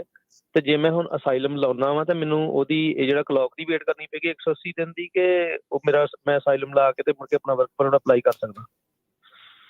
ਨਹੀਂ, ਲਾ ਕੇ ਤਾਂ ਨਹੀਂ ਕਰ ਸਕਦੇ, ਕਲੌਕ ਦੀ ਵੇਟ ਕਰਨੀ ਪੈਣੀ ਆ। ਉੱਦਾਂ ਇਹਨਾਂ ਨੇ ਜਿਹੜਾ USCIS ਵਾਲੇ ਸੀ ਨਾ, ਇਹਦਾ ਆਪਾਂ ਲਾਅ ਇਹਨਾਂ ਨੇ ਅਨਾਉਂਸ ਕੀਤਾ ਸੀਗਾ, ਜਿਹੜਾ ਆਪਾਂ ਦੱਸਿਆ ਕਿ ਇਮੀਗ੍ਰੇਸ਼ਨ ਨੇ ਰੀਡ ਕੀਤਾ। ਉਹਨਾਂ ਨੇ ਇਹੀ ਕਿਹਾ ਸੀਗਾ ਕਿ ਆਪਾਂ ਜਿਹੜੀ ਤੁਹਾਡੀ ਡੇਟ ਆ ਉਹ ਪੁਰਾਣੀ ਵਾਲੀ ਜਿਹੜੀ ਚੱਕਾਂਗੇ ਕਿ ਅਸਾਈਲਮ ਕਦੋਂ ਫਾਈਲ ਹੋਇਆ, ਲੌਜ ਹੋਇਆ। ਸੋ ਇਹਦੇ ਵਿੱਚ ਤੁਸੀਂ ਕੀ ਕਰਨਾ ਕਿ ਜਦੋਂ ਆਪਣਾ ਅਸਾਈਲਮ ਲਾਉਣਾ ਨਾ ਜੇਕੋ ਵੀ, ਉਹਨੂੰ ਪਹਿਲਾਂ ਆਪਣੇ ਕੋਰਟ ਵਾਲੀ ਲੌਜ ਵਾਲੀ ਜਿਹੜੀ ਡੇਟ ਆ ਉਹ ਵਾਲਾ ਜਿਹੜਾ ਅਸਾਈਲਮ ਆਪਣਾ ਤੁਸੀਂ ਭੇਜਣਾ ਵਾ, ਤੇ ਉਹਦੇ ਬੇਸ ਤੇ ਜੇ ਤੁਹਾਨੂੰ ਉਹਨਾਂ ਨੇ ਅਸਾਈਲਮ ਪੈਂਡਿੰਗ ਤੁਹਾਡਾ ਕਰਤਾ ਤੇ ਡੇਟ ਤੁਹਾਡੀ ਪੁਰਾਣੀ ਵਾਲੀ ਆ ਗਈ, ਫਿਰ ਤੁਹਾਡੇ 180 ਦਿਨ ਦੀ ਵੇਟ ਨਹੀਂ ਕਰਨ ਦੀ ਲੋੜ ਪੈਣੀ। ਉਹ ਤੁਹਾਨੂੰ ਰਸੀਦ ਜਿਹੜਾ ਨੋਟਿਸ ਆ ਉਹ ਦੇਖ ਕੇ ਪਤਾ ਲੱਗਣਾ। ਤੇ ਦੂਸਰੀ ਗੱਲ ਇਹ ਹੈ, ਜਿਹੜੇ ਸੁਣ ਰਹੇ ਆ ਇਹ ਨਾ, ਤੇ ਜਦੋਂ ਤੁਹਾਡਾ ਕੇਸ ਕਿਸੇ ਦਾ ਡਿਸਮਿਸ ਹੁੰਦਾ, ਉਹ ਕਈ ਵਾਰੀ ਨਾ ਬੰਦਾ ਪੈਸੇ ਪੂਸੇ ਬਚਾਉਣ ਲਈ ਉਦਾਂ ਵੇਟ ਵੂਟ ਕਰਨ ਲੱਗ ਪੈਂਦਾ ਕਿ ਅਸਾਈਲਮ ਆਫਿਸ ਮੈਂ ਨਹੀਂ ਲਾਣਾ ਵਾ। ਤੇ ਉਹਦੇ ਵਿੱਚ ਗੈਪ ਨਹੀਂ ਤੁਸੀਂ ਪੈਣ ਦੇਣਾ। ਜੇ ਗੈਪ ਗੂਪ ਪੈਣ ਦਿੰਦੇ ਆ ਹਨਾ, ਤੇ ਸਪੈਸ਼ਲੀ ਸਾਲ ਤੋਂ ਵੱਧ ਗੈਪ ਪੈ ਗਿਆ, ਉਹ ਤਾਂ ਵੈਸੇ ਤੁਹਾਡਾ ਸਟੈਚੂਟਰੀ ਲਿਮਿਟੇਸ਼ਨ ਪਾ ਦੇਣੀ ਉਹਨਾਂ ਨੇ ਕਿ ਇਹ ਬੰਦੇ ਨੇ ਟਾਈਮ ਸਿਰ ਫਾਈਲ ਨਹੀਂ ਆਪਣਾ ਜਿਹੜਾ ਕੀਤਾ, ਤੇ ਉਹਨੂੰ ਟਾਈਮ ਸਿਰ ਜਿਹੜਾ ਫਾਈਲ ਕਰਨਾ, ਤਾਂ ਕਿ ਆ ਜਿੱਦਾਂ ਹੁਣ ਵੀਰ ਕਹਿ ਰਿਹਾ ਕਿ ਕਲੌਕ ਆਪਣਾ ਮੇਰਾ ਪੁਰਾਣਾ ਵਾਲਾ ਚੱਲੂਗਾ ਕਿ ਨਹੀਂ ਚੱਲੂਗਾ, ਕਿ ਤੁਹਾਡਾ ਜਿਹੜਾ ਰਿਸੀਟ ਨੋਟਿਸ ਹੈ ਨਾ ਉਹਦੇ ਵਿੱਚ ਉਹਨਾਂ ਨੂੰ ਜੇ ਕੋਰਟ ਦੀ ਉਹ ਡੇਟ ਦਿੰਦੇ ਆ ਤੇ ਫਿਰ ਤੁਹਾਡਾ ਕਲੌਕ ਚੱਲਦਾ ਰਹਿਣਾ। ਠੀਕ ਹੈ ਜੀ। ਨਹੀਂ ਭਾਜੀ, ਏਦਾਂ ਹੁਣ ਜਿੱਦਾਂ ਮੇਰਾ 6 ਮਹੀਨੇ ਅਜੇ ਹੋਏ ਆ, ਜ਼ਿਆਦਾ ਸਾਲ ਨਹੀਂ ਹੋਇਆ, 6 ਮਹੀਨੇ ਮੈਂ ਕਰ ਸਕਦਾ ਅਸਾਈਲਮ ਫਾਈਲ? ਨਹੀਂ, ਜਿੰਨੀ ਛੇਤੀ ਤੋਂ ਛੇਤੀ ਕਰਨਾ ਵਾ, ਸਾਲ ਵੇਟ ਨਹੀਂ ਕਰਕੇ ਕਰਨਾ, ਰਾਈਟ ਵੇ ਕਰਨਾ ਵਾ। ਠੀਕ ਹੈ ਜੀ। ਉਹ ਸਾਲ ਦਾ ਵਕਤ ਦਿੰਦੇ, ਸਾਲ ਦੇ ਵਿੱਚ ਹੀ ਕਰਨਾ ਹੈ। ਉਹ ਪਹਿਲੇ ਦਿਨ ਵੀ ਕਰ ਲਓ, 365 ਵਾਲੇ ਵੀ ਕਰ ਲਓ, ਪਰ ਇਹ ਆ ਵੀ ਜੇ ਹੈਗਾ ਤੇ ਟਾਈਮ ਸਿਰ ਕਰੋ। ਜੋਗਿੰਦਰ ਕੌਰ। ਹਾਂਜੀ ਜੋਗਿੰਦਰ ਕੌਰ ਜੀ। ਹਾਂਜੀ, ਸਤਿ ਸ਼੍ਰੀ ਅਕਾਲ ਜੀ। ਸਤਿ ਸ਼੍ਰੀ ਅਕਾਲ ਜੀ। ਹਾਂਜੀ, ਮੈਂ ਪਤਾ ਕਰਨਾ ਸੀ ਟਰੈਵਲ ਡਾਕੂਮੈਂਟ ਲਈ ਕਿੰਨਾ ਕੁ ਟਾਈਮ? ਟਰੈਵਲ ਡਾਕੂਮੈਂਟ ਲਈ ਕਿੰਨਾ ਟਾਈਮ ਲੱਗਦਾ ਜੀ? ਸਰਵਿਸ USCIS.gov ਦੀ ਵੈਬਸਾਈਟ ਤੇ ਚੈੱਕ ਕਰਨਾ ਪੈਣਾ, ਮੈਨੂੰ ਮੂੰਹ ਜ਼ਬਾਨੀ ਨਹੀਂ ਯਾਦ। ਤੇ ਔਨ ਐਵਰੇਜ ਜਿਹੜੇ 10-12 ਮਹੀਨੇ ਆਮ ਆ ਟਰੈਵਲ ਡਾਕੂਮੈਂਟ ਤੇ। ਜੀ। ਮਹਿੰਦਰ ਸਿੰਘ। ਹਾਂਜੀ, ਹੈਲੋ, ਸਤਿ ਸ਼੍ਰੀ ਅਕਾਲ। ਸਤਿ ਸ੍ਰੀ ਅਕਾਲ ਜੀ। ਜੀ ਪੁੱਛੋ ਜੀ ਸਵਾਲ। ਹਾਂਜੀ, ਮੇਰਾ ਕੁਐਸਚਨ ਹੈ ਜੀ, ਮੈਂ ਗ੍ਰੀਨ ਕਾਰਡ ਤੇ ਆਪਣੇ ਬੱਚੇ ਦਾ ਅਕਤੂਬਰ 2018 ਚ ਭਰਿਆ ਸੀ। ਤੇ ਉਹ ਹੁਣ ਅਸੀਂ ਗ੍ਰੀਨ ਕਾਰਡ ਤੇ ਰਹਿੰਦੇ ਜਾਂ ਸਿਟੀਜ਼ਨ ਹੋ ਜਾਈਏ, ਕੋਈ ਫਰਕ ਤਾਂ ਨਹੀਂ ਪੈਂਦਾ? ਗ੍ਰੀਨ ਕਾਰਡ ਵਾਲੇ ਤੁਸੀਂ ਐਜ਼ ਅ ਗ੍ਰੀਨ ਕਾਰਡ ਆਪਣੇ ਇੱਕ ਬੱਚੇ ਦਾ ਫਾਈਲ ਕੀਤਾ ਸੀਗਾ ਨਾ? ਹਾਂਜੀ, ਗ੍ਰੀਨ ਕਾਰਡ ਤੇ। ਬੱਚੇ ਦੀ ਉਮਰ ਕਿੰਨੀ ਹੈ? ਉਮਰ ਉਹਨਾਂ ਦੀ 38 ਹੈ। ਹਾਂਜੀ, ਨਹੀਂ ਸਿਟੀਜ਼ਨ ਹੋ ਜਾਓ, ਕੋਈ ਖਾਸ ਫਰਕ ਨਹੀਂ ਪੈਣਾ। ਹੁਣ ਸਿਟੀਜ਼ਨ ਦੇ ਹਿਸਾਬ ਨਾਲ ਤਾਂ ਨਹੀਂ ਕਿਸੇ ਨੂੰ ਗ੍ਰੀਨ ਕਾਰਡ ਵਾਲੇ ਚੱਲੂਗਾ ਜੀ? ਨਹੀਂ ਸਿਟੀਜ਼ਨ ਬਣ ਗਿਆ ਤਾਂ ਫਿਰ ਸਿਟੀਜ਼ਨ ਵਾਲੇ ਦੇ ਹਿਸਾਬ ਨਾਲ ਚੱਲਣਾ। ਉਹ ਚੇਂਜ ਹੋ ਜਾਣੀ ਜੀ ਫਿਰ ਉਹਨਾਂ ਦੀ। ਉਹ ਤੁਹਾਨੂੰ ਉਹਨਾਂ ਨੂੰ ਸਿਟੀਜ਼ਨ ਸਰਟੀਫਿਕੇਟ ਆਪਣਾ ਭੇਜਣਾ ਪੈਣਾ। ਅੱਛਾ ਜੀ, ਨਵੇਂ ਤੋਂ ਸ਼ੁਰੂ ਹੋਗਾ ਜੀ? ਨਵੇਂ ਸੇ ਕੇਸ ਉਹੀ ਵਾਲਾ ਜਿਹੜਾ ਤੁਹਾਡਾ ਨਾ, ਉਹੀ ਵਾਲਾ ਡੇਟ ਤੁਹਾਡੀ ਉਹੀ ਰਹਿ ਜਾਣੀ। ਠੀਕ ਹੈ ਜੀ, ਉਹੀ ਕੇਸ ਰਹਿ ਜਾਊਗਾ ਫਿਰ? ਫਾਇਦਾ ਹੋ ਜਾਣਾ ਮਤਲਬ ਤੁਹਾਨੂੰ? ਹੈ ਫਾਇਦਾ ਹੋ ਜਾਊਗਾ ਕਹਿੰਦੇ। ਓਕੇ ਥੈਂਕ ਯੂ ਜੀ। ਇਹੀ ਸੁਣਨਾ ਸੀਗਾ ਜੀ, ਫਾਇਦਾ ਹੋ ਜਾਊਗਾ ਜੀ। ਸ਼ਰਨਜੀਤ ਸਿੰਘ। ਹਾਂਜੀ, ਸਤਿ ਸ਼੍ਰੀ ਅਕਾਲ ਜੀ। ਸਤਿ ਸ਼੍ਰੀ ਅਕਾਲ ਜੀ। ਸਰ ਮੇਰਾ ਕੁਐਸਚਨ ਇਹ ਸੀ ਕਿ ਕੋਈ ਆਪਾਂ ਸ਼ੋਅ ਕੀਤਾ ਹੋਇਆ ਹੈ RKK ਜਿਹੜਾ ਵੀ ਆਪਣਾ ਲਾਅ ਚੱਲਦਾ ਹੈ ਕੋਰਟ ਦੇ ਵਿੱਚ, ਜੇ ਕੀਤਾ ਹੋਇਆ ਤਾਂ ਜ਼ਰੂਰ ਦੱਸਿਓ, ਤੇ ਜੇ ਨਹੀਂ ਤੇ ਸਰ ਆਪਾਂ ਕਿੱਦਾਂ ਆਪਾਂ ਪ੍ਰਪੇਅਰ ਕਿੱਦਾਂ ਹੋ ਸਕਦੇ ਹਾਂ ਕੋਰਟ ਦੇ ਵਿੱਚ ਜੇ ਆਪਾਂ ਜਾਂਦੇ ਹਾਂ ਤੇ ਜੇ ਸਾਡਾ ਸਰਕਾਰੀ ਵਕੀਲ ਫਾਈਲ ਕਰ ਦਿੰਦਾ ਆਲਰੇਡੀ, ਤੇ ਉਹਦੇ ਲਈ ਆਪਾਂ ਕੀ ਕਰ ਸਕਦੇ ਹਾਂ? ਸ਼ੋਅ ਆਪਣਾ ਪਤਾ ਨਹੀਂ ਕਿੰਨੀ ਕੁ ਵਾਰੀ ਡਿਸਕਸ਼ਨ ਕੀਤੀ ਨਹੀਂ, ਮੈਨੂੰ ਲੱਗਦਾ ਤੁਸੀਂ ਸ਼ੋਅ ਸੁਣਦੇ ਨਹੀਂ ਸਾਡੇ, ਫਿਰ ਜਿਹੜੇ ਤੁਸੀਂ RKK ਦੀ ਗੱਲ ਕਰਦੇ ਆ। ਆਰਕੇ ਦਾ ਆਪਣੀ ਕਮਿਊਨਿਟੀ ਦਾ ਪਤਾ ਹੀ ਉਦੋਂ ਲੱਗਾ ਜਦੋਂ ਆਪਾਂ ਸ਼ੋਅ ਕੀਤੇ, ਉਦਾਂ ਤਾਂ ਪਤਾ ਹੀ ਨਹੀਂ ਸੀ ਲੱਗਦਾ ਕਿਸੇ ਨੂੰ। ਵੀ ਨਵੇਂ ਆਏ ਲੱਗਦਾ ਜੀ। ਨਹੀਂ ਸਰ, ਮੈਨੂੰ ਪਤਾ ਤਾਂ ਹੈਗਾ ਕਿ ਆਪਣਾ ਜਦੋਂ ਸਰਕਾਰੀ ਵਕੀਲ ਲਾ ਦਿੰਦਾ ਤੇ ਉਸ ਤੋਂ ਬਾਅਦ ਕੋਈ ਵੀ ਬੈਨੀਫਿਟ ਤੁਹਾਨੂੰ ਜਿਹੜਾ ਯੂਨਾਈਟਿਡ ਸਟੇਟ ਦੇ ਵਿੱਚ ਮਿਲਦਾ ਨਹੀਂ ਹੈਗਾ, ਹਨਾ। ਤੁਸੀਂ ਏਦਾਂ ਕਰਿਓ ਜੀ, ਜਾ ਕੇ ਨਾ ਪੰਜਾਬੀ ਰੇਡੀਓ USA ਦੇ YouTube ਚੈਨਲ ਤੇ ਜਾਇਓ, ਉਹਦੇ ਵਿੱਚ ਅਪਡੇਟ ਇਮੀਗ੍ਰੇਸ਼ਨ ਪਾ ਕੇ ਨਾਲ RKK ਮੈਟਰ ਕਰਕੇ ਉਹ ਲੱਭਿਓ ਤੇ ਤੁਹਾਨੂੰ ਕਾਫੀ ਜਿਹੜੀ ਉਹਦੀਆਂ ਵੀਡੀਓਜ਼ ਲੱਭ ਜਾਣਗੀਆਂ। ਠੀਕ ਹੈ ਸਰ, ਉਦਾਂ ਕੋਈ ਸੁਜੈਸ਼ਨ ਜੇ ਮਤਲਬ ਦੱਸ ਦਿਓ ਜੀ, ਸੁਜੈਸ਼ਨ ਦੇ ਦਿਓ ਜੀ। ਮੈਂ ਦੱਸ ਦਿੰਦਾ ਭਰਾਵਾ, ਮੈਂ ਟੈਸਟ ਥੋੜਾ ਤੇਰਾ ਲੈਣ ਦਿਆ ਸੀਗਾ, ਤੂੰ ਦੱਸਣ ਹੀ ਲੱਗ ਪਿਆ RKK ਕੀ ਹੈ। ਉਦੋਂ ਉਦਾਂ ਆਪਾਂ ਮਖੌਲ ਕਰਦੇ ਇੱਥੇ ਕਿ ਜਨਤਾ ਹਾਸੇ ਖੇਡ ਲਾਈ ਜਾਈਦਾ ਸ਼ੋਅ ਦੇ ਵਿੱਚ, ਤੇ RKK ਏਦਾਂ ਮੇਰਾ ਵੀਰ ਸ਼ੋਅ ਸੁਣ ਕੇ ਨਹੀਂ ਤੇਰੇ ਕੋ ਕਰ ਹੋਣਾ। ਇਹਦੇ ਵਿੱਚ ਨਾ ਫਰਾਡ ਦੀ ਫਾਈਲਿੰਗ ਆ। ਸੋ ਜਿਹੜੀ ਸਹੀ ਐਡਵਾਈਸ ਇਹਦੇ ਵਿੱਚ ਪਤਾ ਕੀ ਆ, ਆਪਣੇ ਵਕੀਲ ਨਾਲ ਬਹਿ ਕੇ ਮੇਰਾ ਵੀਰ ਗੱਲ ਕਰੋ। ਇਹਦੇ ਵਿੱਚ ਨਾ ਡੈਕਲਰੇਸ਼ਨਾਂ ਵਗੈਰਾ ਹੁੰਦੀਆਂ ਕਿ ਕਾਮਨ ਕਿਉਂ ਆ, ਕਿੱਦਾਂ ਵਾ, ਮੁੱਦੇ ਹੈਗੇ ਆ, ਇਹ ਤੁਸੀਂ ਨਹੀਂ ਸੁਲਝਾ ਸਕਦੇ, ਤੁਹਾਡੇ ਵਕੀਲ ਨੂੰ ਸਟ੍ਰੈਟੇਜਾਈਜ਼ ਜਿਹੜਾ ਕਰਨਾ ਪੈਣਾ। ਇਹ ਮਿਲ ਕੇ ਹੋਣੀ ਤੁਹਾਡੇ ਦੋਨਾਂ ਦੀ ਆਪਸ ਦੀ ਗੱਲਬਾਤ ਤੋਂ ਬਾਅਦ ਚ। ਹਾਂਜੀ ਜੀ, ਮੇਨ ਮੁੱਦਾ ਇਹ ਆ ਵੀ ਉਹਨਾਂ ਦੇ ਨਾਲ ਬਹਿ ਕੇ ਸਲਾਹ ਕਰੋ ਕਿਹੜੀ ਚੀਜ਼ ਹੈ ਤੇ ਉਹਦਾ ਕੀ ਕਾਊਂਟਰ ਤੁਸੀਂ ਉਸ ਦੇ ਵਿੱਚ ਕਰ ਸਕਦੇ ਹੋ ਜੀ। ਹਰਜਿੰਦਰ ਜੀ, ਸਤਿ ਸ਼੍ਰੀ ਅਕਾਲ ਜੀ। ਜੀ ਇਹ ਸਵਾਲ ਪੁੱਛਣਾ, ਮੈਂ 2019 ਦੇ ਵਿੱਚ 20 ਦੇ ਵਿੱਚ ਗ੍ਰੀਨ ਕਾਰਡ ਅਪਲਾਈ ਕੀਤਾ ਸਾਲਮ ਬੇਸ ਦੇ ਉੱਪਰ, ਔਰ ਜਨਵਰੀ ਦੀ 25 ਤਰੀਕ ਨੂੰ ਮੇਰੀ ਇੰਟਰਵਿਊ ਹੈ ਸ਼ਿਕਾਗੋ ਫੀਲਡ ਆਫਿਸ ਦੇ ਵਿੱਚ। ਇਹ ਪੁੱਛਣਾ ਸੀ ਇਹਦੇ ਰਿਲੇਟਡ ਕਿਹੜੇ ਕੁਐਸਚਨ ਪੁੱਛਦੇ ਨੇ ਜੀ? ਸੇਮ ਜਿਹੜਾ ਬਿਆਨਬਾਜ਼ੀ ਹੋਈ ਸੋ ਪੁੱਛਦੇ ਨੇ, ਉਸ ਤੋਂ ਇਲਾਵਾ ਹੀ ਪੁੱਛਦੇ ਨੇ ਜੀ? ਸਾਰਾ ਕੇਸ ਹੈ ਤੁਹਾਡਾ? ਸਾਰਾ ਕੇਸ ਪੁੱਛਣਗੇ ਸਾਰਾ ਜੀ? ਨਹੀਂ ਕੇਸ ਕਿਹੜਾ ਹੈ, ਪੁੱਛਦੇ ਤਾਂ ਬੇਸ ਕੀ ਹੈਗਾ ਕੇਸ ਦਾ ਸਾਲਮ ਦਾ? ਮਾਨ ਪਾਰਟੀ ਦੇ ਸੀ। ਮਾਨ ਪਾਰਟੀ ਦੇ ਤਾਂ ਮੇਰਾ ਵੀਰ ਸਵਾਲ ਤਾਂ ਨਹੀਂ, ਹੁਣ ਮੈਂ ਜੋ ਤੇਰੀ ਬਿਆਨਬਾਜ਼ੀ ਹੋਈ ਉਹ ਵੀ ਪੁੱਛੂਗੇ, ਬਿਆਨ ਵੀ ਪੁੱਛ ਸਕਦੇ। ਠੀਕ ਹੈ ਜੀ, ਠੀਕ ਹੈ ਜੀ। ਸੋ ਪੂਰੀ ਤਿਆਰੀ ਕਰੋ ਸਾਰੀ। ਬਿਯੋਂਡ ਵੀ ਪੁੱਛ ਸਕਦੇ ਆ। ਹੁਣ ਮੈਂ ਜੇ ਬਿਯੋਂਡ ਤੋਂ ਕੀ ਭਾਵ? ਮੈਂ ਹੁਣੇ ਪੁੱਛ ਲੈਣਾ 2-3 ਸਵਾਲ, ਤੂੰ ਮੈਨੂੰ ਦੱਸ ਦੇ, ਤੈਨੂੰ ਪਤਾ ਮਾਨ ਪਾਰਟੀ ਬਣੀ ਕਦੋਂ ਸੀਗੀ? 94 ਵਿੱਚ ਜੀ। ਕਿਹੜੇ ਮਹੀਨੇ? 1 ਮਈ 1994। 1 ਮਈ। ਤੇ ਸਿਮਰਨਜੀਤ ਸਿੰਘ ਮਾਨ ਹੁਣੀ ਕਿੰਨੀਆਂ ਸੀਟਾਂ ਦੇ ਨਾਲ ਜਿੱਤੇ ਸੀਗੇ? ਉਹ 13 ਚ 10 ਸੀਟਾਂ ਨਾਲ ਜਿੱਤੇ ਸੀ। ਕਿੱਦਾਂ? 1994 ਚ ਬਣੀ ਸੀ ਤੇ 1999 ਚ ਪਹਿਲੀ ਵਾਰ ਜਿੱਤੇ ਸੀ।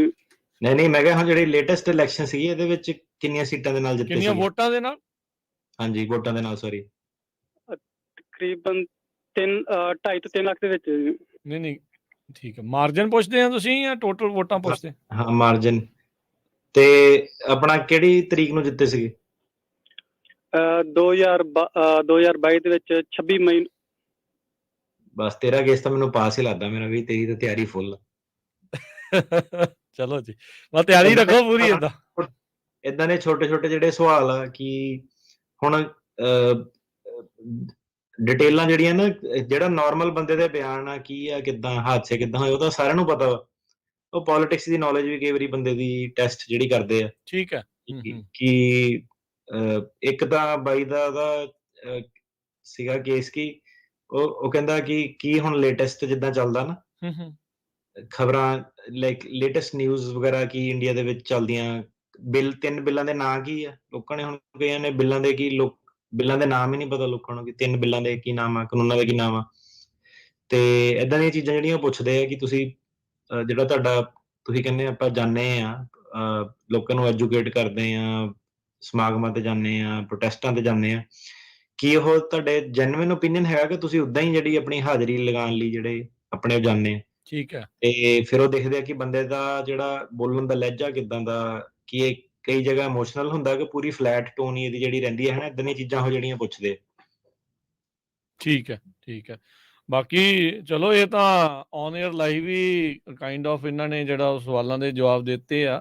ਜੇ ਤਿਆਰੀ ਹੋਊਗੀ ਤਾਂ ਹੀ ਆ, ਨਹੀਂ ਤਾਂ ਆ ਈ ਊ ਚ ਵਿੱਚ ਬੰਦਾ ਫਸ ਜਾਂਦਾ ਆ ਤੇ ਉਹਨੇ ਚ ਉਹਨਾਂ ਨੂੰ ਵੀ ਗਿਆਨ ਹੋ ਜਾਂਦਾ, ਪਤਾ ਲੱਗ ਜਾਂਦਾ। ਲਾਈਨ ਤੇ ਹੈਗੇ ਭਾਜੀ? ਹਾਂਜੀ ਹੈਗੇ।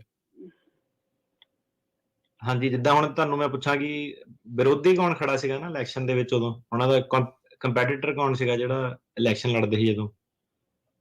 ਜਿਹੜਾ 2022 ਚ ਹੋਇਆ ਨਾ ਜੀ? ਹਾਂਜੀ। ਮਾਨ ਪਾਰਟੀ ਦਾ ਸੀ। ਨਹੀਂ, ਮਾਨ ਪਾਰਟੀ ਦਾ ਦੂਜੀ ਪਾਰਟੀ, ਉਹਨਾਂ ਦੇ ਆਪੋਜੀਸ਼ਨ ਚ ਕੌਣ ਸੀਗਾ? ਆਪੋਜੀਸ਼ਨ ਚ ਕੌਣ ਸੀਗਾ? ਕਿਹੜੇ ਲੋਕ? ਉਹਦੇ ਜਿਹੜੀ ਮਾਨ ਪਾਰਟੀ ਜਿਹੜੀ ਦੂਸਰੀ ਭਗਵੰਤ ਮਾਨ ਪਾਰਟੀ ਦਾ ਬੰਦਾ ਸੀ ਜੀ। ਭਗਵੰਤ ਮਾਨ ਪਾਰਟੀ ਨਹੀਂ ਆ, ਉਹ ਆਮ ਆਦਮੀ ਪਾਰਟੀ ਆ ਉਹਦਾ ਨਾਂ। ਆਮ ਆਦਮੀ ਪਾਰਟੀ। ਹਾਂਜੀ। ਉਹਦਾ ਕੀ ਨਾਮ ਸੀਗਾ?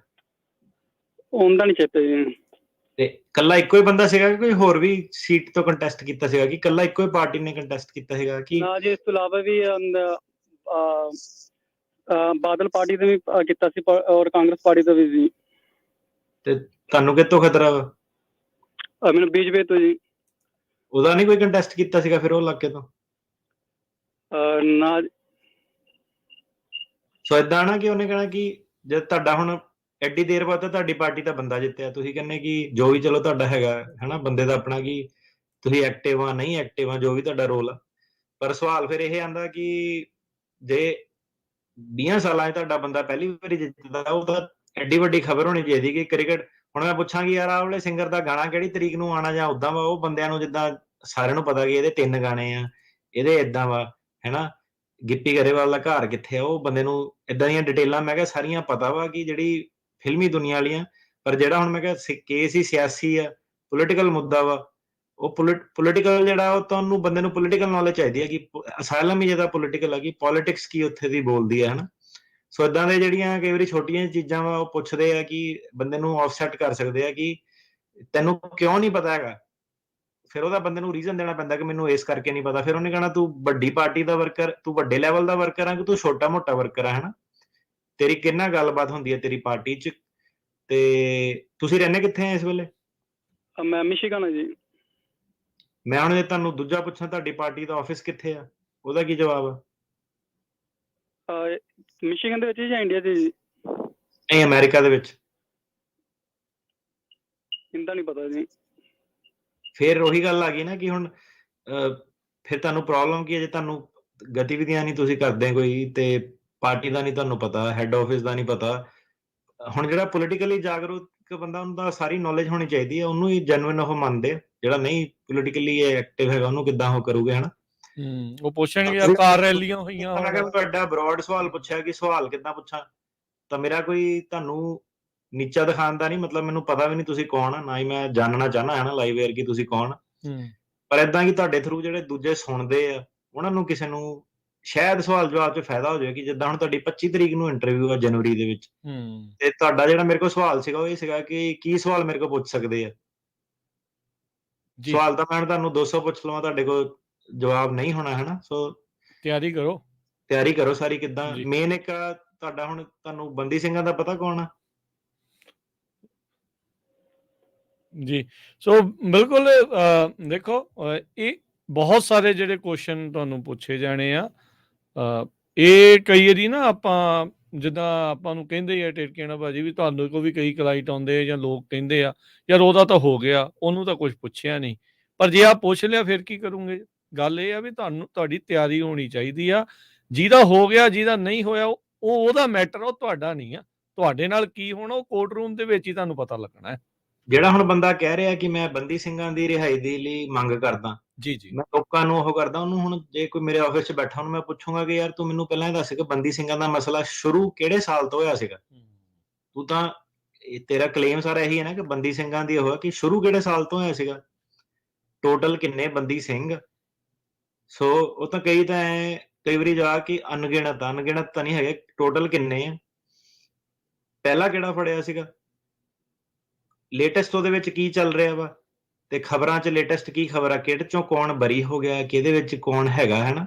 ਕਿ ਬੰਦਾ ਚਲਾ ਹੀ ਗਿਆ ਕਿ ਚੱਲ 5 ਜਣੇ ਦੇ ਨਾਂ ਦੱਸ ਕੇ ਬੰਦੀ ਸਿੰਘ ਜੇ ਹੈਗੇ ਆ ਕਿ ਐਡਾ ਇੰਪੋਰਟੈਂਟ ਮੁੱਦਾ ਵਾ ਤੇਰੇ ਲਈ, ਤਾਂ ਕਿ ਉਹ ਮੁੱਦੇ ਲਈ ਬੰਦੇ ਨੂੰ, ਜਿਹੜੇ ਮੁੱਦੇ ਆ ਨਾ ਬੰਦੇ ਨੂੰ ਉਹ ਇਹ ਦੇਖਦੇ ਆ ਕਿ ਬੰਦਾ ਆਪਣੇ ਮੁੱਦਿਆਂ ਲਈ ਖੜਦਾ ਵੀ ਹੈਗਾ ਕਿ ਨਹੀਂ ਹੈਗਾ।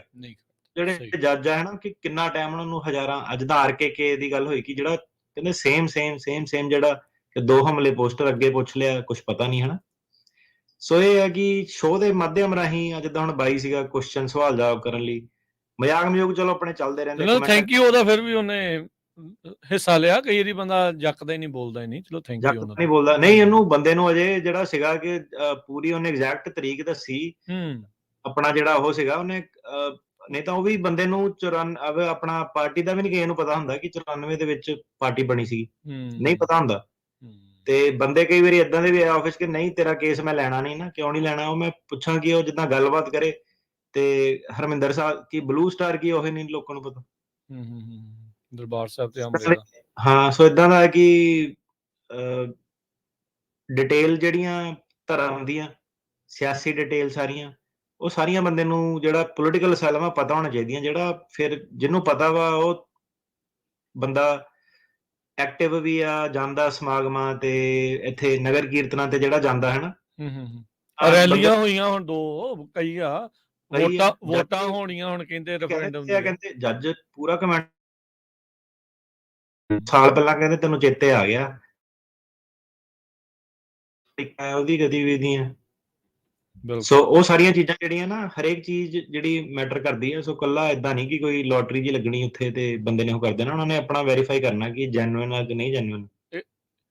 ਜਿੱਦਾਂ ਇਹ ਕਿਹਾ ਵੀ ਇਹ ਸਰਵਿਸ ਨਹੀਂ ਆ, ਇਹ ਉਹਨਾਂ ਦੀ ਮਰਜ਼ੀ ਆ, ਉਹਨਾਂ ਨੇ ਤੁਹਾਨੂੰ ਸ਼ਰਨ ਦਿੱਤੀ ਆ, ਉਹ ਮੇਕ ਸ਼ੋਰ ਕਰਨਾ ਚਾਹੁੰਦੇ ਵੀ ਜਿਹੜਾ ਸ਼ਰਨਾਰਥੀ ਆ ਉਹ ਵਾਕਿਆ ਵੀ ਲੋੜਵੰਦ ਆ ਕਿ ਵੈਸੇ ਹੀ ਆ ਗਿਆ ਆ। ਸੋ ਉਹਨਾਂ ਨੇ ਆਪਣੀ ਜਿਹੜੀ ਕਾਰਵਾਈ ਪੂਰੀ ਕਰਨੀ। ਇੱਕ ਛੋਟੀ ਜਿਹੀ ਬ੍ਰੇਕ ਲੈਣੀ ਆ, ਫਿਰ ਉਸ ਤੋਂ ਬਾਅਦ ਦੇ ਵਿੱਚ ਅਖੀਰਲੇ 10 ਮਿੰਟ ਦੇ ਵਿੱਚ ਜਿੰਨੇ ਵੱਧ ਤੋਂ ਵੱਧ ਕਾਲਰਸ ਲੈ ਸਕਦੇ ਆ ਉਹ ਆਪਾਂ ਲਵਾਂਗੇ। ਇੱਕ ਬ੍ਰੇਕ ਤੋਂ ਬਾਅਦ 'ਚ ਮਿਲਦੇ ਆ।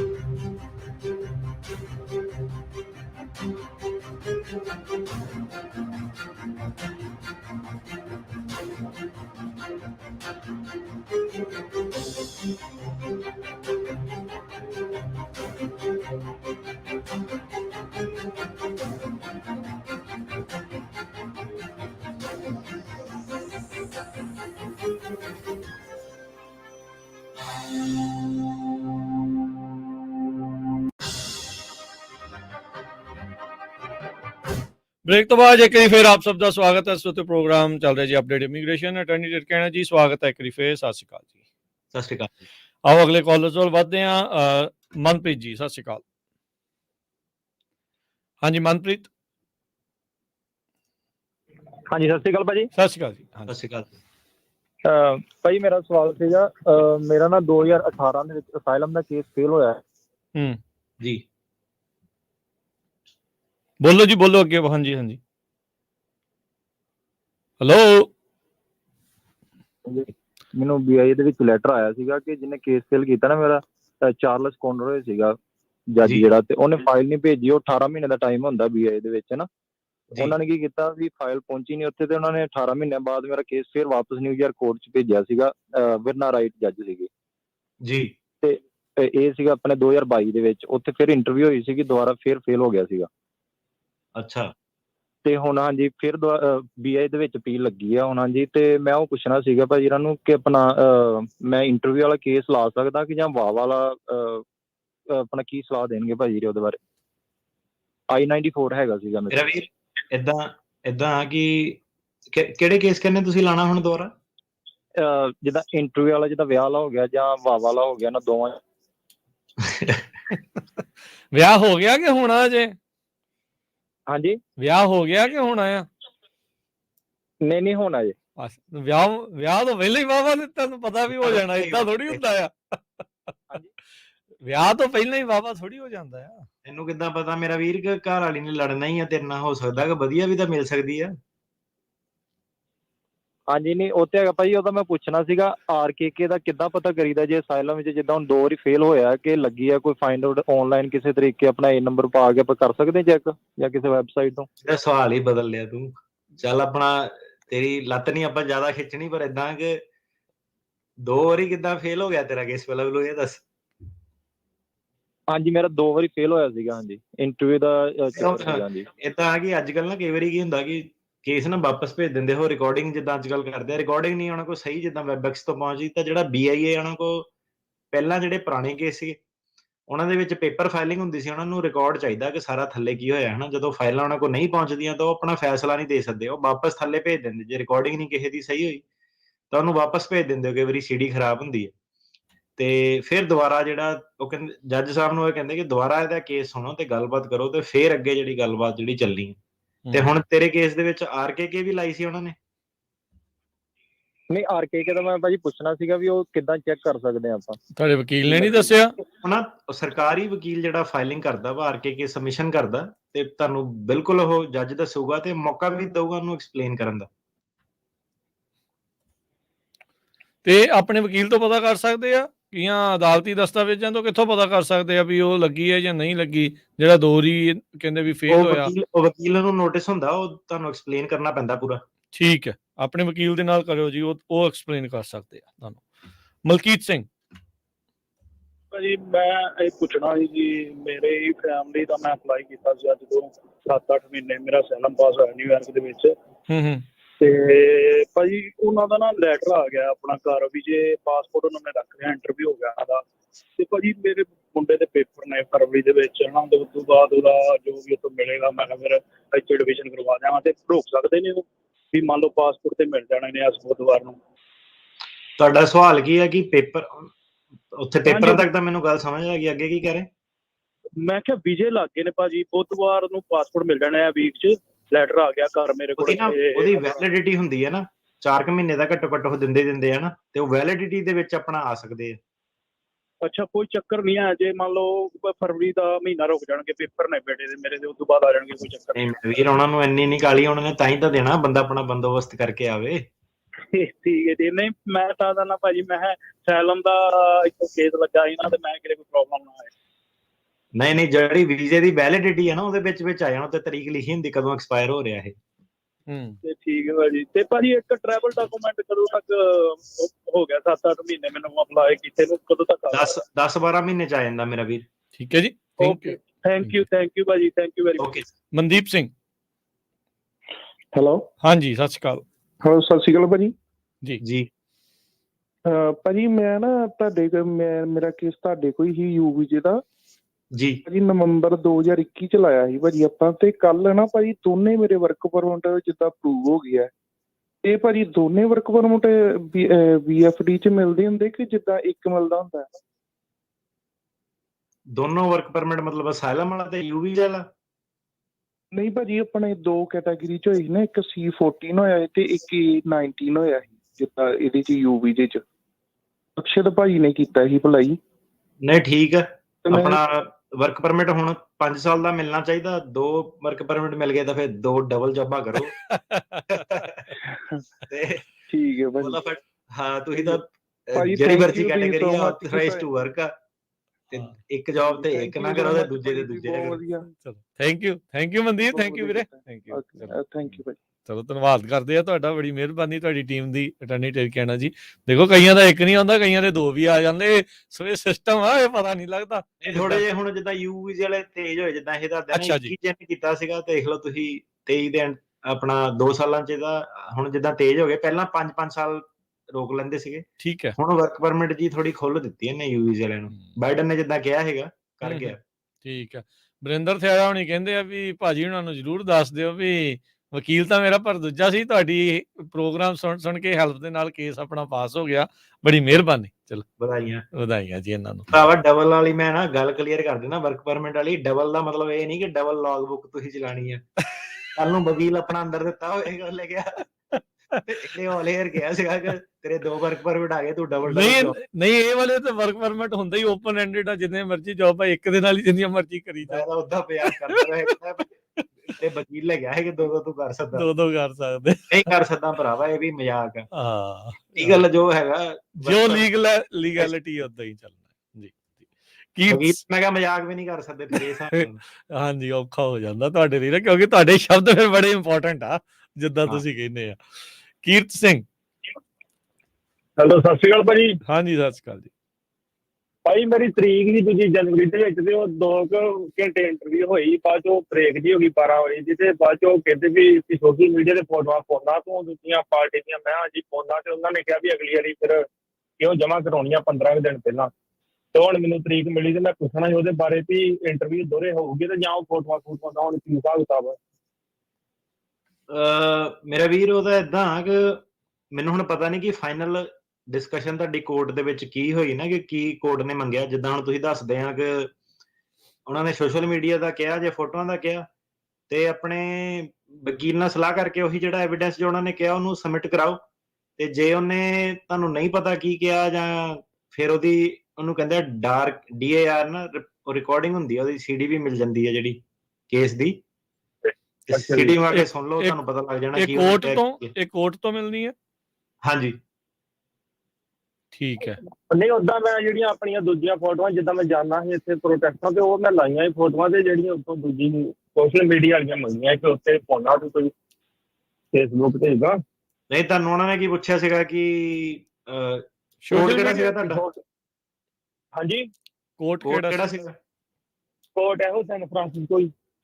ਤੇ ਪੁੱਛਿਆ ਕੀ ਸੀਗਾ ਕਿ ਆਪਣੀ ਪੋਸਟ ਖੁਦ ਪਾਣਾ, ਇਹ ਪੁੱਛਿਆ? ਨਹੀਂ ਤੇ ਸੋਸ਼ਲ ਮੀਡੀਆ ਤੇ ਤੂੰ ਐਕਟਿਵ ਹੈਗਾ? ਮੈਂ ਕਿਹਾ ਹਾਂ ਐਕਟਿਵ ਆ। ਤੇ ਉਹ ਕਹਿੰਦੇ ਸੀ ਦੂਜੀਆਂ ਉਹਦੀਆਂ ਫਿਰ ਸਾਨੂੰ ਫੋਟੋਆਂ ਚਾਹੀਦੀਆਂ, ਤੇ ਉਹ ਮੈਂ ਪਾਰਟੀ ਦੀਆਂ ਜਿੱਦਾਂ ਸ਼ੇਅਰ ਕਰਦਾ ਹੁੰਦਾ ਤੇ ਜਾਂ ਆਪ ਵੀ ਕੋਈ ਇਕੱਠੀ ਪਾਰਟੀਆਂ ਹੋਣਾ ਜਿੱਦਾਂ ਪੋਸਟਾਂ ਵਾ। ਤੇ ਵਧੀਆ, ਫਿਰ ਮੇਰਾ ਵੀਰ ਹੈਗਾ ਤੇਰੇ ਕੋਲ ਪ੍ਰੂਫ? ਉਹਦੇ ਮੈਂ ਸਕਰੀਨਸ਼ਾਟ ਕਰ ਲੈਣੇ ਆ ਫਿਰ ਬੇਸਿਕਲੀ। ਹਾਂਜੀ ਨਹੀਂ ਉਹਦਾ ਪਹਿਲੀ ਤਾਂ ਇਦਾਂ ਕਿ ਚੱਲ ਵਧੀਆ ਹੈਗੀਆਂ ਫੋਟੋਆਂ ਹਨਾ, ਇਹ ਤਾਂ ਕਿਤੇ ਕਾਫੀ ਡੋਨਟ ਦੀਆਂ ਤਾਂ ਲੋਕਾਂ ਨੇ ਪਾਈਆਂ ਹੁੰਦੀਆਂ ਆਪਣੇ ਸੋਸ਼ਲ ਮੀਡੀਆ ਦੇ ਉੱਤੇ, ਤਾਂ ਤੇਰੀ ਅਸਾਈਲਮ ਦੇ ਰਿਲੇਟਡ ਵਾਲੀਆਂ ਹੈਗੀਆਂ। ਤੇ ਉਹਨੂੰ ਨਾ ਕੀ ਕਰਨਾ ਕਿ ਆਪਣਾ ਜਿਹੜਾ ਆਪਣੀ ID ਜਿਹੜੀ ਹੈਗੀ ਆ ਫੇਸਬੁੱਕ ਵਾਲੀ, ਫੋਟੋ ਹੋਵੇ ਡੀਸੈਂਟ ਜੀ ਹਨਾ, ਪਤਾ ਲਵੇ ਆਇਡੈਂਟੀਫਾਈ ਨਾਮ ਨੂੰ ਤੇਰਾ ਜਿਹੜਾ ਸਾਰਾ ਚਮਕਦਾ ਹੋਵੇ, ਉਹਨੂੰ ਹਾਈਲਾਈਟ ਕਰਕੇ ਜਿਹੜੇ ਸੋਸ਼ਲ ਮੀਡੀਆ ਦੀ ਪੋਸਟਾਂ ਨਾ, ਉਹਨੂੰ ਤੁਸੀਂ ਕੀ ਕਰਨਾ ਹੁੰਦਾ ਕਿ ਜਿੰਨੀ ਵੀ ਉਹਦੇ ਵਿੱਚ ਕੰਟੈਂਟ ਆ ਉਹਨੂੰ ਟਰਾਂਸਲੇਟ ਕਰਨਾ ਹੁੰਦਾ। ਤੇ ਜੇ ਤੁਸੀਂ ਮੰਨ ਲਓ ਕੋਈ ਪੋਸਟਰ ਫੜਿਆ, ਪੋਸਟਰ ਦੇ ਵਿੱਚ ਪੰਜਾਬੀ ਦੇ ਵਿੱਚ ਕੁਝ ਲਿਖਿਆ ਗਿਆ, ਉਹਨੂੰ ਟਰਾਂਸਲੇਟ ਕਰਾ ਕੇ ਨਾ ਇੰਗਲਿਸ਼ ਦੇ ਵਿੱਚ ਉਹਦੀ ਉਹ ਵਰਜਨ ਜਿਹੜੀ ਜਮ੍ਹਾਂ ਕਰਾਣੀ ਆ ਦੋਨੋਂ ਹੀ ਨਾਲ ਨਾ, ਤੇ ਟਰਾਂਸਲੇਟਰ ਦਾ ਨਾਲ ਸਰਟੀਫਿਕੇਟ ਲੱਗਣਾ ਕੱਲੀ ਪੋਸਟ ਮਗਰ। ਤੇ ਨਹੀਂ ਇਦਾਂ ਕਰਦੇ ਤੇ ਉਹਨੇ ਸਰਕਾਰੀ ਵਕੀਲ ਨੇ ਆਬਜੈਕਟ ਕੀਤਾ ਤੇ ਫੋਟੋਆਂ ਤੁਹਾਡੀਆਂ ਜਿਹੜੀਆਂ ਰਿਜੈਕਟ ਹੋ ਜਾਣੀਆਂ। ਸੋ ਉਹਨੂੰ ਫੋਟੋਆਂ ਨੂੰ ਤੁਸੀਂ ਸਾਰੀਆਂ ਨੂੰ ਕੱਢ ਕੇ ਡੇਟ ਟਾਈਮ ਦੇ ਨਾਲ ਟਰਾਂਸਲੇਟ ਕਰਕੇ ਲਾਓ। ਜੀ ਥੈਂਕ ਯੂ। ਗਗਨ ਸਤਿ ਸ਼੍ਰੀ ਅਕਾਲ। ਸਤਿ ਸ਼੍ਰੀ ਅਕਾਲ ਭਾਜੀ ਜੀ। ਭਾਜੀ ਮੇਰਾ ਇੱਕ ਤਾਂ ਹੈਗਾ ਜੀ ਸਵਾਲ, ਮੇਰੀ ਭਾਈ ਜ਼ਾਲਮ ਦਾ ਕੇਸ ਲਾਇਆ ਸੀ ਜੀ ਮੈਂ 19 ਵਿੱਚ, ਤੇ ਹੁਣੇ ਮੇਰੀ ਤਰੀਕ ਆਈ ਹੈ ਭਾਜੀ 24 ਅਗਸਤ ਦੀ ਮਾਸਟਰ ਹੀਅਰਿੰਗ ਭਾਜੀ। ਜੀ ਭਾਜੀ ਮੈਂ ਕਿਹੜਾ ਕੇਸ ਕੋਰਟ ਆ? ਕਰਾਉਣਾ ਚਾਹੁੰਦਾ ਇੱਥੇ ਕੈਲੀਫੋਰਨੀਆ ਭਾਜੀ, ਸਿਆਟਲ ਆ ਭਾਜੀ। ਅੱਛਾ ਜੀ, ਸਿਆਟਲ ਦੇ ਵਿੱਚ ਵੀ ਜੱਜਾਂ ਦਾ ਇਦਾਂ ਹੀ ਹਿਸਾਬ ਰਿਹਾ ਢਿੱਲਾ ਜਿਹਾ। ਤੇ ਰਿਹਾਇਸ਼ ਦੇ ਹਿਸਾਬ ਨਾਲ ਤੁਸੀਂ ਕਿੱਥੇ ਕੈਲੀਫੋਰਨੀਆ ਰਹਿੰਦੇ? ਨਹੀਂ ਭਾਜੀ ਮੈਂ ਵੀ ਗਲਤੀ ਕੀਤੀ ਭਾਜੀ, ਮੈਂ ਇੱਧਰੋਂ ਓਕਲਾਹੋਮਾ ਮੂਵ ਹੋ ਗਿਆ ਸੀ, ਮੈਨੂੰ ਪਤਾ ਨਹੀਂ ਸੀਗਾ ਭਾਜੀ ਕਿ ਇੱਦਾਂ ਮੂਵ ਨਹੀਂ ਹੋ ਸਕਦੀ ਜੀ। ਤੇ ਹੁਣ ਭਾਜੀ ਮੈਂ ਕੈਲੀਫੋਰਨੀਆ ਮੂਵ ਹੋਣਾ ਚਾਹੁੰਦਾ ਜੀ, ਤੇ ਕੇਸ ਇੱਕ ਤਾਂ ਤੁਹਾਡੇ ਕੋਲ ਆਉਣਾ ਚਾਹੁੰਦਾ ਭਾਜੀ ਜੀ। ਕਿ ਹੋ ਸਕਦਾ ਭਾਜੀ ਅਗਸਤ ਵਿੱਚ ਅਗਰ ਡੇਟ ਹੋਵੇ ਤਾਂ ਚੇਂਜ ਹੋ ਸਕਦਾ ਜੀ? ਹਾਂਜੀ ਕੋਈ ਪ੍ਰੋਬਲਮ ਨਹੀਂ, ਵੈਸੇ ਤਾਂ ਆਪਣੇ ਕੋਲ ਟਾਈਮ ਹੈਗਾ, ਪਰ ਆਪਣਾ ਸਾਰਾ ਦੱਸ ਕੇ ਜਾਣਾ ਆਪਾਂ ਅੱਗੇ ਕਿ ਸਿਆਟਲ ਸੀਗਾ, ਫਿਰ ਓਕਲਾਹੋਮਾ ਸੀਗਾ, ਫਿਰ ਕੈਲੀਫੋਰਨੀਆ ਸੀਗਾ, ਹਨਾ। ਓਕੇ ਭਾਜੀ। ਤੇ ਦੂਜਾ ਭਾਜੀ ਮੇਰਾ ਇੱਕ ਕੁਐਸਚਨ ਹੋਰ ਹੈ ਜੀ ਕਿ ਮੈਂ ਭਾਈ ਜਦੋਂ ਇੱਥੇ ਮੈਂ 2018 ਚ ਆਇਆ ਸੀ ਜੀ ਅਮਰੀਕਾ ਪਲੋਤੋ ਭਾਜੀ, ਮੈਂ 13 ਸਾਲ ਪਹਿਲਾਂ ਰਿਹਾ ਜੀ ਮੈਂ ਚੈੱਕ ਰਿਪਬਲਿਕ ਜੀ। ਉੱਥੇ ਪੱਕੇ ਸੀਗੇ? ਇਹ ਮੇਰਾ ਹਾਂਜੀ ਭਾਜੀ, ਉੱਥੇ ਮੈਂ ਗ੍ਰੀਨ ਕਾਰਡ ਹੋਲਡਰ ਸੀ ਜੀ। ਮਤਲਬ ਪੱਕੇ ਰਹਿ ਸਕਦੇ ਹੈਗੇ ਹਮੇਸ਼ਾ ਲਈ, ਹਨਾ? ਹਾਂਜੀ ਭਾਜੀ। ਫਿਰ ਭਾਜੀ ਤੁਹਾਡੇ ਤੇ ਨਾ ਫਰਮ ਰੀਸੈਟਲਮੈਂਟ ਬਾਰ ਜਿਹੜੀ ਲੱਗ ਜਾਂਦੀ ਹੈ, ਤੁਹਾਨੂੰ ਅਸਾਈਲਮ ਨਹੀਂ ਇੱਥੇ ਦਿੱਤਾ ਜਾਣਾ। ਅੱਛਾ ਜੀ। ਜਿਹੜਾ ਬੰਦਾ ਕਿਸੇ ਹੋਰ ਕੰਟਰੀ 'ਚ ਪੱਕਾ ਹੋ ਗਿਆ ਉਹਨੂੰ ਅਸਾਈਲਮ ਨਹੀਂ ਇੱਥੇ ਮਿਲਣਾ ਅਮਰੀਕਾ ਦੇ ਵਿੱਚ। ਅੱਛਾ ਜੀ। ਏਦਾਂ ਨਹੀਂ ਮੈਂ ਭਾਈ ਤੁਹਾਡੇ ਕੁਝ ਵੀਡੀਓ ਦੇਖੇ ਸੀਗੇ ਜਿੱਦਾਂ ਇਟਲੀ ਵਾਲੇ ਆਏ ਹੋਏ ਆ ਜੀ ਤੁਹਾਡੇ ਕੋਲ, ਉਹਨੇ ਕੇਸ ਗ੍ਰਾਂਟ ਹੋਏ ਆ ਭਾਜੀ। ਉਹ ਭਾਜੀ ਜਣਾ ਕੋ ਨਾ ਕਈਆਂ ਕੋ ਵਰਕ ਪਰਮਿਟ ਵਗੈਰਾ ਸੀਗੇ ਜਿਹੜੇ, ਜਾਂ ਟੈਂਪਰੇਰੀ ਰੈਜ਼ੀਡੈਂਟ ਹੁੰਦੀ ਆ ਜਿਹੜੀ ਅੱਗੇ ਐਕਸਟੈਂਡ ਨਹੀਂ ਹੋ ਸਕਦੀ, ਜਾਂ ਕੰਮ ਦੇ ਨਾਲ ਜਿਹਨਾਂ ਦੇ ਝਮੇਲੇ ਸੀਗੇ, ਕੰਮ ਦੇ ਨਾਲ ਜਿਹਨਾਂ ਦੀ ਸਟੇਟ ਆਈਡ ਅਪ ਹੁੰਦੀ ਆ, ਜਾਂ ਫੈਮਿਲੀ ਦੇ ਉਹਨਾਂ ਸਟੇਟ ਆਈਡ ਅਪ ਹੁੰਦੀ ਆ, ਉਹਨਾਂ ਦਾ ਹੀ ਉਹ ਸੀਗਾ। ਬਾਕੀ ਜਿਹੜੇ ਹੈਗੇ ਸਾਰੇ ਉਹਨਾਂ ਨੂੰ ਜਿਹੜਾ ਆਪਣਾ ਜਾਣਾ ਪੈਂਦਾ, ਆਪਣਾ ਅਸਾਈਲਮ ਨਹੀਂ ਮਿਲਦੀ। ਉਦਾਂ ਇਹ ਆ ਵੀ ਤੁਹਾਡੇ ਕਿਉਂਕਿ ਹੁਣ ਚਲੋ ਵਰਕ ਦੀ ਉਹ ਸਾਰੀਆਂ ਕੰਡੀਸ਼ਨਸ ਤੁਸੀਂ ਔਨ ਏਅਰ ਤਾਂ ਨਹੀਂ ਉਹ ਸ਼ੇਅਰ ਕਰ ਸਕਦੇ। ਉਹ ਤੁਸੀਂ ਇਹ ਆ ਵੀ ਜੇ ਤੁਸੀਂ ਅਪਾਇੰਟਮੈਂਟ ਬਣਾ ਕੇ ਸਲਾਹ ਕਰਨੀ ਆ ਵੀ ਆਹ ਸਥਿਤੀ ਸੀਗੀ ਵੀ ਇਹ ਫਰਮ ਰੀਸੈਟਲਮੈਂਟ ਬਾਰ ਦੇ ਵਿੱਚੋਂ ਕੋਈ ਐਗਜ਼ੈਂਪਸ਼ਨ ਹੈ ਨਹੀਂ ਹੈਗੀ, ਮਿਲ ਸਕਦਾ ਨਹੀਂ ਕਰ ਸਕਦੇ, ਉਹ ਤੁਸੀਂ ਇੱਕ ਵਾਰੀ ਸਲਾਹ ਅਪਾਇੰਟਮੈਂਟ ਬਣਾ ਕੇ ਇਹਨਾਂ ਦੇ ਨਾਲ ਕਰ ਲਿਓ। ਮੈਂ ਤਾਂ ਉਦਾਂ ਆਪਣਾ ਅਪਾਇੰਟਮੈਂਟ ਵੀ ਤੁਹਾਡੇ ਪੈਸੇ ਖਰਾਬ ਜਾਣੇ ਆ, ਸਲਾਹ ਮੈਂ ਉਹ 'ਚ ਵੀ ਆਹੀ ਦੇਣੀ ਆ ਕਿ ਨਹੀਂ ਤੁਸੀਂ ਪੱਕੇ ਸੀਗੇ ਉੱਥੇ, ਤੁਸੀਂ ਨਹੀਂ ਕਰ ਸਕਦੇ। ਠੀਕ ਆ। ਅੱਛਾ ਅਸਾਈਲਮ ਦਾ ਕੇਸ ਨਹੀਂ ਕਰ ਸਕਦਾ ਭਾਈ। ਓਕੇ। ਤੁਸੀਂ ਅਸਾਈਲਮ ਦਾ ਤੁਹਾਡਾ ਗ੍ਰਾਂਟ ਨਹੀਂ ਉਹਨਾਂ ਨੇ ਕਰਨਾ, ਕਿਉਂਕਿ ਤੁਸੀਂ ਆਪਣੇ ਮੂੰਹੋਂ ਕਹਿ ਰਹੇ ਆ ਕਿ ਤੁਸੀਂ ਉੱਥੇ ਹਮੇਸ਼ਾ ਪੱਕੇ ਰਹਿ ਸਕਦੇ ਸੀਗੇ। ਤੇ ਤੁਹਾਡਾ ਜਿਹੜਾ ਗ੍ਰੀਨ ਕਾਰਡ ਵੀ ਹੁੰਦਾ ਉਹ ਵੀ ਉਹਨਾਂ ਨੇ ਦੇਖਣਾ ਚੈੱਕ ਕਰਕੇ ਕਿ ਇਹ ਵਾਕਈ ਉਦਾਂ ਦਾ ਵਾਲਾ ਕਿ ਟੈਂਪਰਰੀ ਵਾਲਾ। ਜੇ ਤੁਹਾਡਾ ਪੱਕੇ ਵਾਲਾ ਸੀਗਾ ਤਾਂ ਫਿਰ ਤੁਹਾਡੇ ਤੇ ਫਰਮ ਰੀਸੈਟਲਮੈਂਟ ਬਾਰ ਜਿਹੜੀ ਲੱਗਦੀ ਹੈ। ਠੀਕ ਹੈ ਜੀ। ਤੇ ਬਾਕੀ ਉੱਦਾਂ ਜੇ ਬਾਕੀ ਜਾਣੇ ਜਿਹੜੇ ਸੁਣ ਰਹੇ ਆ, ਤੁਸੀਂ ਕੋਈ ਸਲਾਹ ਕਰਨੀ ਹੈ ਇਹਨਾਂ ਦੇ ਆਫਿਸ ਦੇ ਨਾਲ ਕੰਟੈਕਟ ਕਰਨਾ ਹੈ। ਉਹਨਾਂ ਦਾ ਫੋਨ ਨੰਬਰ ਆ 4159090503 415-909-0503। ਕਰਨਵੀਰ ਸਿੰਘ। ਹਾਂਜੀ ਸਤਿ ਸ਼੍ਰੀ ਅਕਾਲ। ਸਤਿ ਸ਼੍ਰੀ ਅਕਾਲ ਜੀ। ਭਾਈ ਜਿਸ ਤਰ੍ਹਾਂ ਮੇਰਾ ਫਰੈਂਡ ਸੀਗਾ ਉਹ ਆਇਆ ਹੋਇਆ ਤੇ ਅੰਡਰ 18 ਆ ਜੀ, ਸੌਰੀ ਅੰਡਰ 21 ਆ, ਤੇ ਨਿਊਯਾਰਕ ਦੇ ਵਿੱਚ ਉਹਦਾ ਗਾਰਡੀਅਨ ਕੇਸ ਲੱਗ ਸਕਦਾ? ਅੰਡਰ 21 ਮੈਨੂੰ ਨਿਊਯਾਰਕ ਦਾ ਐਗਜ਼ੈਕਟ ਰੂਲ ਤਾਂ ਨਹੀਂ ਪਤਾ। ਜੇ 18 ਸਾਲ ਆ ਕਿ 21 ਸਾਲ ਆ, ਕੈਲੀਫੋਰਨੀਆ ਜ਼ਰੂਰ ਲੱਗ ਸਕਦਾ। ਕੈਲੀਫੋਰਨੀਆ ਲੱਗ ਸਕਦਾ। ਓਕੇ ਜੀ। ਤੇ ਉਹਦੇ ਵਾਸਤੇ ਸਰ ਕੀ ਰਿਕਮੈਂਡੇਸ਼ਨ ਆ ਕਿ ਕੀ ਚਾਹੀਦਾ ਗਾਰਡੀਅਨ ਦਾ?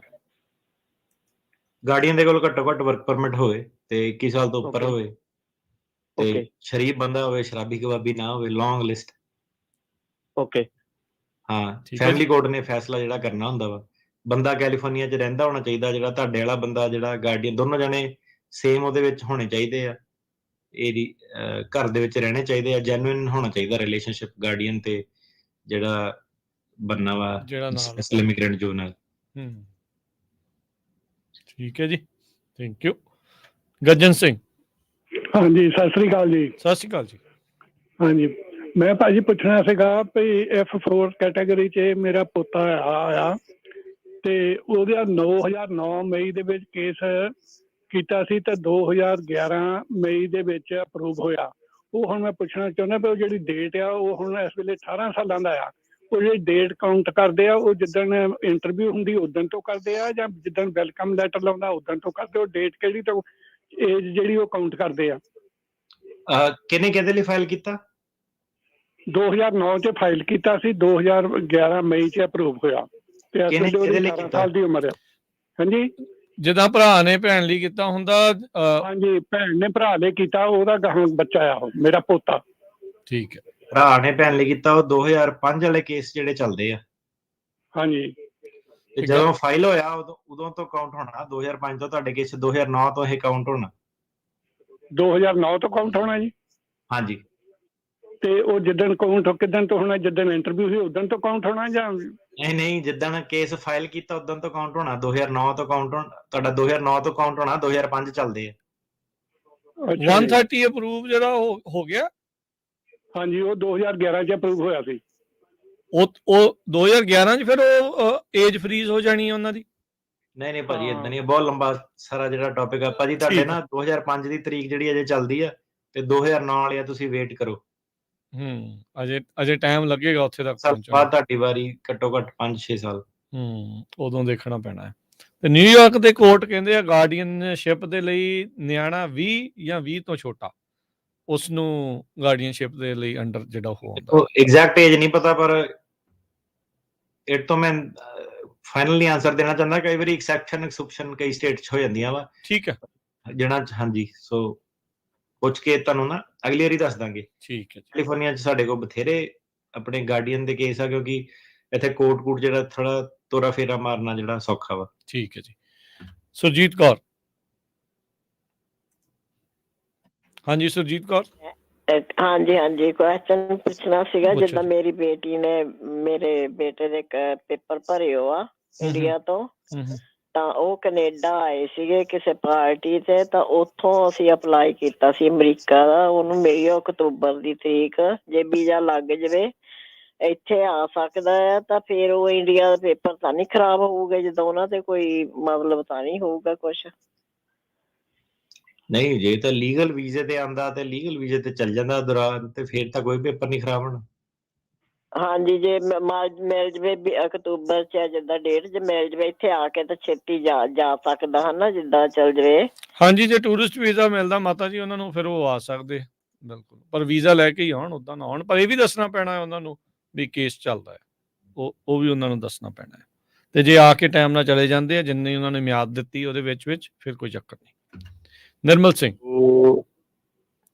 ਸਤਿ ਸ਼੍ਰੀ ਅਕਾਲ ਭਾਜੀ। ਸਤਿ ਸ਼੍ਰੀ ਅਕਾਲ ਭਾਜੀ, ਮੈਂ 9 ਤਰੀਕ ਨੂੰ ਰਿਲੀਜ਼ ਹੋਇਆ ਸੀ, ਆ ਜਿਹੜੀ ਹੁਣ ਲੰਘੀ ਹੈ 9 ਤਰੀਕ। ਤੇ ਭਾਜੀ ਮੈਂ ਨਾ ਮਿਜ਼ੋਰੀ ਸਟੇਟ ਦੇ ਵਿੱਚ ਸੈਂਟ ਲੂਇਸ ਆਇਆ ਸੀ, ਇੱਥੇ ਜਿਹੜਾ ਐਡਰੈਸ ਮੇਰੇ ਫਰੈਂਡ ਦਾ ਸੀਗਾ ਜੀ। ਤੇ ਭਾਜੀ ਹੁਣ ਮੈਂ ਕੈਲੀਫੋਰਨੀਆ ਕੇਸ ਲਾਉਣਾ ਭਾਜੀ ਕੋਲ ਹੀ, ਤੇ ਮੈਂ ਪੁੱਛਦਾ ਸੀ ਉਹ ਆਈਸੀਆਈਸੀ ਕਰਵਾਏ, ਉੱਥੇ ਮੈਨੂੰ ਐਡਰੈਸ ਚੇਂਜ ਕਰਵਾਉਣਾ ਪਊਗਾ ਜਾਂ ਮੈਂ ਕੈਲੀਫੋਰਨੀਆ ਕੇਸ ਏਦਾਂ ਹੀ ਲਾ ਸਕਦਾ? ਨਹੀਂ, ਚੇਂਜ ਮੂਵ ਕਰਾਉਣਾ ਪੈਣਾ ਆਪਣੇ ਆਈਸ। ਤੁਸੀਂ ਕਿੱਦਾਂ ਵੀਜ਼ੇ ਤੇ ਆਏ ਸੀ, ਕਿੱਦਾਂ ਆਏ ਸੀਗੇ? ਨਹੀਂ ਭਾਜੀ, ਮੈਂ ਬਾਇਆ ਬਾਰਡਰ ਹੀ ਆਇਆ ਜੀ, ਇੱਧਰ ਨਮਕੀ ਲੱਗ ਗਿਆ ਜੀ। ਫੜੇ ਗਏ ਸੀਗੇ ਕਿ ਨਹੀਂ ਫੜੇ ਗਏ ਸੀਗੇ? ਭਾਜੀ ਫੜੇ ਗਏ ਸੀ, ਅੰਦਰ ਰਿਹਾ ਮੈਂ 8 ਤਰੀਕ ਨੂੰ ਰਾਤ ਨੂੰ 12 ਵਜੇ ਕ੍ਰਾਸ। ਪਹਿਲਾਂ ਤਾਂ ਇਦਾਂ ਕਿ ਆਈਸ ਵਾਲਿਆਂ ਨਾਲ ਪੂਰੀ ਡਿਸਕਸ਼ਨ ਗੱਲਬਾਤ ਕਰਕੇ, ਜੋ ਵੀ ਮੈਨੂੰ ਨਹੀਂ ਪਤਾ ਤੁਹਾਡੇ ਕੀ ਰਿਸਟ੍ਰਿਕਸ਼ਨ ਆ ਉਹਨੂੰ ਦੱਸ ਕੇ ਆਣਾ, ਤੇ ਇੱਥੇ ਮੂਵ ਹੋਣਾ ਪੈਣਾ, ਫੇਰ ਹੀ ਕੇਸ ਮੂਵ ਹੋਣਾ ਵਾ ਉਸ ਤੋਂ ਬਾਅਦ। ਅੱਛਾ, ਉੱਥੋਂ ਮੂਵ ਕਰਾਉਣਾ ਪੈਣਾ ਜੀ। ਤੇ ਭਾਜੀ ਇੱਕ ਪਾਸਪੋਰਟ ਉਹਨੇ ਰੱਖ ਲਿਆ ਮੂਵ ਕਰਾਉਣਾ ਪੈਣਾ। ਆਈਸ ਵਾਲਿਆਂ ਨੇ ਪੁੱਛਣਾ, ਦੱਸੋ ਕਿ ਮੈਂ ਕੈਲੀਫੋਰਨੀਆ ਜਾ ਸਕਦਾ ਕਿ ਨਹੀਂ। ਮੈਨੂੰ ਹੁਣ ਪਤਾ ਨਹੀਂ ਨਾ ਕੀ ਤੁਹਾਡੀ ਟਰਮਸ, ਤੇ ਜੇ ਉਹ ਕਹਿੰਦੇ ਸਾਡੇ ਵੱਲੋਂ ਕੋਈ ਰਿਸਟ੍ਰਿਕਸ਼ਨ ਨਹੀਂ, ਜਾ ਸਕਦਾ ਵਾ, ਤੇ ਫਿਰ ਆਪਣਾ ਇੱਥੇ ਕੈਲੀਫੋਰਨੀਆ ਜਦੋਂ ਮੂਵ ਹੋਏ ਨੇ ਉਹਦੇ ਬੇਸ ਤੇ ਆਪਣਾ ਵੈਨਿਊ ਚੇਂਜ ਕਰਾ ਕੇ ਇੱਥੇ ਕੇਸ ਲਾ ਸਕਦੇ। ਅੱਛਾ ਭਾਜੀ, ਉਹਨਾਂ ਕੋਲ ਐਡਰੈਸ ਚੇਂਜ ਕਰਵਾਉਣਾ ਪੈਣਾ ਜੀ। ਜੀ। ਮਨਪ੍ਰੀਤ। ਸਤਿ ਸ਼੍ਰੀ ਅਕਾਲ ਭਾਜੀ। ਸਤਿ ਸ਼੍ਰੀ ਅਕਾਲ ਜੀ। ਭਾਜੀ ਮੈਂ ਪੁੱਛਣਾ ਸੀਗਾ, ਮੇਰੀ ਤਰੀਕ ਸੀਗੀ ਜਿੱਦਾਂ ਚੇਂਜ ਹੋ ਗਈ, ਆਪਣਾ 2026 ਚ ਕਰਤੀ ਉਹਨਾਂ ਨੇ। ਜਿੱਦਾਂ ਭਾਜੀ ਵਿਜ਼ਿਟਿੰਗ ਜੱਜ ਸ਼ੋ ਹੁੰਦਾ ਆ, ਜਿੱਦਾਂ ਜਿਹੜੀ ਉਹਨਾਂ 2026 ਚ ਕੀਤੀ ਆ ਕੌਂਸਰਟ ਵਾਲੀ ਕੋਰਟ ਜਦੋਂ ਓਪਨ ਹੋਈ, ਉਹ ਤਰੀਕਾਂ 2026 ਵਾਲੀਆਂ ਅੱਗੇ ਆਉਣਗੀਆਂ ਜਾਂ ਉੱਥੇ ਰਹਿਣਗੀਆਂ ਉਹਦੇ ਵਿੱਚ? ਨਹੀਂ, ਇਹ ਤਾਂ ਮੇਰਾ ਵੀ ਡਿਪੈਂਡ ਕਰਦਾ ਹੁਣ ਕਿੱਦਾਂ, ਮੈਨੂੰ ਕਿਹੜਾ ਉਹਨੂੰ ਦੱਸਿਆ ਜਾਏ ਕਿ ਕੀ ਕਰਨਾ ਜਾਂ ਕਿੰਨੇ ਉਹ ਆ। ਅੱਗੇ ਤਾਂ ਨਹੀਂ ਆਣੀਆਂ, ਉਹਨਾਂ ਨੇ ਆਪਣੇ ਡਾਕਟ ਖੁੱਲੇ ਰੱਖਣੇ ਆ, ਤਾਂ ਉਹਨਾਂ ਕੋਲ ਬਥੇਰੇ ਕੇਸ ਮਿਲੀਅਨਾਂ ਚ ਹੀ ਏਦਾਂ ਕਿਸੇ ਦਾ ਉਹਨਾਂ ਨੇ ਨਹੀਂ ਕਰਨਾ ਅੱਗੇ ਪਿੱਛੇ ਵਾਲਾ। ਜਿਹੜੀ ਹੁਣ ਸੈੱਟ ਹੋ ਗਈ ਜ਼ਿਆਦਾਤਰ ਉਹੀ ਰਹਿਣੀ ਆ। ਠੀਕ ਹੈ ਭਾਜੀ। ਮਿਹਰਬਾਨੀ। ਜਿਹੜਾ ਵਿਜ਼ਿਟਿੰਗ ਜੱਜ ਸ਼ੋ ਹੁੰਦਾ ਆ, ਮਤਲਬ ਕਿ ਉਹਦੇ ਵਾਸਤੇ ਮੋਸ਼ਨ ਪਾ ਸਕਦੇ ਆਪਾਂ ਜਾਂ ਨਹੀਂ? ਨਹੀਂ, ਉਹ ਵਿਜ਼ਿਟਿੰਗ ਜੱਜ ਦਾ ਮਤਲਬ ਇਹੀ ਹੈ ਕਿ ਉਹਨਾਂ ਕੋਲ ਅਜੇ ਹੈ ਨਹੀਂਗਾ ਜੱਜ ਨਾ, ਕੋਈ ਨਾ ਕੋਈ ਉਹ ਕਰੂਗੇ, ਤੇ ਮੋਸ਼ਨ ਤਾਂ ਨਹੀਂ ਇਹਦਾ ਕੋਈ ਹੁੰਦਾ। ਮੋਸ਼ਨ ਕਾਹਦਾ ਪਾਣਾ, ਮਤਲਬ ਕਿ ਕੇਸ ਛੇਤੀ ਕਰਨ ਵਾਲਾ? ਹਾਂਜੀ, ਕੇਸ ਛੇਤੀ ਕਰਨ ਵਾਲਾ ਮੋਸ਼ਨ ਪਾਉਣਾ? ਕਾਹਦਾ ਮੋਸ਼ਨ ਪਾਣਾ ਤੁਸੀਂ? ਹਾਂਜੀ। ਨਹੀਂ, ਹਾਂਜੀ ਮੋਸ਼ਨ ਤਾਂ ਪਾ ਸਕਦੇ ਆ ਕੋਰਟ ਦੇ ਨਾਲ। ਚਲੋ, ਥੈਂਕ ਯੂ ਜੀ, ਮਿਹਰਬਾਨੀ। ਤੇ ਅਟਾਰਨੀ ਡੇਟ ਕਹਿਣਾ ਜੀ ਥੈਂਕ ਯੂ, ਮਿਹਰਬਾਨੀ, ਸਮਾਂ ਸਮਾਪਤ ਹੈ। ਮਿਲਦੇ ਹਾਂ ਜੀ ਅਗਲੇ ਸ਼ਨੀਚਰਵਾਰ ਨੂੰ। ਧੰਨਵਾਦ, ਸਤਿ ਸ਼੍ਰੀ ਅਕਾਲ ਜੀ। ਸਤਿ ਸ਼੍ਰੀ ਅਕਾਲ ਜੀ।